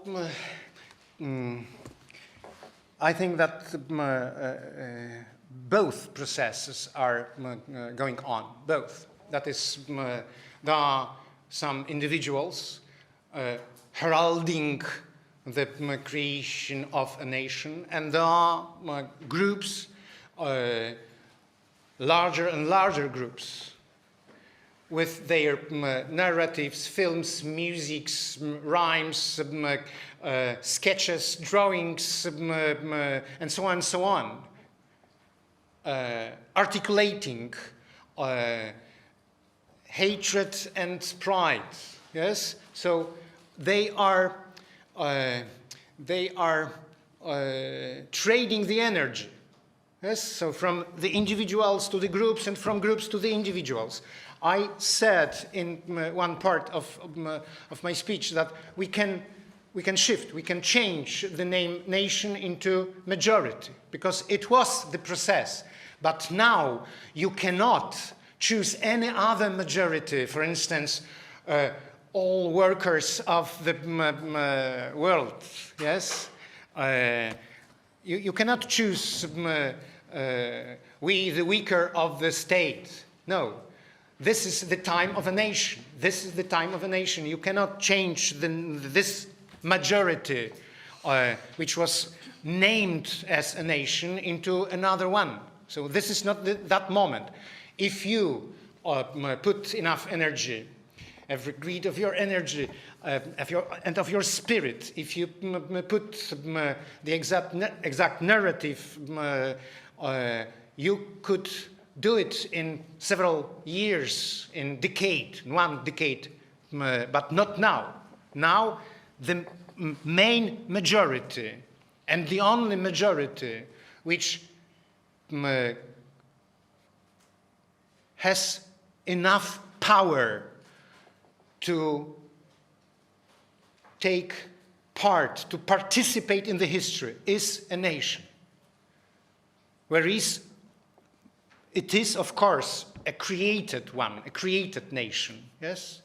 I don't know whether I met your question. Yeah? And now Agnieszka Sadecka. I really liked the talk, and I fully agree with your statements. And I kept thinking about this reportage by Jacek Hugowader z Ucha, in which the reporter is interviewing his former colleagues from the opposition. So one of the oppositionists who is sort of marginalized, unemployed, and so on, tells how he constantly fights either with the state or with the institutions or with his neighbors or with his ex-wife. So I was thinking about this sort of addiction to conflict, to struggle, which gives a sort of subjectivity perhaps, or a feeling of mission that is what you also mentioned. I don't know if you would agree.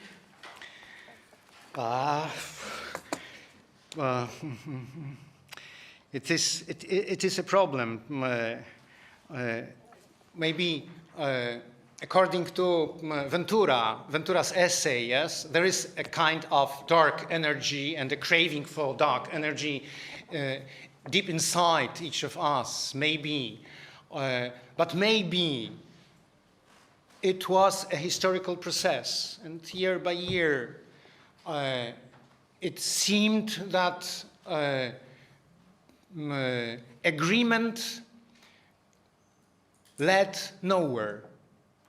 Yes, there is a Polish saying, zgoda buduje, niezgoda rujnuje. So the union creates disharmony. What? Destroys. Destroys, yeah. I think that people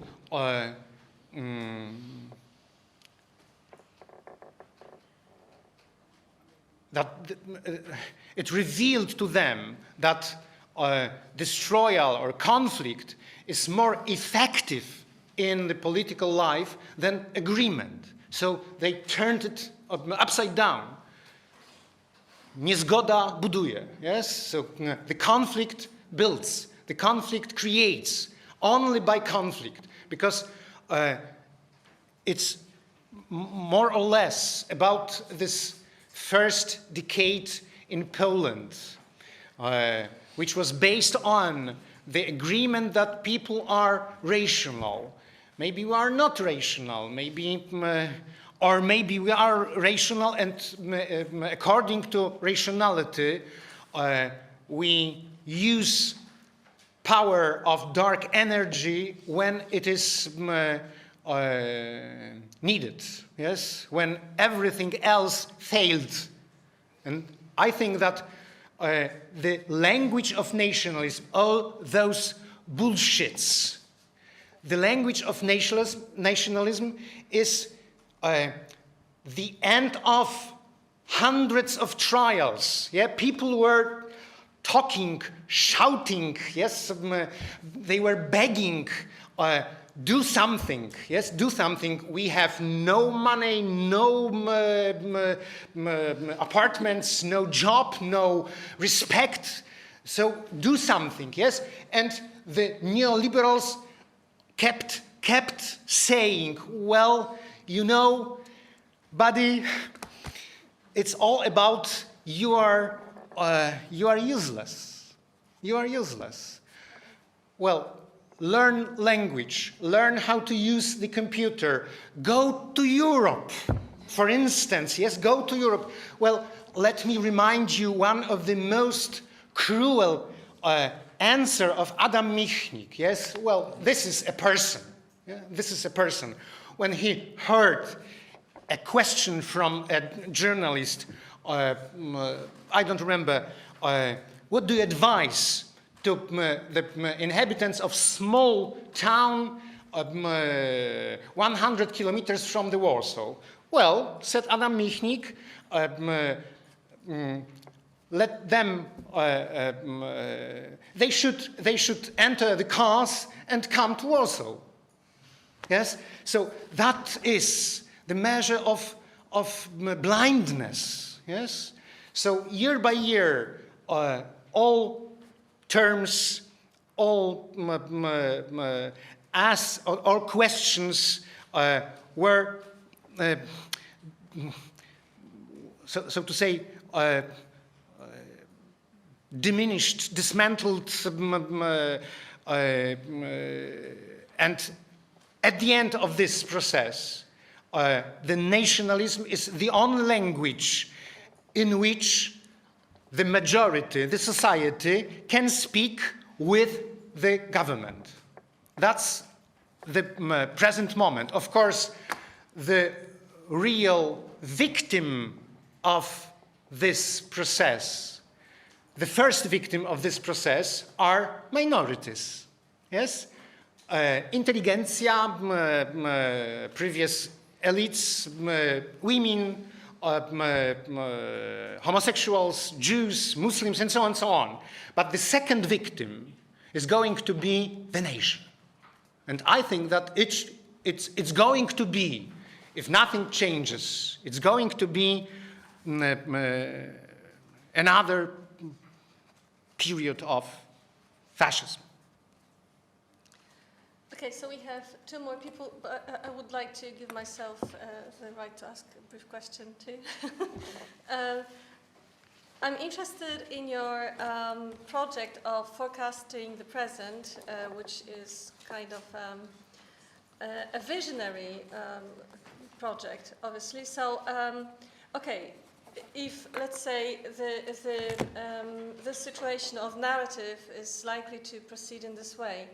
This is the time of the nation. Nation is the only category that works for all. And but obviously, what we at the same time, what we are observing now is the process of the politics of excluding some national subjects from the national community, and these are the EU grant recipients, right? The establishment, the elites, the intellectuals, and so on. And, well, more or less explicitly mentioned minorities, yeah? Kind of tacitly excluded, sort of. And, but what if we think of a slight detour in this narrative, maybe there is a force that should be taken into consideration. You mentioned, okay, there is no more any international working class kind of community that we can think about. But there is a huge, I don't know if class, a huge gathering of, let's say, mobile labor. And these are the new cosmopolitans. Not the kind of classical privileged, let's say, mentioned yesterday by Professor Eriksson. Those who travel and get frequent flyers points and so on, like intellectuals, for example, like academics, but also huge masses of people who travel, who are mobile as labor force, yeah, in the world scale. It's a global force. Would you think this narrative may change? Because another thing that links up with your forecasting is actually what we have in cyberpunk novel, yeah? Absolute global corporatization, the disappearance of any community and state force. We only have, like in William Gibson and so on, yeah? We only have huge corporations that are actually highly militarized, and this is this vision of technology as serving the corporate life, and all the people are just as if enslaved, yeah? So this kind of, these two as if paths of possibility, what do you think? And then Bogdan and Sabina. Please. Well, I'd like to agree with you, but I can't. No, because I'm not saying that this yeah, of course. Is what is going to we are talking about narrative. Yeah, yeah. I don't see any, not only any new narrative emerging from the life of this global. It's not a class. It's not a class. We are not creating a class, a social class, a global social class. We are cząstki elementarne. Yeah? We are cellules élémentaires. That's what we are. Yeah, and that's the ground of our self-sufficiency. Yeah? So I don't see not only the new narrative emerging from the life of this social, of this class or group, but I don't see any hope for new narrative. But of course, literature is unpredictable. So. But they do write about themselves, so there are narratives actually. Yeah, of course, but it's not. It's not a solution for all those problems. We belong to a certain social group which can survive. Yeah, it could be our anthem. I can survive. Yes, because yeah.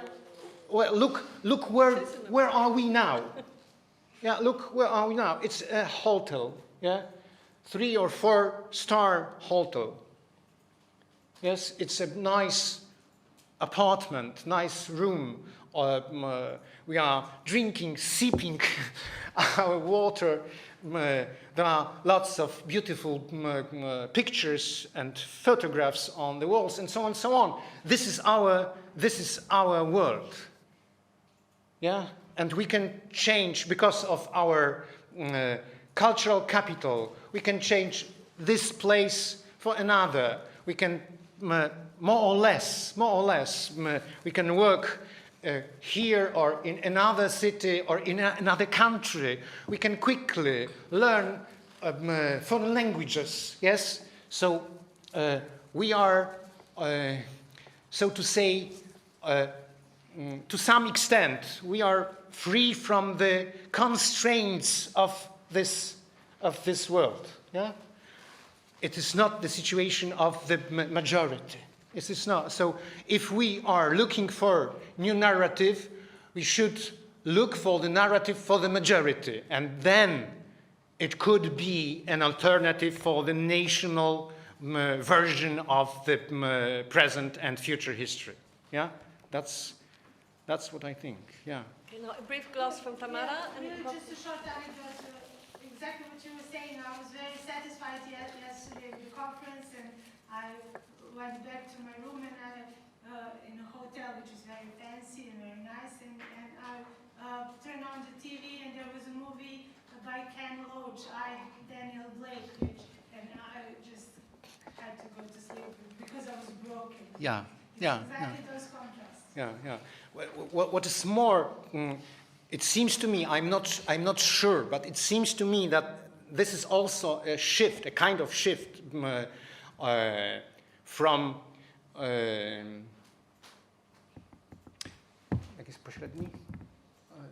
intermediary transition from intermediary democracy to direct democracy. Direct democracy. Representative. Mediated from mediated democracy to direct democracy. Direct democracy, it's based on manifestations, on constant voting. Yes, government is permanently provoking the society to take part in some manifestations and voting, and the highest and the final version of direct democracy is state of exception, and this is the direction of our state, a state of exception that is both democratic and totalitarian. Yes, what is most dangerous in direct democracy? It's a kind of political agreement for touching another person, touching the stranger. Yes, so you can touch the body of a stranger, and that is why our government and the members of our parliament do not commend any fights on the street in which the nationalists attack the strangers.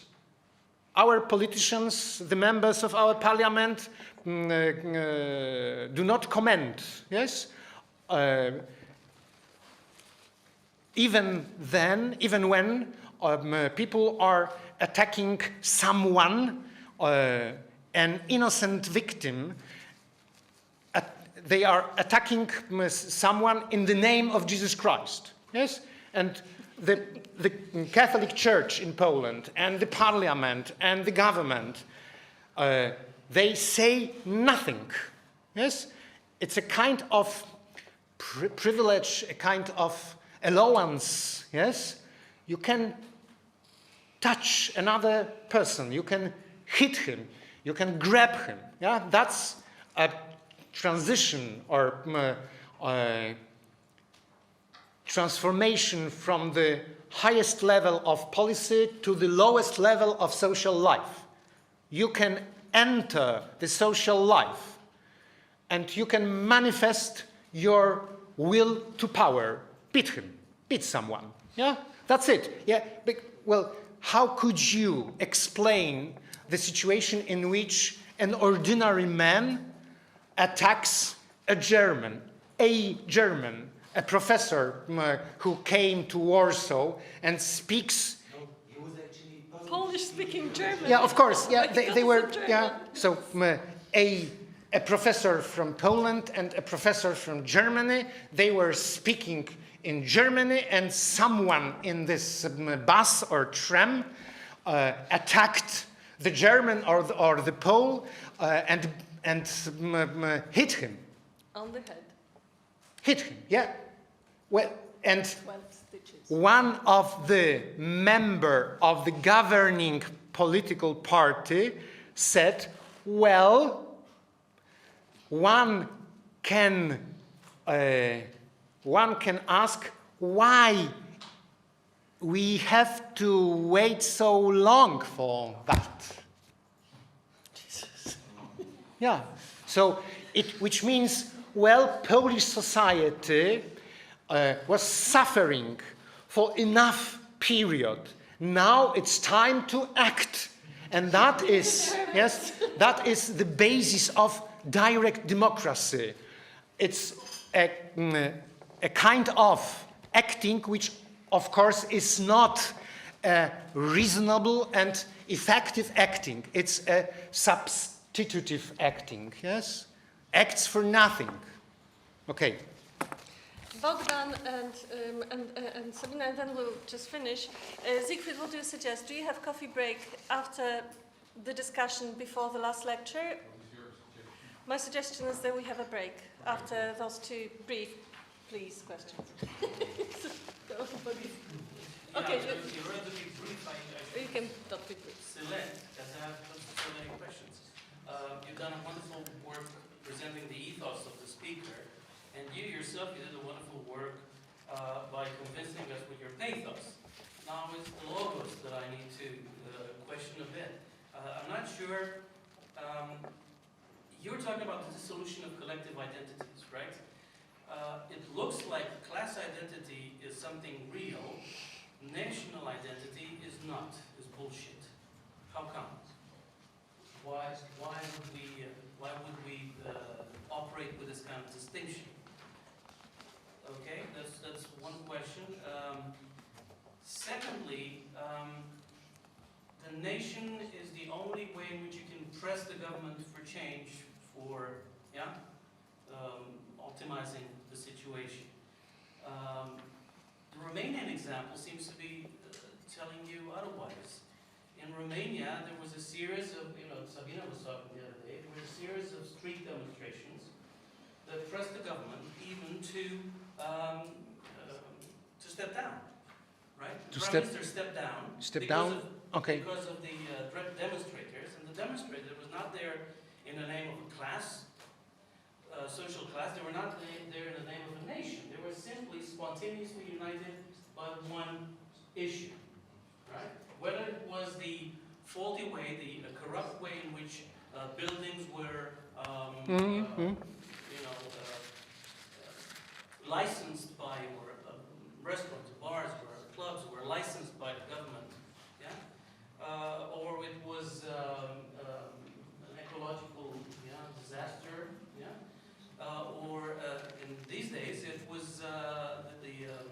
government trying to change the law to allow corruption. Yeah, to legitimize the corruption. Yeah. Right?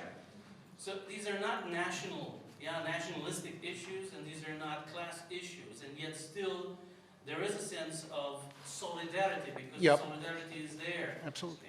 The dissolution of solidarity seems to be something you were talking about. Yeah? Sometimes you used to have solidarity, although there are critics that are saying that was fake, that was false solidarity. Yeah, that was ideological solidarity. And as soon as the regime collapsed, everything else disappeared, right? And, possibly among the explanations or the elements needed to describe the situation, could it be that you have a breach of culture, moving from one culture to another in a fragmentation, a historical fragmentation that is not typical of other nations, of other states, of other histories, national histories, right? Here you have this fragmentation, communism, a breach, a historical breach. Yeah, fall of communism, another historical breach, and you're not able to replace in time, and create a cultural tradition or a cultural continuity, so that people, for instance, there's a difference between the expectations that you have once communism falls and the achievements, right? Or the growth is not quick enough. Perhaps they're not prepared for the notion of capitalist crisis, unemployment, something natural for a capitalist, not so natural for us, because in communism you don't have unemployment. That's a perfect society. Yeah, but not on such a scale. Yeah, I agree, but not on such a scale. It's a disaster. It's not a normal situation. Yeah, when one fourth of people able to work are unemployed. Okay. Yeah. Well, stuff like that. So could cultural. Yeah. It's very. Yeah. What is the solution? Oh, well, it's very interesting. Thank you very much.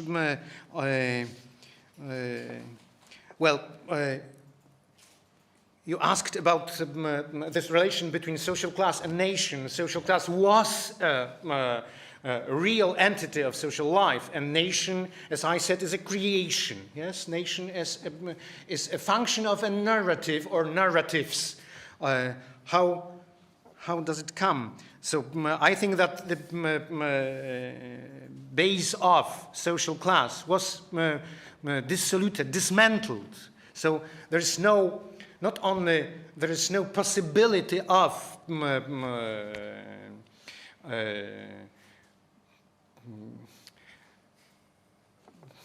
there's no possibility of fighting in the name of social class, because there is no such thing as large-scale workers. Yes, people who work should reorganize themselves and should create new identity, not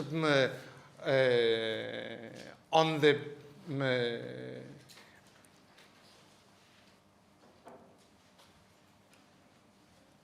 with a small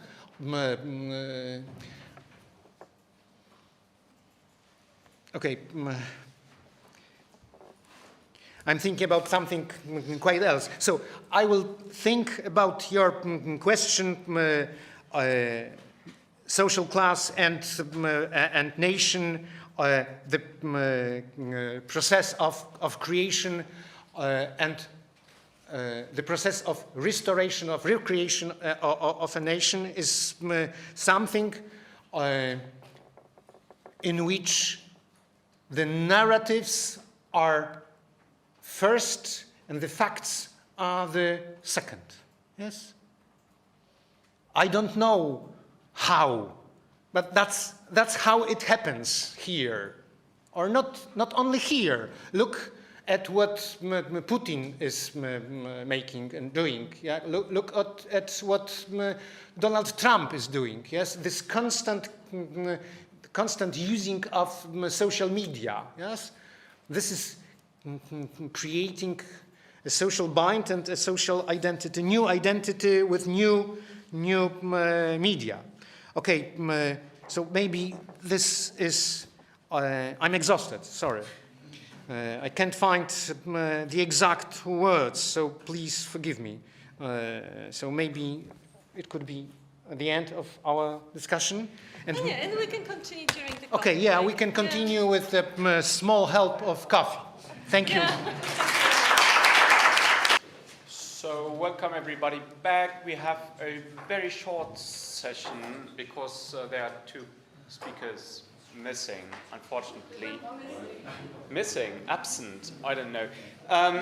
But we are happy that Barbara Papian is with us and she will present on the language and socio-cognitive structures in nationalistic discourse, an empirical study, empirical from a sociological perspective, as far as I could see. Barbara is a sociologist here based at the University of Wrocław. And, well, we are looking forward to your talk. Please. Is it working? No. Not yet. Maybe you should just wait 2 minutes. No. Wait for what? I maybe will use this because I do not have big voice, so. Oh, thanks. It takes a few seconds. This is a yeah. Gender problem, as usual. Hello, everybody. Thank you for accepting my proposal and that I have possibility to speak to you. So I have just 15 minutes, so I have a big dilemma what to choose, and I really try to be concise to present what I wanted to tell you. So we didn't define what is nationalism, and I'm not going to do this because this is an enormous task, but what I want to say is just that I think there are many forms of nationalism. And this is rather a process than a kind of narrow notion or just one state. So it can have many forms, and depending on the external context, it can evolve. So I just wanted to pay attention what is the roots of this phenomenon, and I will use rather the notion of nationalistic orientation than nationalism. And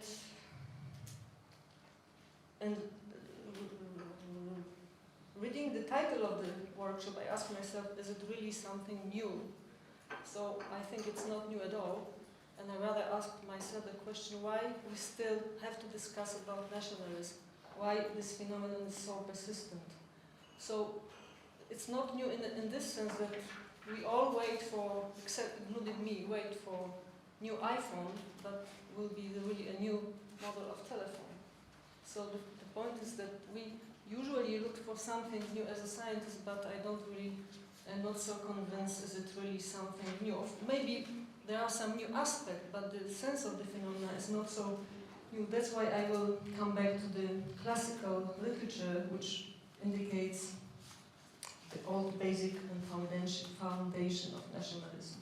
So my main two questions are, what are cognitive and linguistic structures, forms that support nationalistic orientation? Mostly cognitive, because I will not have time to talk a lot about linguistic forms. And then, because there are different forms of nationalist orientation, what are these forms, which means for me what social factors are conducive to forming a nationalistic orientation. My working hypothesis is that we do not notice very often because there's no need for that, our cognitive structure, we just use them. That's why they are translucent. Some of them are quite obvious, but some are not. And I hope that I will pay your attention, at least this is my working project. It's not the final answer, it's rather just the list of the questions and proposal of explanation which I found in data. So this persistence of nationalistic or ethnic-centric orientation, I think this results from the fundament of the human species, which is a social species, and we live in a group. So we constantly need to build our collective identity.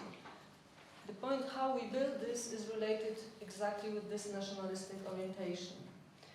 The ground for this is evolutionary orientation and the evolutionary mechanism of cognition, which we don't very often think about. We tend to use the simplest possible way to find out something about the world. So that's why we select the simplest answers for simplest mechanism, how to behave and so on. In cognition this works the same way. And the other aspect is that in order to survive and adapt to environment in a group, the negative threats are more prevalent than the positive one. And this is this dark side of nationalistic orientation probably, which is a danger sometimes in real social life. So the classical, I will not cite many authors because there is no time for that. I did it in this working version of the paper. The classic point of departure is the Allport study and all other social psychology studies about in-group and out-group relations. So there's not just one tendency or one solution. There are many critical studies which shows that there is not just one pattern of how we behave towards the out-group.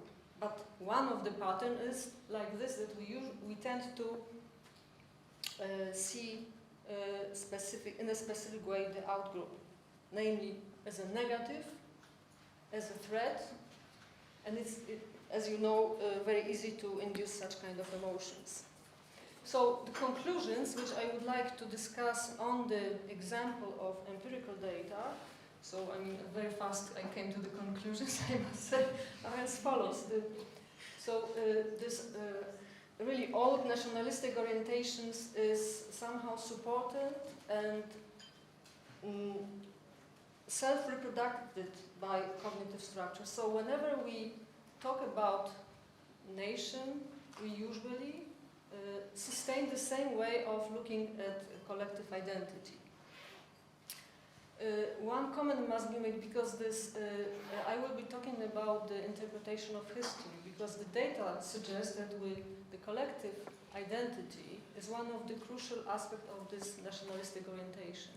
But the collective identity measured by, in general, usually give the result of psychological stereotype of a group, which is quite universal. So we have more or less the same feature in different nations, like for instance, hospitable, at least in case of Polish research, this is the result, that we think about ourselves that we are tolerant, hospitable, and so on. And this is not, these features are not related with the nationalistic orientation in terms that we use the other group to form the identity of our own group.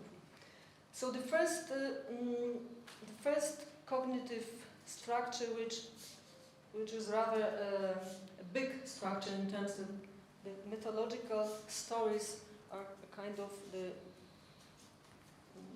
not the basic but the complex structure which we use to interpret our past. Inside these mythological stories are the smaller forms of cognitive structure. So you should, at least I see this in such a way that the knowledge has different levels of structure, more or less complex, like the cell or tissue in a body, something like that. So more basic is this conflict between in-group and out-group. To understand what is our group, we need other group. So it's quite obvious, right?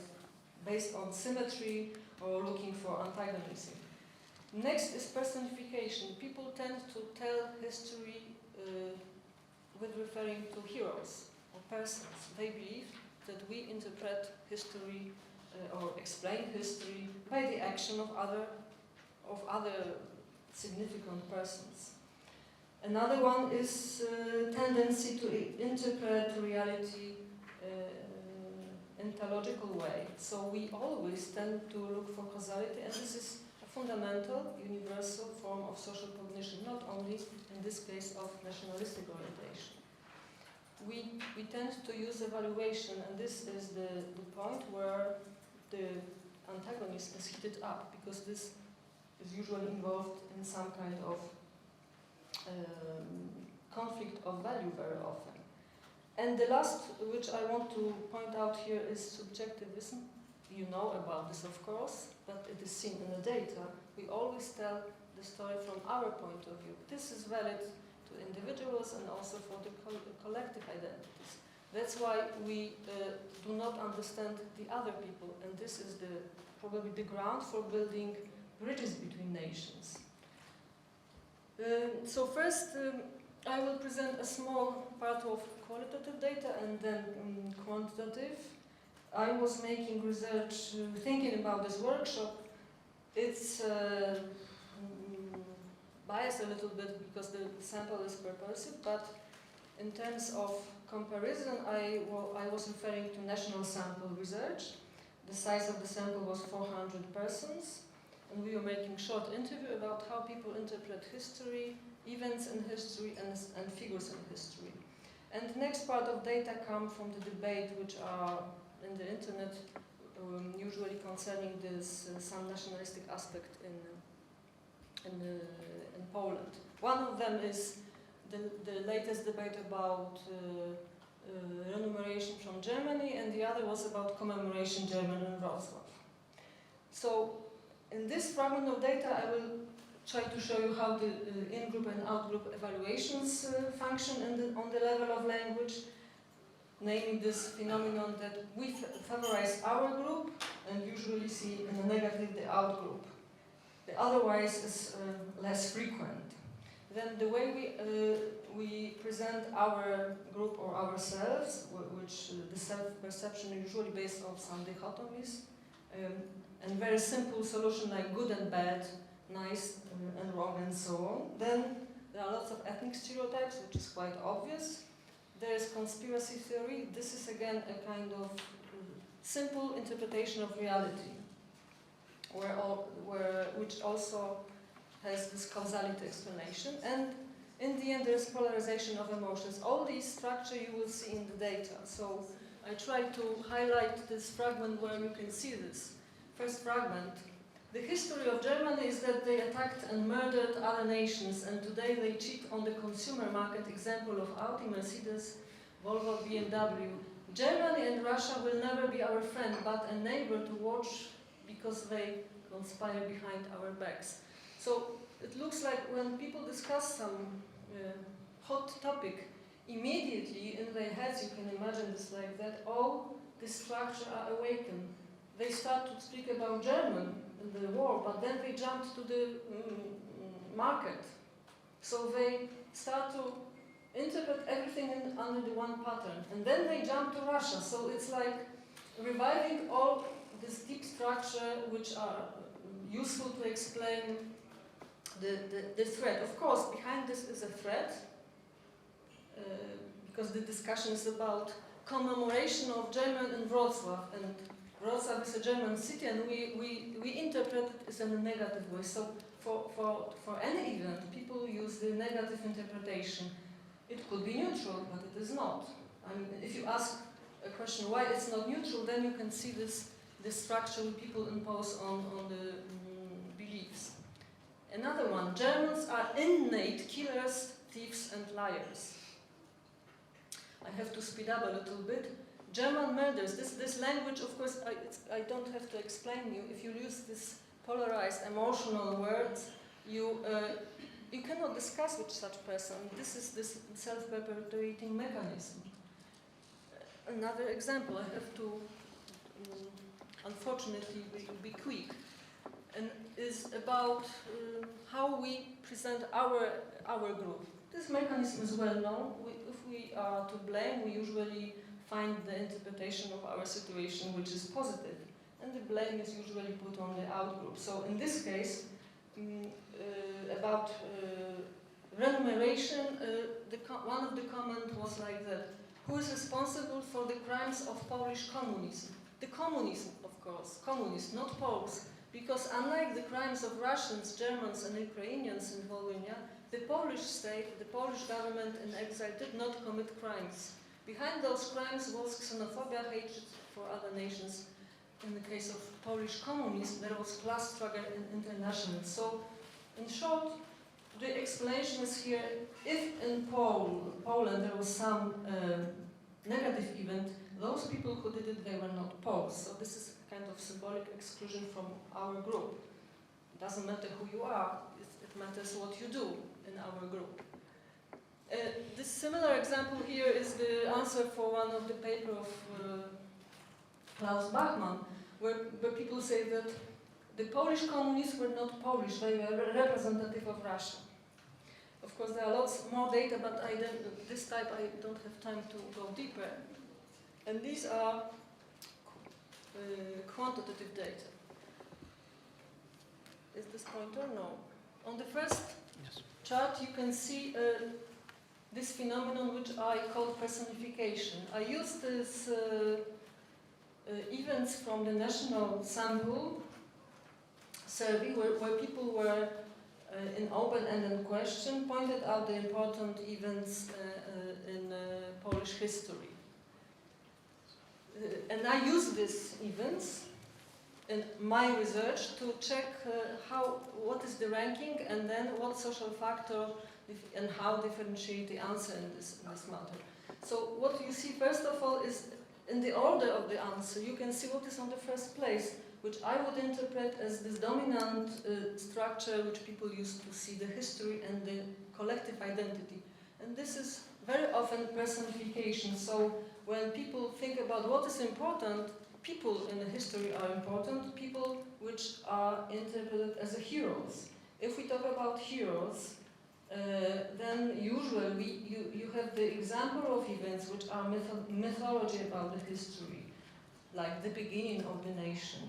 Those who created the state, like Piłsudski or Dmowski, those people who have a specific status.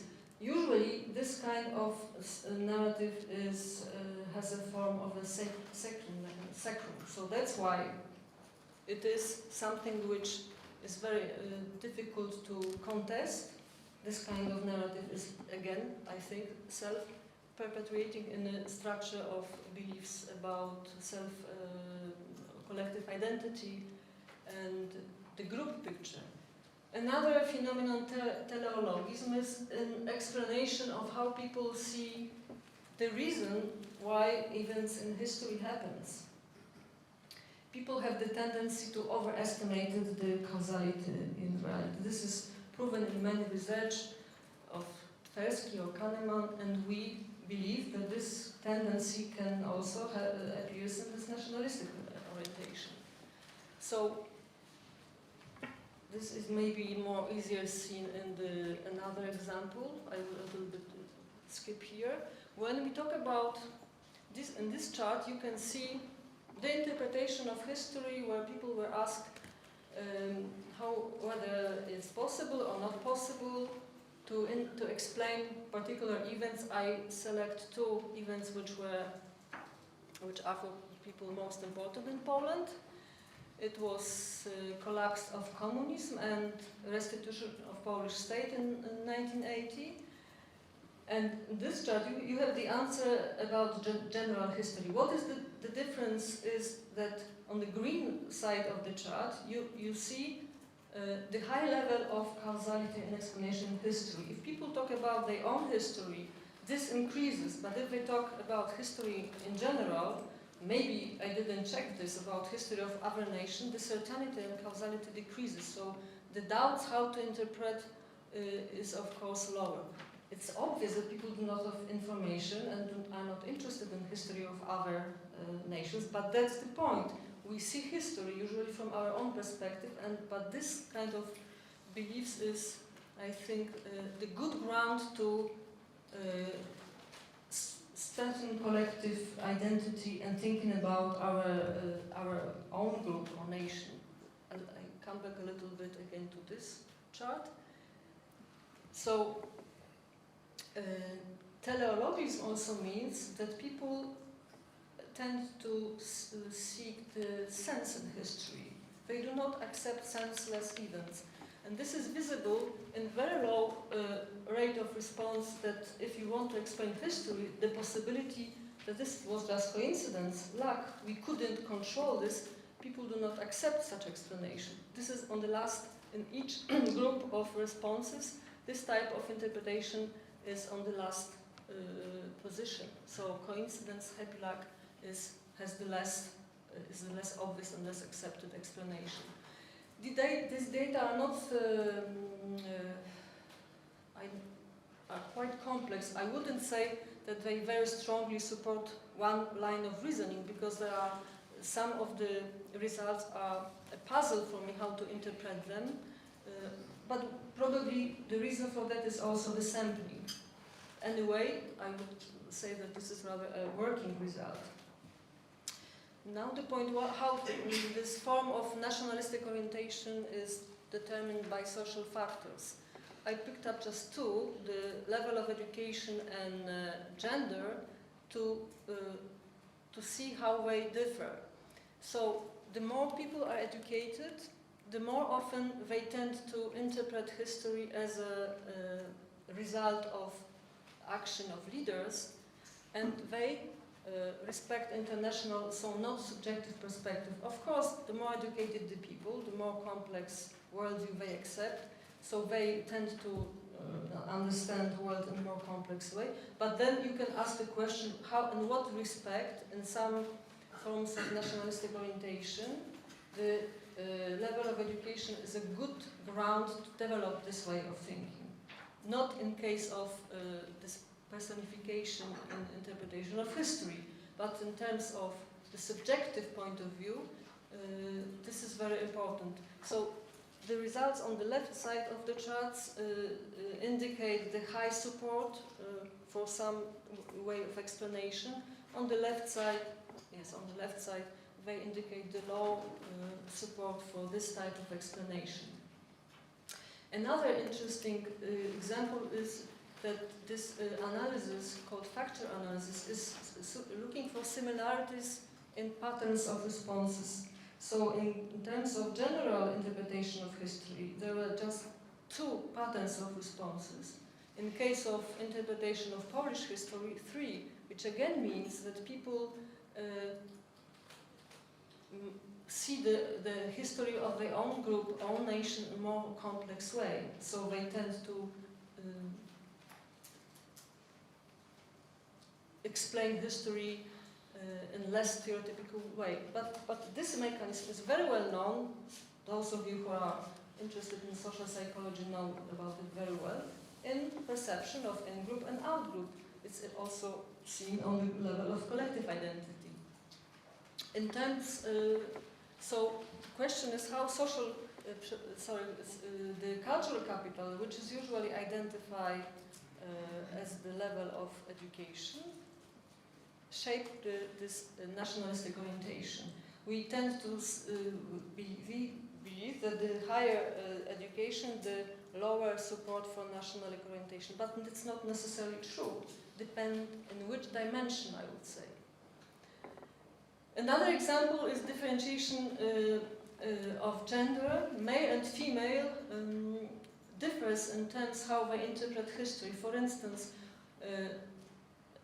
male interpretation consider international perspective in higher degree and leaders, while female national perspective.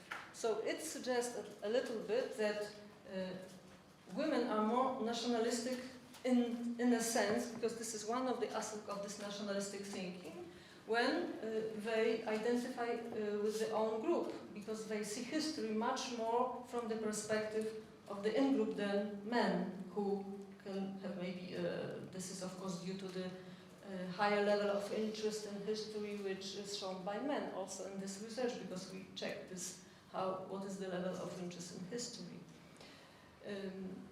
From other research, we know that women are much more isolated and less social than men, and this is visible in many social environments. I almost finished. So the last example is, again, the cultural capital measured by level of education. You can see in this chart, exactly in this one aspect of nationalistic orientation, that many causes, which is this complex interpretation of history, is much more accepted by people with higher education. Again, if people understand reality in more complex way, they tend to less frequent accept the extreme solutions, right? Because like all of you are here are intellectual, you understand the reality is not so complex. Many of you were talking about this example that refugees are not terrorists, but to understand this you have to know much more about reality. So one of the aspects of this is, of course, the level of information, but the size of information has the influence on how emotional we interpret the nationalistic orientation. So again, I would say that this is a kind of transmitter, this cognitive structure and language, which are not the reason, but they are the mechanism which reinforce and form the nationalistic orientation as a probably permanent belief in society. But of course the external conditions are the most crucial here, because what is reflected in the beliefs is usually rooted in economical reality, interactions with other people. This is just the mechanism of transmission of certain structure. Okay, thank you for attention.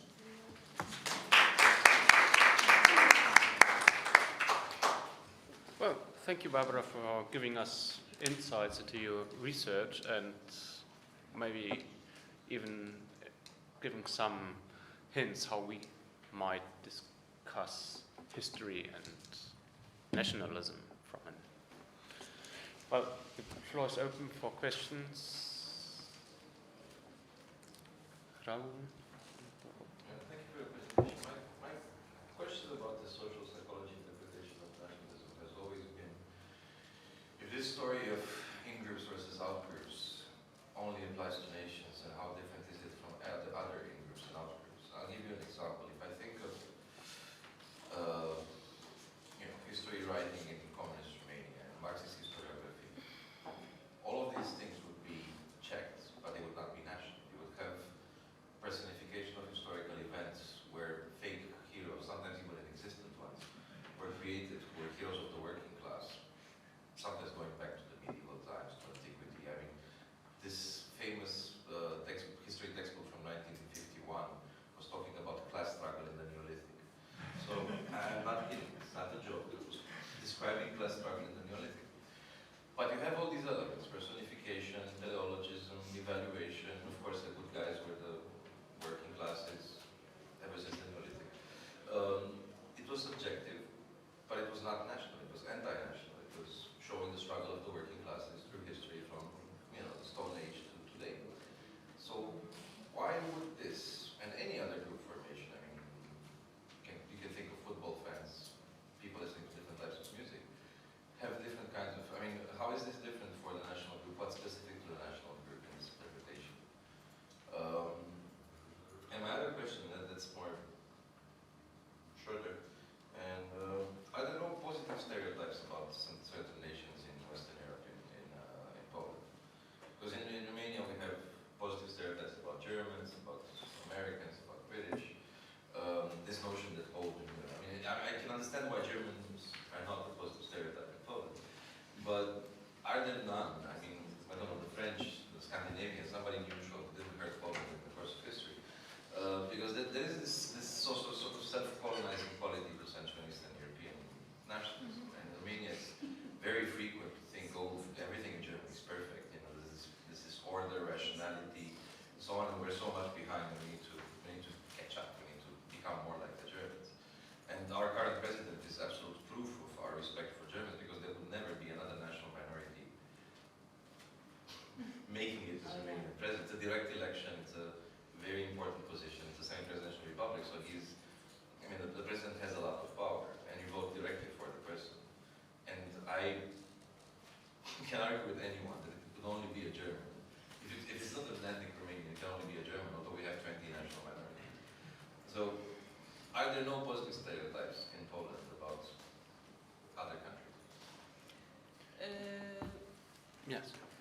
second question, yes, there are, but I don't quite understand the question because it seems that you think that I think that there is no positive stereotype. No, I'm just curious to find out about them, about which nations and how. I mean, because you just, yeah. In Poland, it's the Americans are on the top. Okay. And what are some of the stereotypes about Americans? The stereotype, I mean, the rather is on the ranking of which nations we like, these are Americans, but what is stereotypes of American, that I cannot reconstruct because I didn't check this. On this national sample, they just make the research which has not very deep information. So probably this is related to democracy, ideal of freedom, but that I don't really know. The first question is, well, it's not so obvious, but I think that for the group cohesion, maybe I didn't use this word, or nation cohesion, the leader, this is the easiest mechanism to identify with the group, not with the event, but with the person. So the leader is a figure, like in the mythology, which you can, I mean, I was short because of time, but that I meant using this word myth. So history is told like myth, and the figure of a person is easier to increase the group cohesion, is easier to identify with, and of course easier to induce emotions. And that's why the emotions are positive, but of course they can be transferred into negative one. What I wanted also to say, the kind of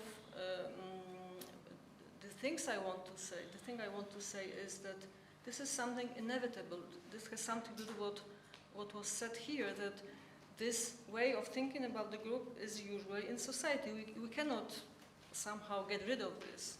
But the evolution of this way of thinking goes to different directions depending on the other factors. Like today it was a lot of spoken about economical situation. One of the reasons, not the only one probably, is the frustration, which is the cause of the negative economical situation.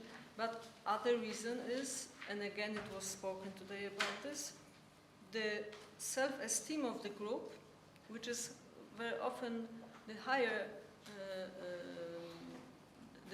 the more important reason for this kind of the reaction. And when lots of societies join the European Union, suddenly they found themselves inside the structure, they are where they are at the bottom. And they were confronted of building the position in a very difficult situation. And it might be that we can explain this by the tension of the position of the social structure, the sense of humiliation, because you are on the bottom of the social structure in some kind of organization, and someone is showing you the pattern, which is the West European countries, rises such kind of the reaction. But that's why I was saying that this is not a solution for everything. There are different forms of nationalism, and this is not the explanation of everything, of course.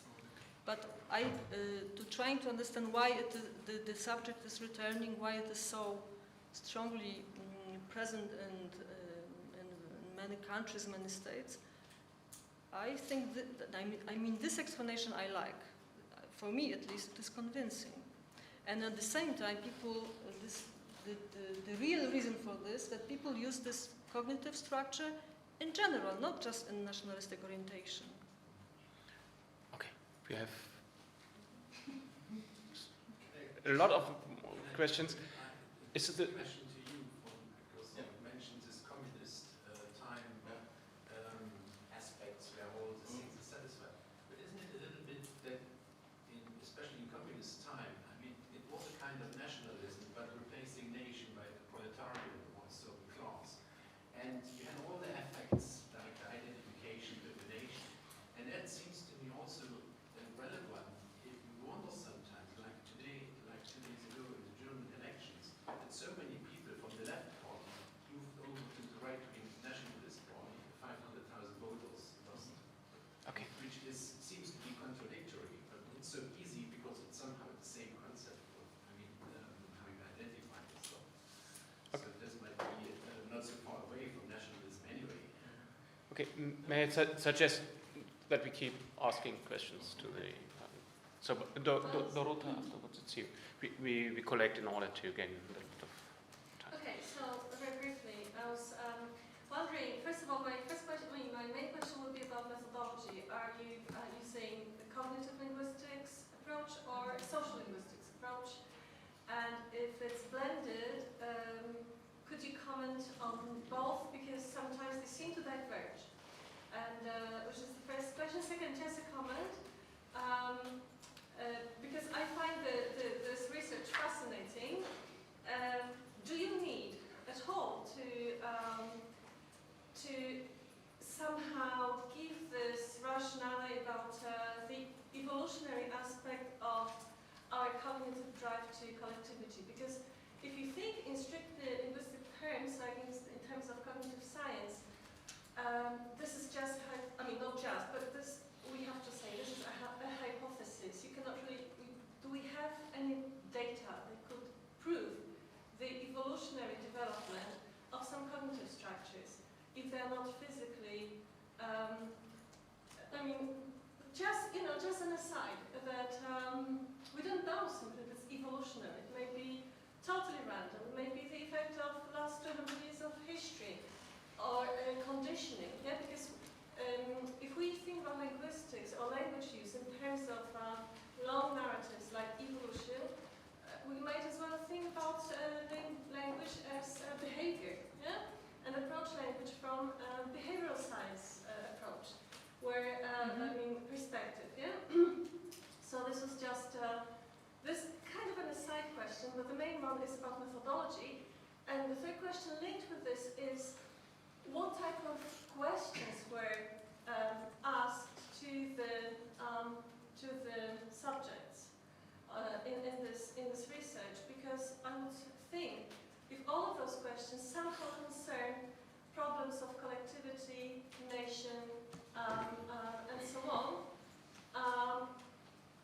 it's likely you would get those criteria, let's say. How about checking the corpus, so to say, as such? Feed this take the language sample at random from various forms, etc., and then look for those categories. I don't know if it is at all possible. But for me, intuitively, if the questions are asked about the nation and international matters and refugees and migration, etc., it's very likely that you will get, I may be wrong, but what does your research show? That you will get questions that will show that quite a considerable sample of population is nationalistic. Even if maybe they're not. Please. You had a question? Okay. Yeah. This is the first collection of questions. Yes. I'm a linguist here in this group, so language and discourse is for me always very interesting. Thank you very much. If you allow me, I have two questions, one remark. May I? Yes, please. Okay, the first is a question about your theory. And you have sketched here, it's also just in conclusions, number 2. A nation is an in-group versus an out-group. And then, what is an out-group for you?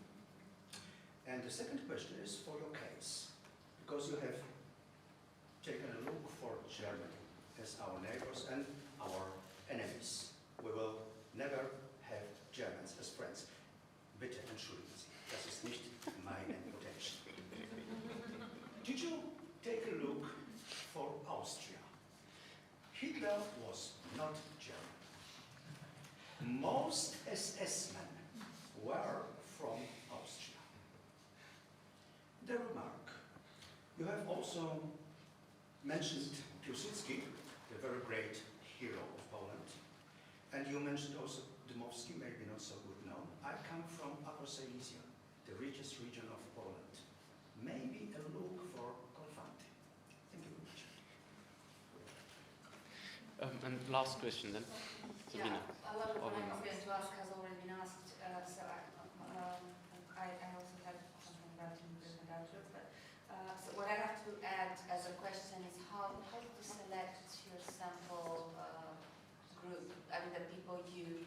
you asked questions to who exactly did you have in mind? How did you draw conclusions to what they said? Yeah. What are they called in sociology? I'm very tired. The subjects or the literal gaze, well, something like that. So the people you ask questions to, how did you select them according to what criteria, so that they are representative of the nation for the issues you were interested in? Can I answer? Okay. On you. So you ask a lot of difficult questions. Methodology, about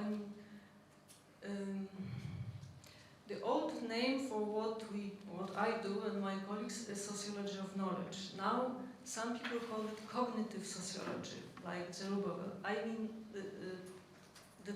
there are some differences, of course, but when we read the text like this, we very rarely make analysis which tests, for instance, how our brain and cognitive structure related to part of the brain react for some cognitive structure in language or form of cognition like the construction we use, for instance, this theological explanation. So in fact, today analysis is rather like something like this traditional cultural sociology, where people, like anthropologists, use the structure of cognition rooted in language. Unfortunately, very often this is shallow in comparison to what linguistic study could do, but of course it should be something like cooperation between linguistic and sociology. So about cognitive sociology is, I maybe should use the sociology of knowledge, but this is again much broader field. So cognitive sociology gives this advantage, the name that you can focus more narrow on the structure of beliefs and cognition, which are very often rooted in language. Evolutionary perspective is, there are research which proves that, but of course as each theory is, and especially social sciences, just proved by empirical research to some degree, never fully, so maybe there are some doubts, but these research are rather in the field of psychology and social psychology. So this research of Tversky and Kahneman and the theory, the evolutionary perspective means here that if you want to join the social behavior with the biological explanation, frankly speaking, most of sociologists don't do this. I don't know why, pretending that we are not biological beings, but we are. So if we ask the question why the beliefs are structured like that, what are the reasons for that? The good explanation for me, convincing, you find in the evolutionary perspective, understood in such a way that evolution is followed by certain rules. The minimum effort put to achieve the maximum effect to survive and to reproduce the optimal pattern to next generation. On the cognitive level, the minimum effort means, of course, the simplest explanation, which prevents you from the threat, disaster, dying. So the classical result is the solution between the negative and positive attitude to the outgroup is that the positive is risky, because if you make mistake and you will be friendly to the enemy, you will die. If you choose the negative attitude, so you expect the threat from the enemy, you survive because you will be attacking. And this is the trap we fall because of the reaction. On the everyday life, you know this mechanism on the negative news. Why negative news is attracting more attention than the positive one? This is explained, but the more we are in such a way that we are more sensitive for negative incentives than the positive one. I'm not so sure if I really managed to transpose this to this field I did. Maybe not, but at least I tried, and I believe this is a good explanation. Maybe I didn't manage to do this successfully. Another, I hope this is the satisfactory answer. So evolutionary in that sense. Maybe one small answer is that one of the theory of language evolution says that each word is the root of the words is social practice. But with an evolution of language, it becomes abstract notions.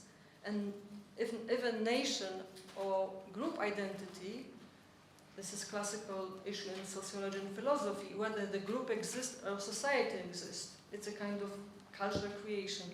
So the abstract word for nation or group must have the origin in very practical observation how we live as a group, as a biological being as well. So in this respect, the language, but of course I'm not linguist, so I will be not pretend that I know everything about this. I just think I find this interesting. And the questions.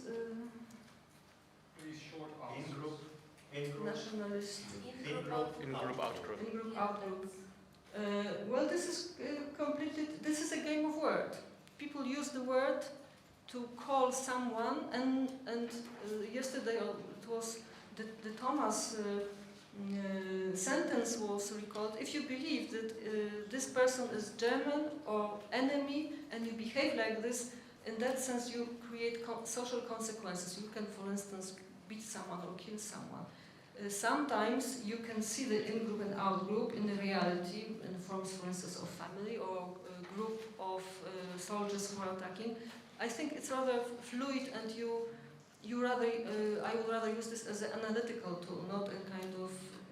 Just as at bottom, if you see in-group as nation, then for me is an out-group also a nation. Another yes, nation. because in-group is my... I mean, this was... I want to make a shortcut. In-group is a my nation, out-group is a foreign nation. Them, right. Well, your second question is, I mentioned this that because I didn't have any money, this was research without any money, and I wanted to have some point of departure. I used the data from national sample of the company, which the result is that the name people mentioned, I used in my research. So they didn't mention Korfanty. He's just not remembered. The second question was Austria. Another Not question. Germany. Well, so probably my previous answer is people, I will give you another example, maybe it will clarify. In other research, we are astonished that for people it doesn't matter about whom they talk, if he's German, whether he lived in the 17th century, 18th century, it's always Nazi, even if he is before the period. So again, you have this example that the knowledge, the beliefs is something very fluent. People can do this whatever they want.